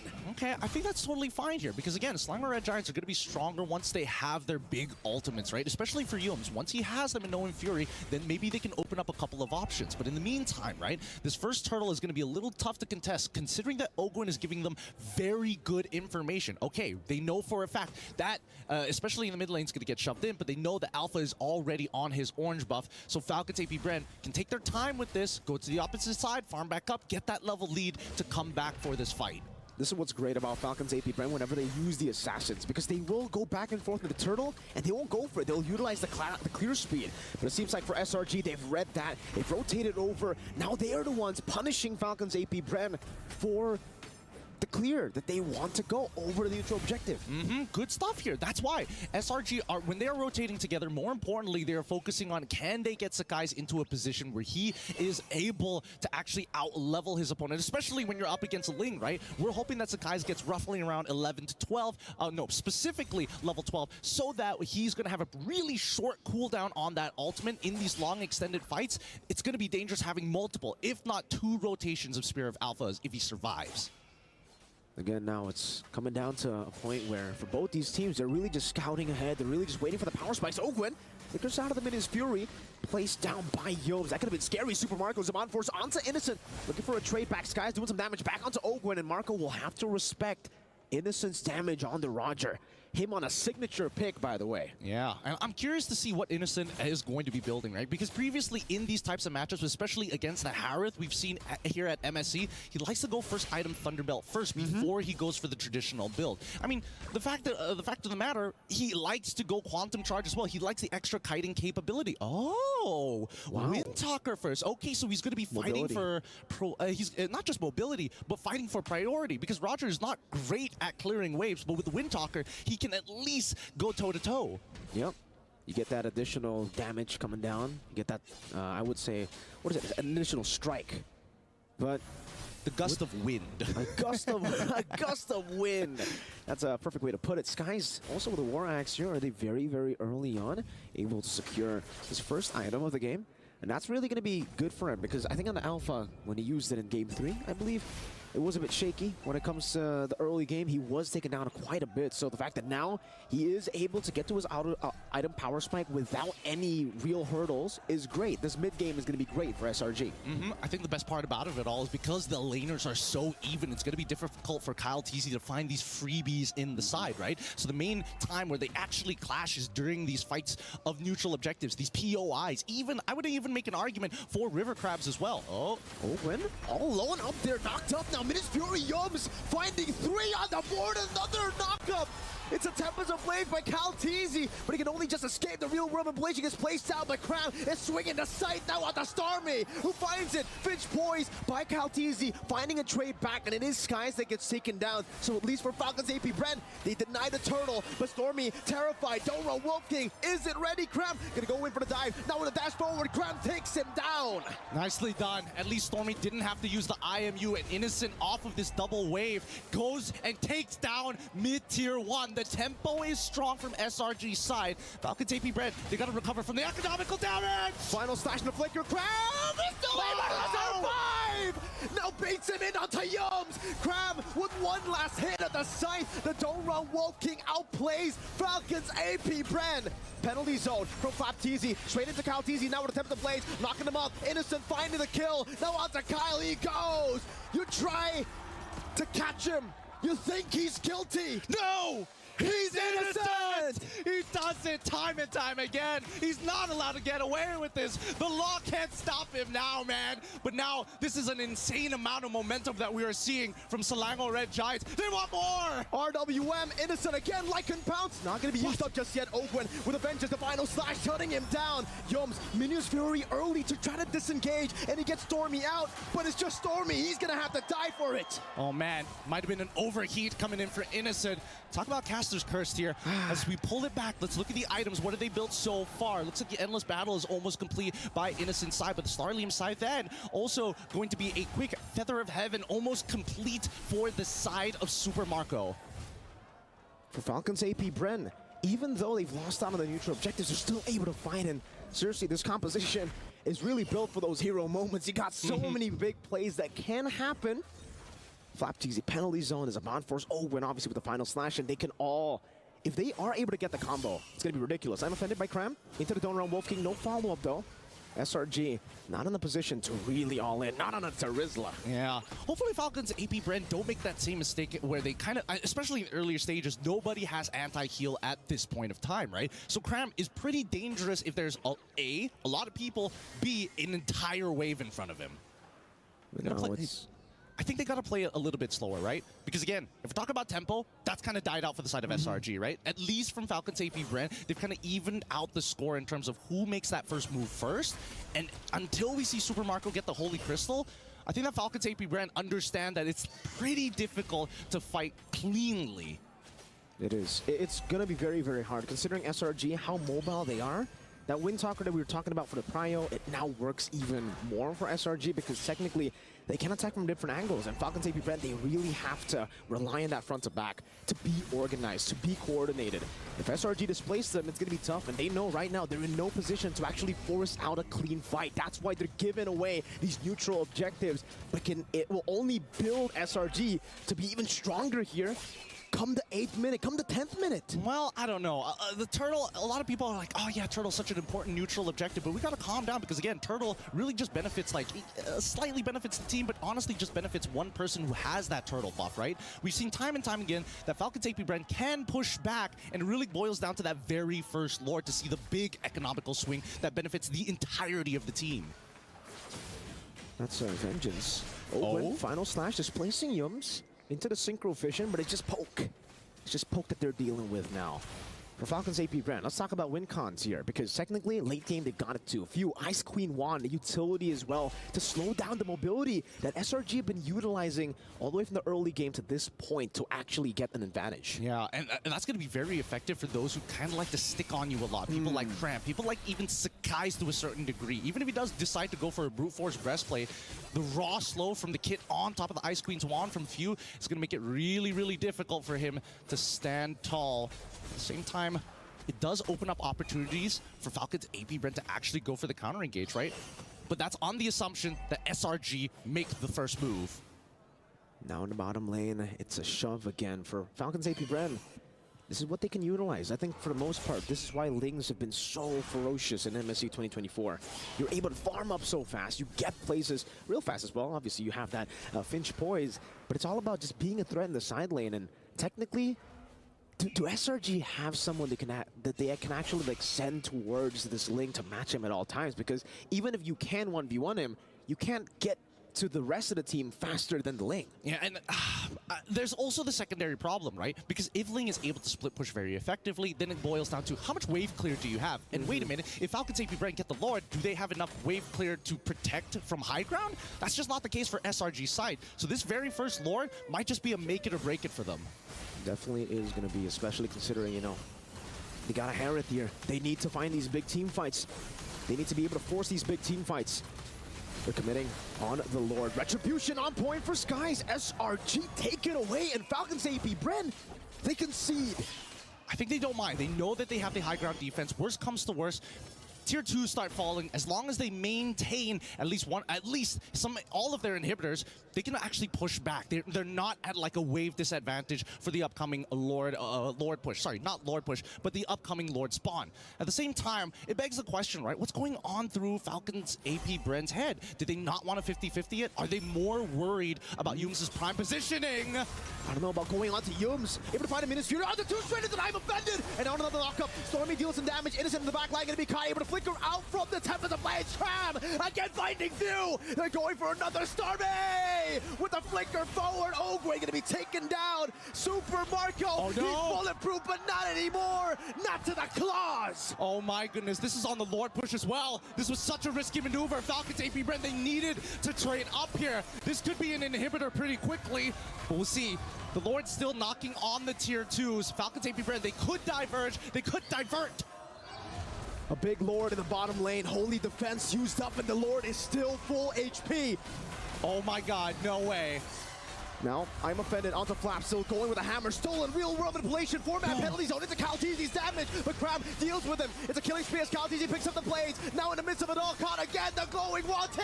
Takes him down. Stormy finds the kill. It's another 2 for 1. This is not like this. Not like this. It was supposed to be an epic battle. It was supposed to be legendary, but now Selangor Red Giants have an insane economic lead onto Falcons AP Bren. 6,000 gold on match point with an inhibitor missing on the bottom side for Falcons AP Bren. I believe that Falcons can do it. They can bounce back, but we need to see a good final slash from Ogwin. He really needs to make it happen. We're gonna have to see a perfect final slash. We're gonna have to see a magical one. All the words in the dictionary that means miracle or something of the sorts. That's what Falcons AP Bren have to do. When did you last see Falcons AP Bren having to rely on something like that? It's been too long. It's been too long, but you can definitely tell that the pressure is getting there. It's building up. The momentum is here, and Selangor Red Giants now hit their next item power spike. 41, by the time this Lord spawns, it's going to be 42. Let's have a look at the items real quick. Oracle, on top of the fact that Yums is about to purchase that Dominance Ice, making sure that, hey, Ogwin, you can't get away with anything anymore. Same goes for Super Marco, but then again, he's bulletproof. His positioning has been, honestly, pitch perfect until his front line crumbles. It's very tough if your front line crumbles for a Harith to really look for anything in these skirmishes, because you're not really long range, you're in the fight. When you're in a fight, you are literally in it. You are in the midst of battle. And again, Ogwin gets caught in the final slash, but it's not his. It's Stormy's! He stole it away from him! Stormy is doing everything he possibly can to make SRG cross the finish line to create history. I'm gonna hold my breath here. I don't want to jump too far ahead of myself, but that is going to be a Luminous Lord for the side of SRG. 13-5. 13 minutes in Game 7 of the Grand Finals of MSC 2024. The region, the server that was once called Easy Skies, finds the Spear of Alpha, forces Calteezy back again, but take a look at the chase down now. He only used the Finch Poise. They tried to bait out the Tempest of Blades, but they didn't get him. That's fine, that's fine. Good patience coming in from Calteezy. Selangor Red Giants, though, they're gonna have to crack open. This might be their one opportunity to actually set this up for a base crack. But we'll see. They can't overextend here. Definitely not. I'm offended again on the Flapteezy now. With the Spear of Alpha, able to bring him back all the way. Yums in the midst of it all, finding the motivation roar to stay alive for so long. Few deals some damage, still Skies goes with a Flapteezy! helping Ogwin there, finding the final stacks as a stun as well on the skies. And again, it's Calteezy who jumps over to Innocent. Crab buys the immortality. He fights all the way. Stormy trying to survive. Crab in the base. Few doing it as well, trying to go for the clear. No, he's gonna try. But now Stormy's getting in the mix. Salmon Force has been dropped down. Super Marco jumping forward now with the help of Few. Crab in the base, still looking for the play. Super Marco running away. Crab chasing him. He does still have the dash. He gets out of the I'm offended, kiting him away. Few helping him with the Ice Queen wand, ever slightly just slowing him for Falcons AP Brent to survive. I don't know. Cram had an opportunity to keep smacking the base just a little bit more, but if you look at his build tells you everything you need to know. He knows he doesn't have enough damage. He knows that the minion is a little too low to make it work, but on top of it all, he's just making sure he can live. Don't lose your resources just yet. He still has an active immortality. We'll wait. We're gonna re-engage later. 4,000 gold deficit. 2 base turrets down. Falcons AP Brand, if there's a time for them to make the miracle play, it's now. Brother, man, they nearly lost the game there. They nearly lost the game. It's 16-8 right now. And in terms of damage taken, both Yums and as well as Cram at the top of the charts. But finally, we are seeing that Falcons AP Brent are scaling. And if the fight drags out too far, especially with Calteezy, he can easily clean up that backline, even if you have iframes.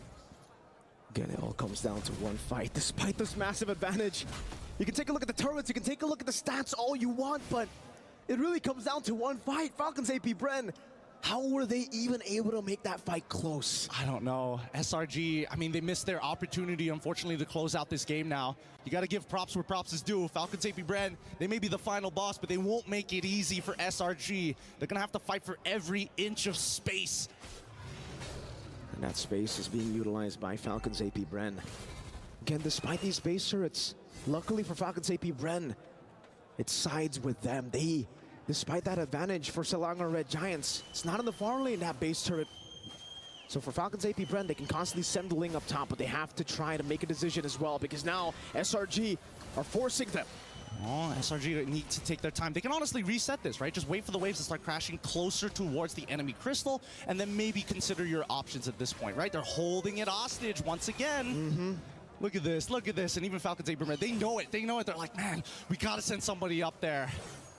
That's risky though for SRG if they continue to... Oh, they send the Hereth up top. Super Marco has been spotted up. Now with the sun on the crowd. It's going to be a spear of outbound the Batizi, but it all falls into the real Roman inflation. Yums still in the midst of it all, getting the knock of Few, trying his best with the flinker backward. Sky chases him down and gets the kill. Meanwhile, Super Marco dashing back and forth, trying to survive, trying to save the game. But Kyle, now he falls. It's just Master Ogwen, and he will lose his immortality. Another life, another chance, but not to Stormy. They've done it! They've done it! For the first time ever, Malaysia is on top! It's over! They have failed as individuals again and again, but together, mortals turn giants are invincible!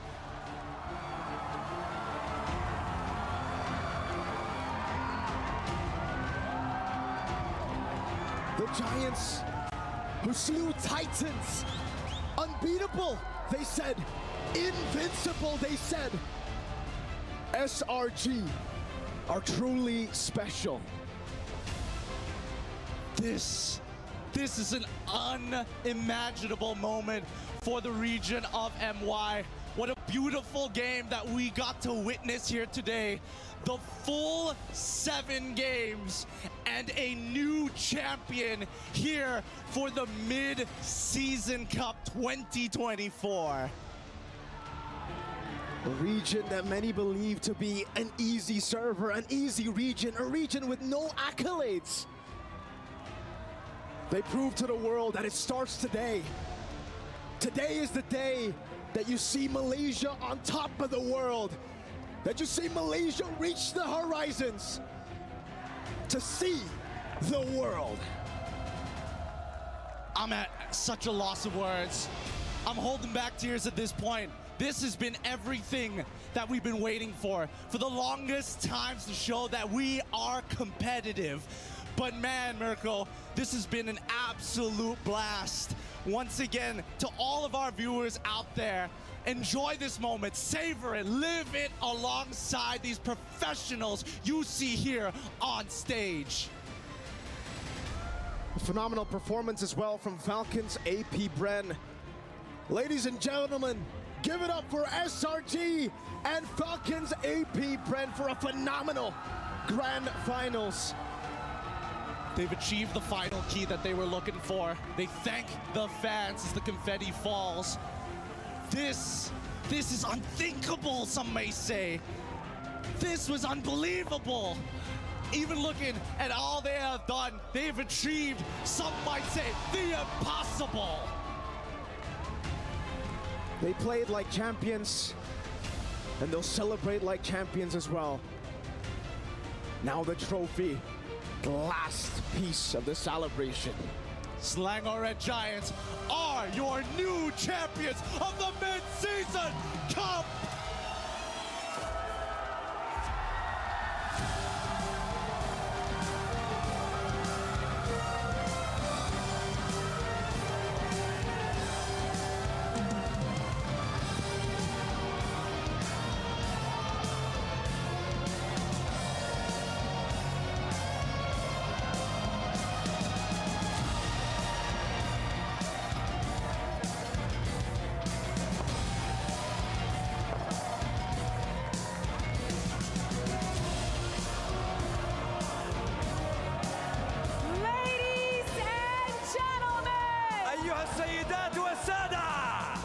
Your champions for MSC 2024 at the Esports World Cup.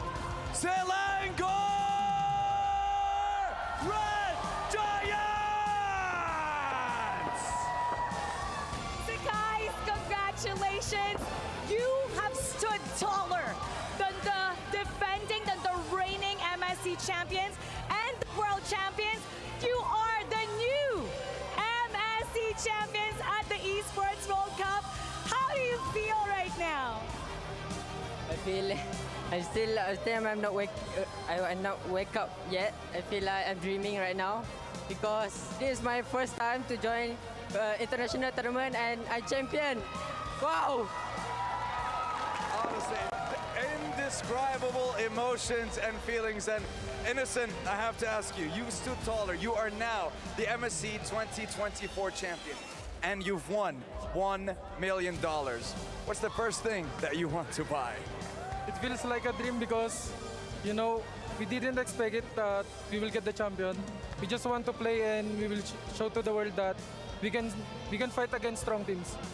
You definitely proved that. Incredible performance from you, Innocent. Absolutely fantastic. And I have to say thank you to everyone that's been here. Guys, one more time, come on, give it up. Selangor Red Giants! Now to further commemorate your victory, we will now proceed to the medal awarding ceremony. Boys, join alongside me over here to get ourselves ready for the medal ceremony. And now, I would like to welcome on the stage Mr. Ray Ang of Monsoon Games, the head of the esports ecosystem, to present the champions of MSC 2024 with their golden medals.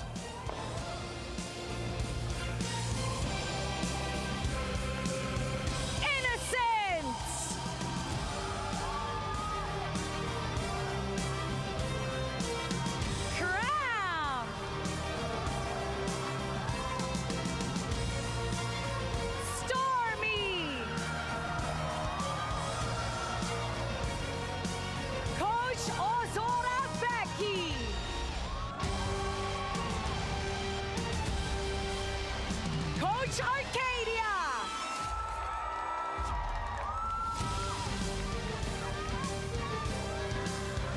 Sakais!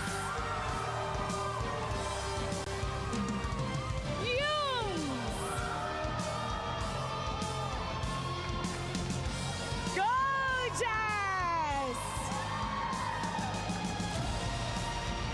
Congratulations to Selangor Red Giants, defying all odds and proving the world that they can be the best, and they are the champions for MSC 2024. And now, it's time to announce the finals MVP. Who do you think it is? Who do you think it is, boys? Please give it up for none other than Sekais!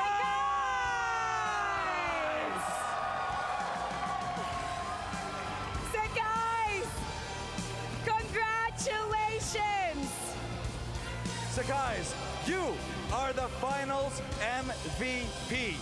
You are the MSC 2024 champion. Tell us, how does it feel to be crowned the best player in the tournament here on the Amazon Arena? Alhamdulillah, first of all, Alhamdulillah.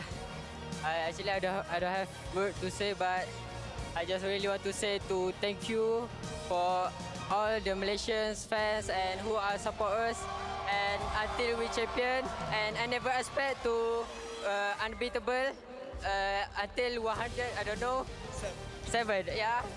Yeah, it's available. What's your message right now to everybody watching here who stood by you, regardless what anyone else said, and to everybody back home that's cheering for your name, that's cheering for Selangor Red Giants? To me, I just want to say I already proved to the netizen that say Malaysia gonna 4-0 against the brand, and we made it wrong. We are the champion, bro! And they are the champions! And now to immortalize this victory, it's now time for a photo op. So boys, strike a pose worthy of the champions of MSC 2024. Show off your golden medals. And don't forget, show off your trophy for MSC 2024. For you have gone on a 107-day win streak, undefeated, unscathed on your journey to see the world. Remarkable performance! Outstanding victory! You are now the best in the world here at MSC 2024 at the Esports World Cup. One more time, ladies and gentlemen, in the Amazon Arena, give it up for your champions, Selangor Red Giants! On behalf of the 23 participating teams, talents from across the globe, and everyone who has made this possible, thank you for joining us on this incredible journey. Once again, my name is Mara Aquino. And my name is Dawood Sandstorm. Now we're gonna go back to our panel to discuss this history-making right now. Casters, back to you. It's your time to shine. Well, it's gonna be our last time to shine as we break down this game. And what do we even want to break down? I think we could take this from here, LaFell. I know that you have a lot of emotions, and I would say much deserving for SRG. I think this is a culmination of what they have done for the past few months. I was very happy and lucky to be able to talk to Coach Arcadian. It was a very long story. Basically, this is a trust the process kind of thing where, again, the players that were selected for SRG, if you're a fan from Malaysia, and even if you're a fan from Philippines, something it was innocent as well as Cram, you would honestly totally doubt this. And I wouldn't be surprised if somebody doubts this team because of the people that they got. But man, they proved us all wrong. Yeah, doubt all you can, doubt all you want. SRG is walking away with a major bag, and of course the inaugural mid-season cup and the Esports World Cup in 2024. Yeah. The team just put on showcase team fighting, tempo breaks, god level micro, and more importantly, I think now coming into this new age, this new era of MLBB, what I dub the Age of Giants. Macro control. They forced Falcons AP Brent to play their game. Sure, Game 6 they were able to slip. They were able to duck the punch. Yeah. But Game 7, even with a solid draft and maybe a questionable Eve, which we'll talk about more later, SRG got their tempo back. SRG found their flow and forced Falcons AP Bren into submission. I mean, the win streak continues, man.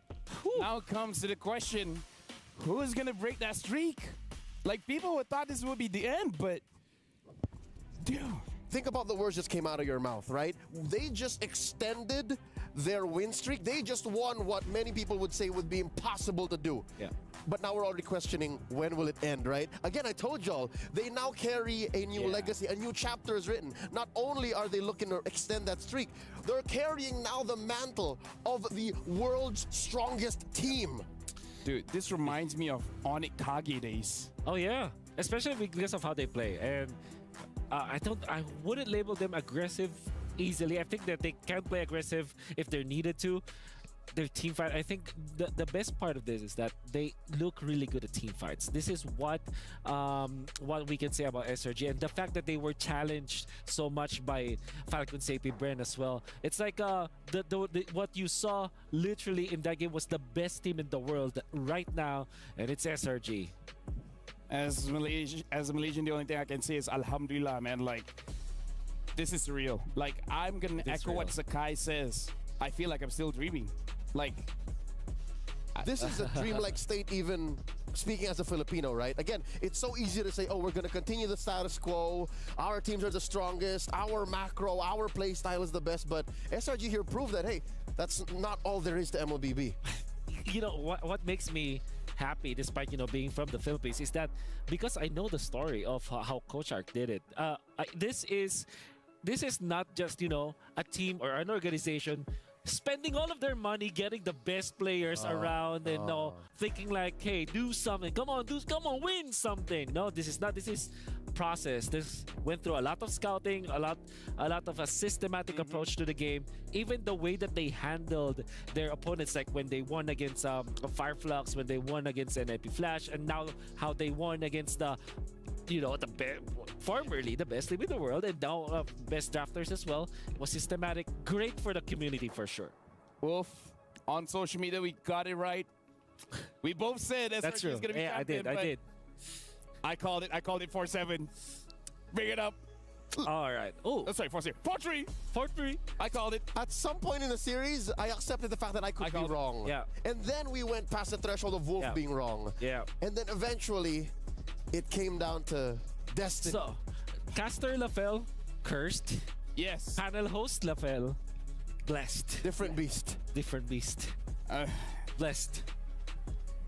I don't want to talk too much, man. I'm holding in tears. Like, yeah. You know.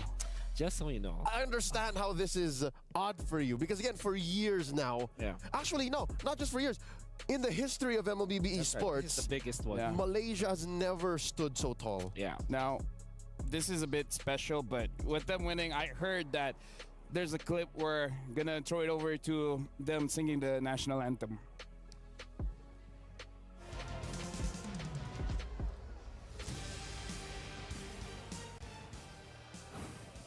I mean, I don't know, like, it's something special to sing your national anthem on a different country. History begets history. Hey. This has never happened.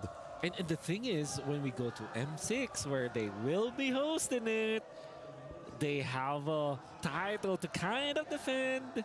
They have to defend, yeah. And no longer are we holding on to the heavy angle of no hometown country can defend. All the more now is it possible. Yes. This is great. I mean, this is great for esports. It's great for MLBB esports. I'm very happy that this happened. Of course, I'm gonna be even more happy if Falcons AP Bren won, but it is what it is. We have to be really, I don't know. We have to acknowledge how good SRG was and how important this win, not only for Malaysia but also for MLBB esports. It's such a great moment. It's a touching moment, in fact. This day will be remembered for years to come. This is already etched in MLBB history. So, how many other Esports World Cups we're part of, how many other mid-season cups there are. Yeah. Come the M Series, this event alone changed the tides of what M6 looks like. And we thought we knew a good chunk of what M6 was going to be like. We thought it was going to be, oh, it's just PH, Indo, whatever, Akshata Arena all over again. But no, this is, it's like we're part of a brand new esport. Exactly. This is not just a new chapter. This is not just a new page. This is a brand new novel. Yeah. Top 1, Malaysia. Top 2, Philippines. Top 3, Singapore. Well, they're technically top 3, right? Yeah. Singapore is top 3. Top 3 region, if you want to say it like that. Now we got to look at the PlayStation top MVP, like tournament MVP, and it's Sakai's, the Sky King. Like he said it. This is his first international tournament, becoming the champion. Yeah, man. Becoming the MVP. Prodigy for sure. And I love the fact that he's very humble about it. He said, we only wanted to prove that we will not be 0-4'd by, if I could say, that's my understanding of what he said. No, yeah. And that he's dreaming. And now we're champion. Oh. No, legit, the guy, he's 17. Yeah? He's just 17. What were you doing when you were 17? Do you have what? Do you have $1 million USD when you were 17? Let's not talk about it. What I was doing in 17 6 years ago is my own business. 5. All right, that was me 6 years ago. Okay. 6 years ago, I wouldn't have dreamt of $1 million US. At 17. At 17. All right, here's the thing. I don't want to be jumping the gun, and I don't want to be, counting my eggs before they've hatched.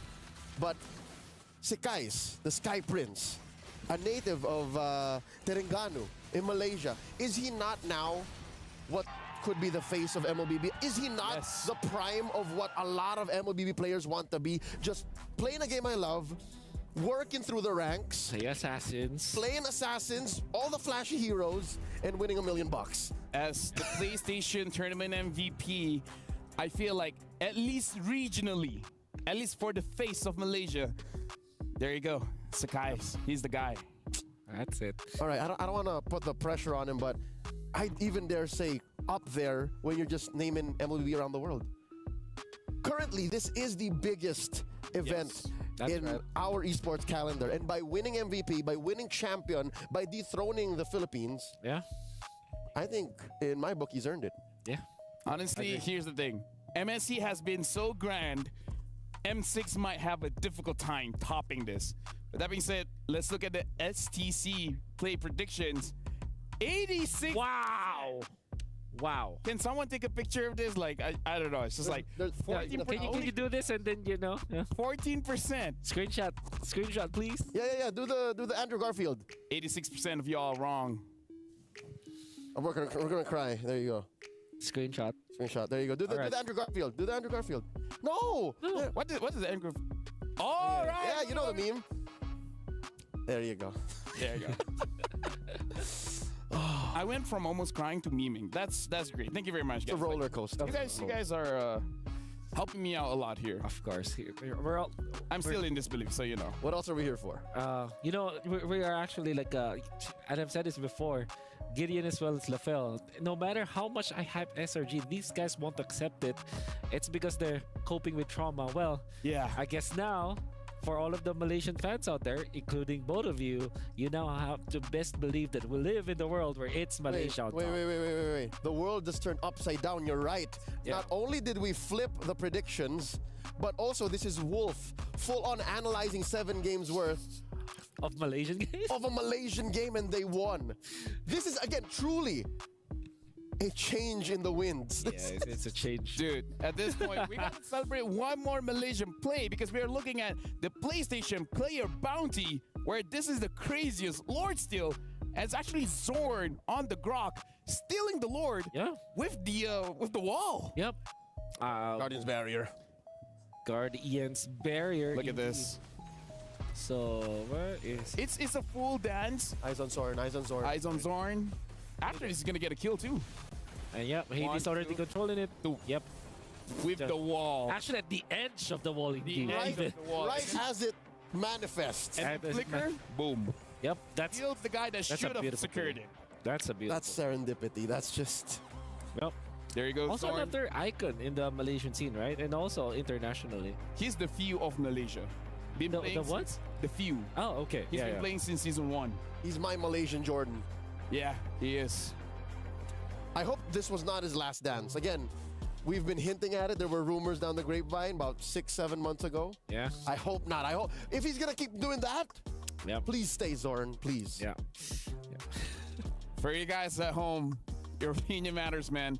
Let us know how you guys have been enjoying the MSC, because again, for us as talents, it has been a crazy ride.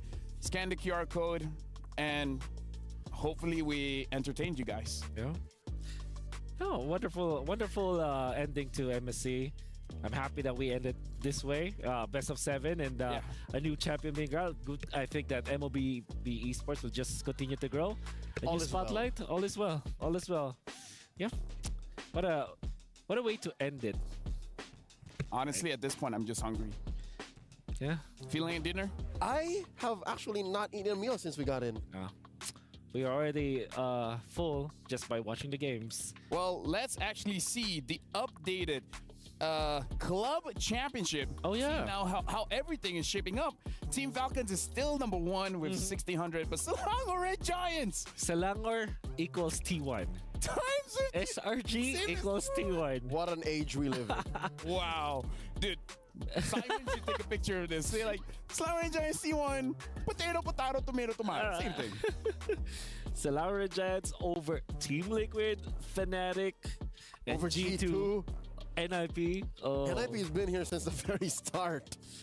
Wow. Here we are. We live in this era.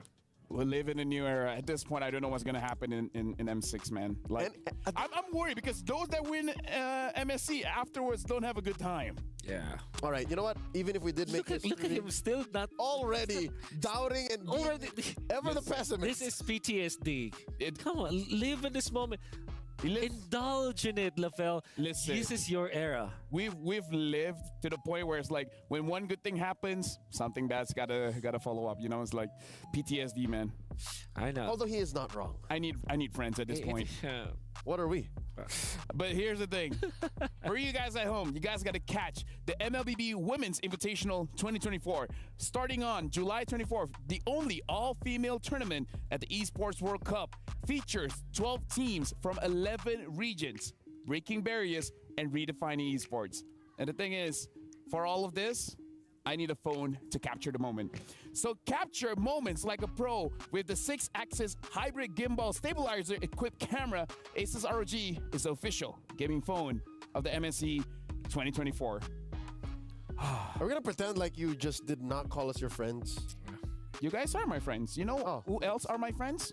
Who else? Amon as well as Hanabi, where the Soul Vessel Skin Series, Amon, Vessel of Deceit, and Hanabi, Vessel of Rage, are now available. You guys have up until the 5th of August to get these awesome skins. If you're looking to get them, the first draw is 50% off every single day, and a permanent Soul Vessel Series skin or item is guaranteed in the first 10 times draws. It's item, not skin. My bad. I'm sorry. But speaking of which, we gotta look to the future now. We got to see what's next. Speaking of next, MSC Next, the Project Next update is live. Discover the fresh excitement of equipment evolution and enjoy a revitalized, thrilling gameplay. Jump in now for a more dynamic and fun battle experience. I gotta say, after this whole ordeal, I feel like I'm aging in reverse. I'm going back in time. Just like the Youth Fair. The Youth Fair is here with an incredible bonuses and exciting events. Grab multiple permanent skins for free, just like Sylvana's Classroom Charm and his painted skin, Classroom Glam. More exciting events will be revealed, so make sure you guys watch out. Let me just say, I can barely see. I need my glasses. It's getting to you. I get it. I think I would be the same if suddenly, you know, the unexpected. That's right. You know what? It's not even the unexpected. Again, I think a lot of people saw this coming. Apparently 2 people in the panel. Wait, what? Apparently 2 people from the talents that actually voted for SRG. Okay, Wolf, like, we've been hitting these predictions, man. Like, no wonder we're here every single day. Yeah. We do our job well. Yeah. And, you know, well, the trophies there is like, yeah, good job, man. Hey, thanks. Good job. You know, good job for you too. But we predicted it. Yeah, yep. And here I quote. That was awkward. Yeah. And here I quote a great band that, you know, they wrote a good song. They're called Blackpink. Oh, okay. As if it's your last. Always think that way. Oh. I have a different quote. It's like, drop that money. Drop it like, I don't know. But here's the thing for you guys at home. We're just waiting for a visual of the players walking towards the totem. You know how you have that key and then you're placing your key amongst all those champions? Oh, It's something that I want to see. Like after that happens, it's like it dawns on me. It's like, yeah, SRG champions. We actually have that. First time in history it's gonna happen. Yeah. Oh wait, now that I think about it, which keys are they gonna get? Ooh. Of course, they're gonna take F caps. Of course, they're gonna take C9. They did say it. Go just actually said. Yeah, so F cap C9. TLPH. Yeah. Although if it were me, Fnatic. No. If it were me, I would put Fireflux just because Yeah, it was because amazing. They gave him one hell of a match. Technically speaking, it should be like Fireflux, NAP Flash, and then FCAP, right? The road to the win. I mean, but of course, it is their choice. Gorgeous did say that will be C9, so I don't think that we're... It's up to them, yeah. I don't think we're going to change Gorgeous' mind, you know? Think about this. Fireflux legit almost defeated SRG. So, what if they defeated SRG? What if they went to the grand finals? How different would it be? Exactly, like how different? Why are you asking these questions? No, this is like reality. This is reality. You're here. No, I'm just preparing myself because this means that M6 Fireflux could be a threat. Like That's all, no, that goes without saying. That goes without saying. And I think that the reason why Fireflux, we're not seeing a lot of more Fireflux, mainly it's because of the format. Imagine if the format was different, right? But again, LaFell, don't. Okay, well, in what for you guys at home, scan the EWC broadcast survey, which is here. All right, let us know what you think. What are your thoughts about the Esports World Cup? We like to hear from you guys. Scan the QR code and tell them how awesome MLBB is and how you guys want to keep seeing more MLBB and etc. etc. Do that. But yeah, do that. Say MLBB is great. Yeah, you're great. I'm in love with the situation we have. This is great. It's rare that I'm speechless, by the way. Yeah, usually. Likewise. It's I think this is a great opportunity to feature like how much drama Gideon and LaFell Yeah, it had just to keeps go through. resurfacing. For whatever topic that we're bringing up, it's always like going back. Oh, it's Humes. There's a totem. With their key. They're walking. I want to be walking with the man. Oh, man. But either way, look at the medal. 2 million viewers. Thank you. Thank you, everyone, for watching. Woo! Many people saw. Imbasa Melayu. Terima kasih. Terima kasih. In Tagalog, maraming salamat. Look at that medal. It's as big as their face. Yeah, it's pretty big. Or a fist, which means it's big as their heart. It is as big as their heart. That's scientific. Yeah. So we can see Humes are they're gonna be going to the totem place, right? Where we're gonna collect some of the other keys and put it on their own trophy, which is actually separate from the. This is exclusive from the actual trophy of MSC, which is right now being held by their Simon, by Simon, the owner. Yeah. Simon must be proud. Oh, words do not do justice. Man. Give me a vocabulary and I can't find a word to express how I'm feeling right now. Oh, yes, Coach Arcada, just put it there. They're giving the honor to Coach. Wow. I mean, he deserved it, man. Like he turned the team around. There we go! SRG MLBB! Ah! We're just on the T1. Immortality for SRG. That's Argus. Argus said that. Immortality or death. I mean, he's not wrong. Yeah, congratulations. There are only two things. Immortality. Look at this. Death. Every single member of SRG has played a monumental role. Yes. Like everyone did their part. Including the coaching staff too, of course. Especially the coaching staff, man. The management. Like I've been able to talk to Simon, and he really like created an amazing culture, an amazing environment for everyone to be the best that they can be. And right? Oh, they're choosing. Oh, I hope we can see. Like it's nice to see the process. Like, okay, which one? All right, Cram made his choice. Who are these? This one, please. Please let us know somehow, some way. Okay, predictions. I think FCAP C9. FCAP has to be there. FCAP C9 Fireflux.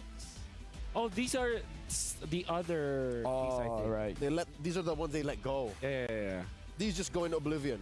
Yeah. Which ones are they eternalizing into theirs? Oh, there's okay. We have to have laser eyes for this. You know what? Let's check out the Kadia highlights to see what happened throughout the entire day. I don't know about you, gentlemen, but if I were you, I would take this moment to kind of give my final farewell to everyone watching.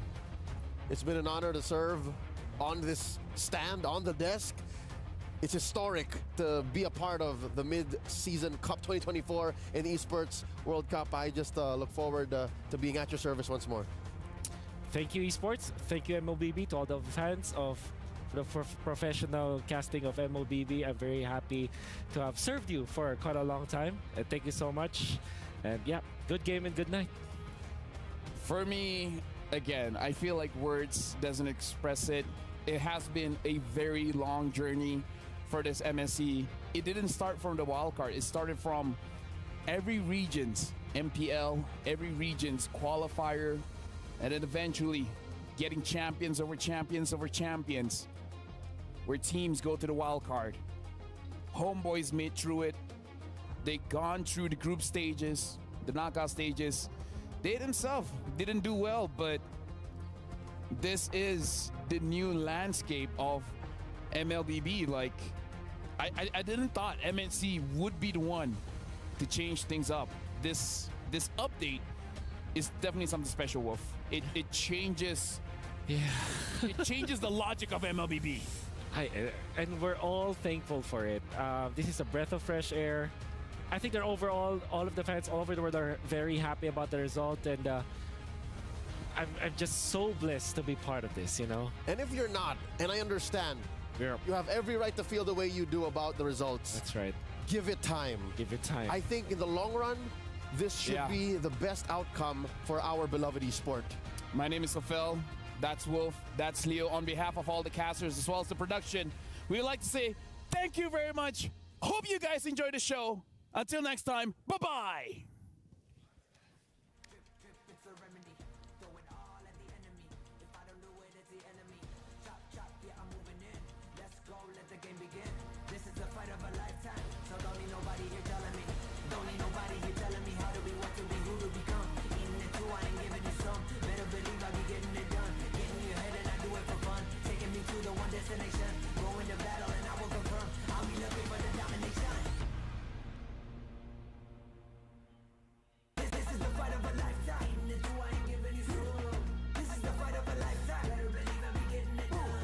This is the fight of a lifetime.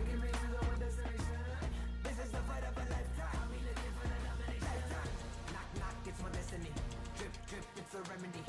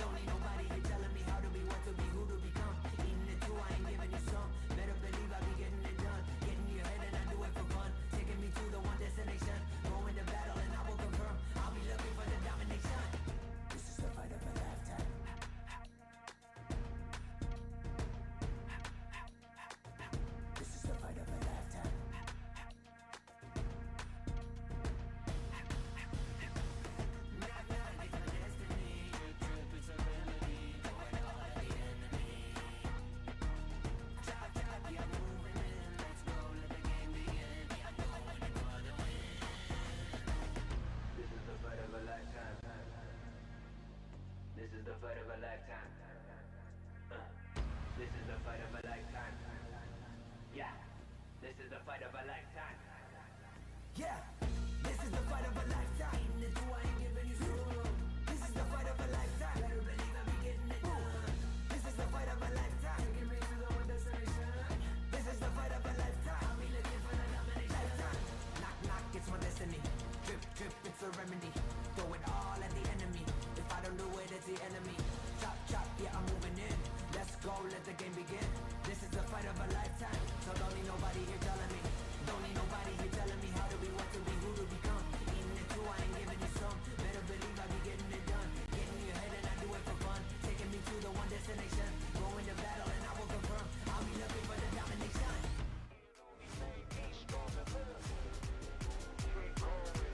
If it didn't break me, it only made me stronger. If it didn't break me, it only made me stronger. Can't phase me, I'm a legend when I'm locked in. What's passion? What's pain? Gotta lose before you gain, that's the game. No shame, unfazed, you just gotta keep going, that's the game. Can't break. What's passion? What's pain? Gotta lose before you gain, that's the game. No shame.